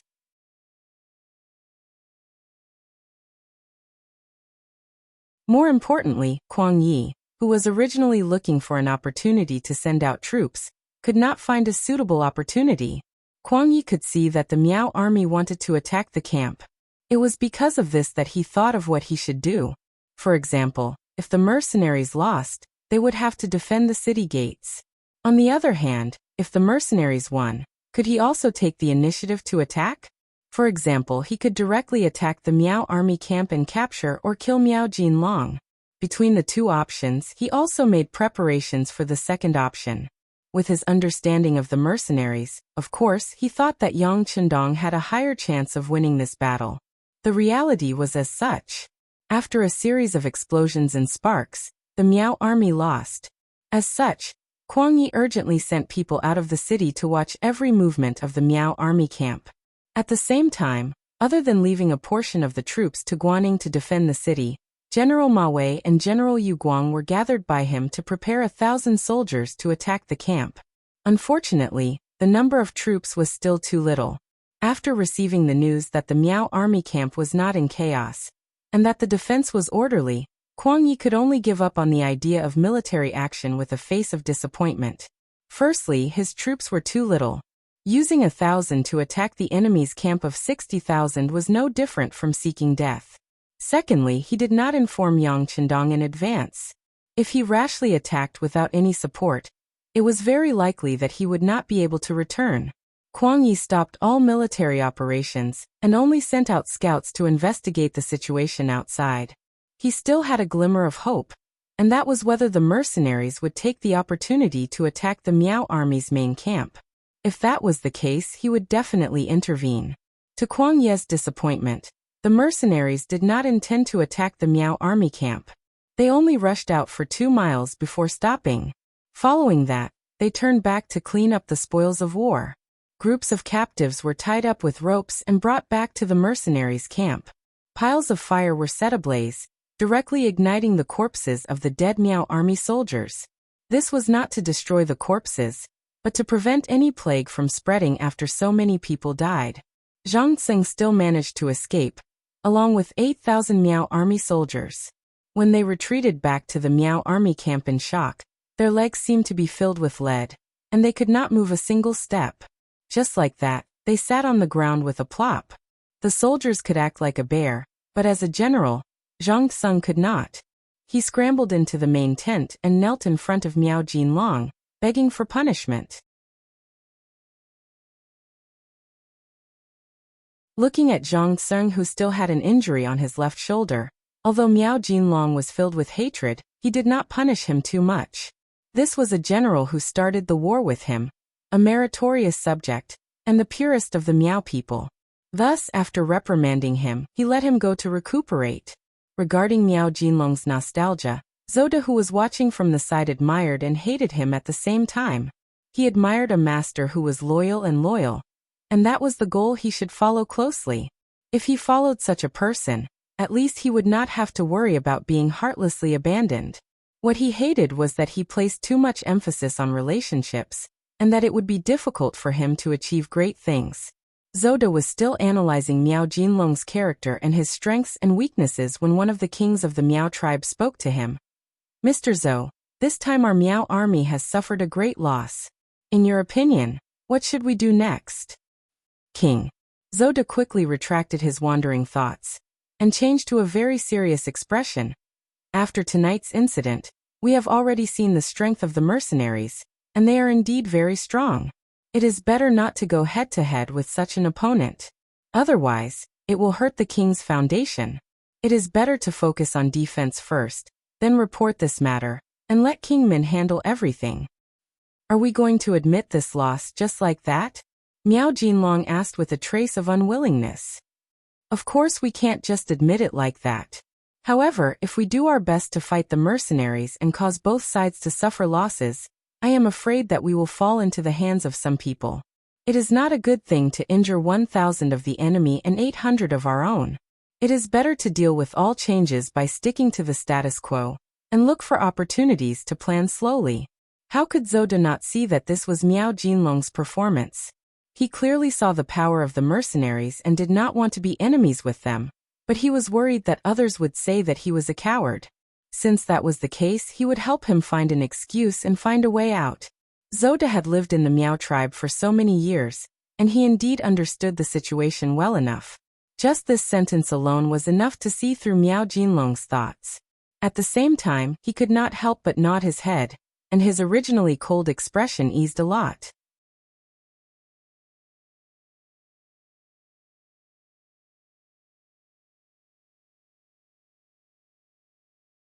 Chapter 438. He was not the only king in the Miao tribe. Just this time, there were 3 powerful armies that followed the king of Min's army. They were Yang Wenba, the head of the Miao tribe in Dumaying village, Wu Yingtu, and himself. Speaking of which, the strength of these 2 groups was not weak. If he were to be heavily injured and let them know, they would probably rejoice in his misfortune. He would definitely not do something that would hurt his loved ones and make his enemies happy. Okay, Scholar Zhou is right. Since that is the case, immediately give the order to lock down the camp gate. Soldiers are not allowed to enter or leave without orders. At the same time, report this matter to the king of Min and ask for support. Originally, Miao Jinlong just wanted to find a way out. Now that the excuse had appeared, Miao Jinlong used it as an excuse. After this order was given, the camp with less than 70,000 Miao soldiers quickly quietened down. Regardless of whether it was the mercenaries or the South Ming army, they were all waiting for Miao Jun's reaction. From their point of view, it was normal for Miao Jun, who had suffered a loss, to calm down. However, it was also normal for him to retaliate crazily in anger. But no matter what it was, they wouldn't back down. They would deal with it as it came. Of course, if they had a choice, it was better not to use their weapons.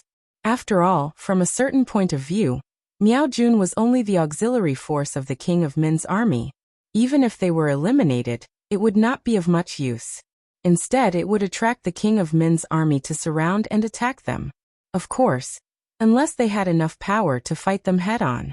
That would be a completely different attitude and thinking. They closely observed Miao Jun's movements. When the sun rose, Miao Jun suddenly quietened down. This was both reasonable and unexpected. But no matter what, now that they were quiet, everyone was temporarily safe. Kuang Yi, who stood on the top floor of Gaozhou's capital city, finally heaved a sigh of relief. Actually, he had a worry that he did not say out loud. That was, Miao Jun saw that the mercenaries were powerful and could not be provoked. Would he attack them in anger? If so, they had to be on guard. Teacher, the sun is up. Miao Jun will not attack the city again. You have also stayed here for a night. Go back and have a good rest. Looking at Kuang Yi, who was over 60 years old, Guaning, as a student, said with a heartache. He. There was a smile on Kuang Ye's lips. Although he had stayed up all night, he did not seem to be in low spirits.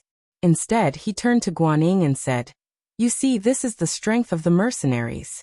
They had nearly 3 times the number of people, and they used a night attack, yet they still did not gain the slightest advantage. Tell me, why is the court not willing to put such a good general in an important position?"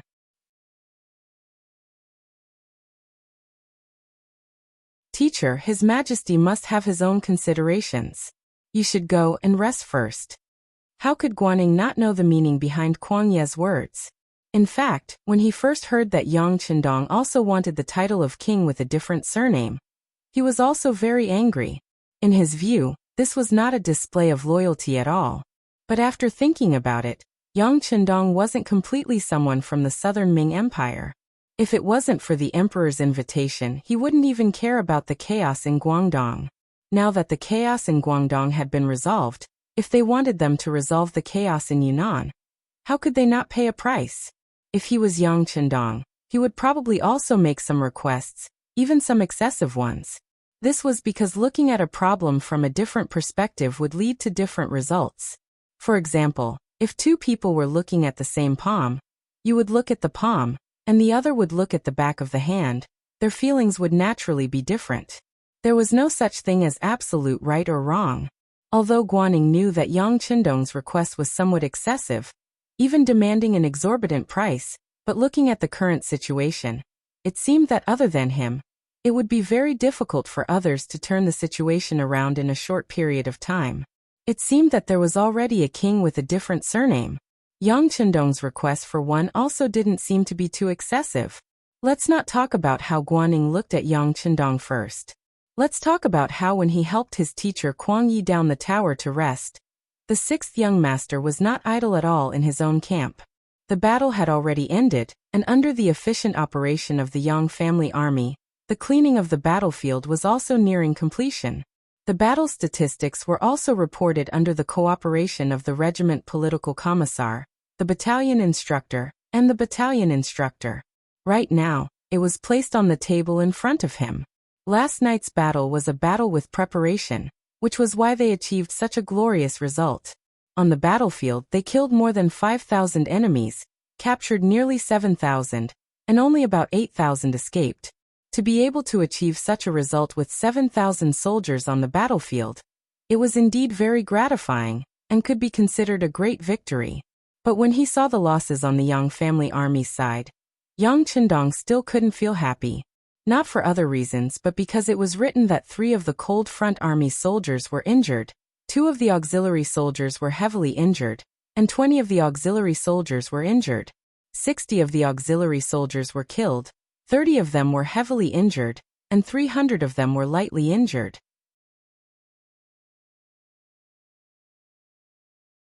When the loss of nearly 100 people and more than 300 injured people was reported to Yang Qindong, his face sank unconsciously. This was a battle with preparation, especially when the mines were absolutely effective, but they still paid such a huge price. This made Yang Qindong realize that using cold weapons against cold weapons wasn't very reliable. In the past, the Yang family army could be said to have won every battle. Even when they faced the 100,000 Huang bandit army, they didn't suffer such great losses. All of this was because of the superiority of their weapons. This time, Yang Qindong intended to remove the new guns, wanting to see the effects of cold weapons, but the results were obviously not very satisfactory. Perhaps some people said that under the same cold weapons, they defeated 20,000 enemies with less than 400 casualties, and captured 7,000. No matter how one looked at it, it was a victory. This saying couldn't be said to be wrong, but at least it didn't apply to the Yang family army. What kind of people were the Yang family army, and what kind of training did they undergo? Not to mention the elite Cold Front army and the auxiliary soldiers. Even the auxiliary soldiers had undergone strict training. Quite a few of them had performed well in the forest battle exercise a while ago. But now some of them had died on the battlefield, and there was nothing left. After such a great sacrifice, the soldiers had died before they even reached the real battlefield. How could anyone be happy? China's history had already proven that they preferred to be kind like water, which meant that they didn't rush things. They were used to slowly changing others and stabilizing their own power.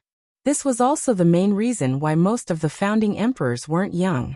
Logically speaking, with Yang Qindong's age and the current situation, if he performed well and was conferred the title of king, it wasn't impossible for him to spy on the entire great Ming dynasty. On the contrary, he had a high chance of success, and it wasn't impossible for him to become the founding emperor of a generation. However, this method of boiling the frog in warm water wasn't what Yang Qindong wanted. He, who was familiar with history, knew very well what would happen in the future. He also knew that in a few years, the backbone of the Han people would be broken by a few 100,000 people. Then, they would rule for hundreds of years until the unforgettable 1840, when the backbone of the Qing dynasty was broken.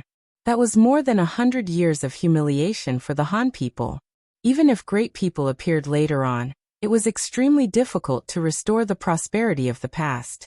The world structure had already been formed, and if they wanted to walk out, even a small step would be very difficult. Yang Qindong, who was once a soldier, understood this history too well.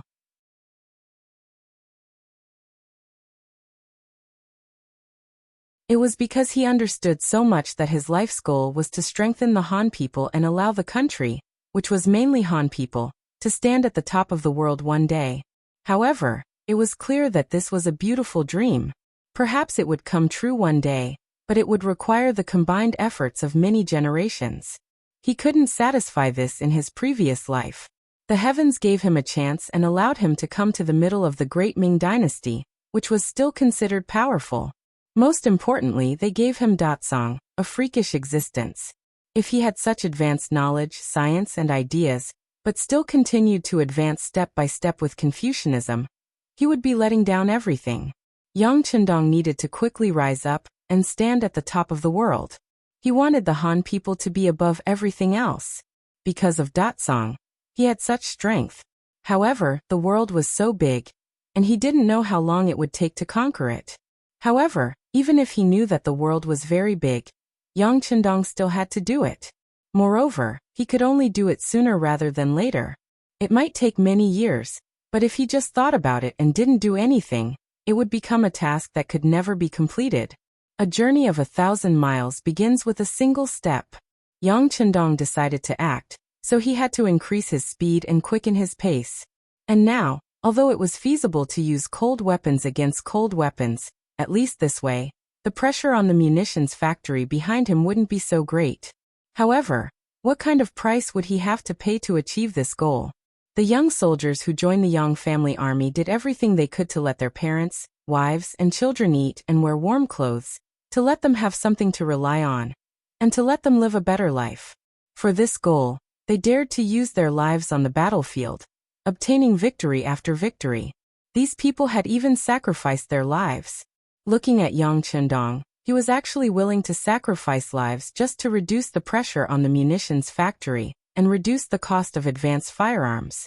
From this point of view, he was completely putting the cart before the horse.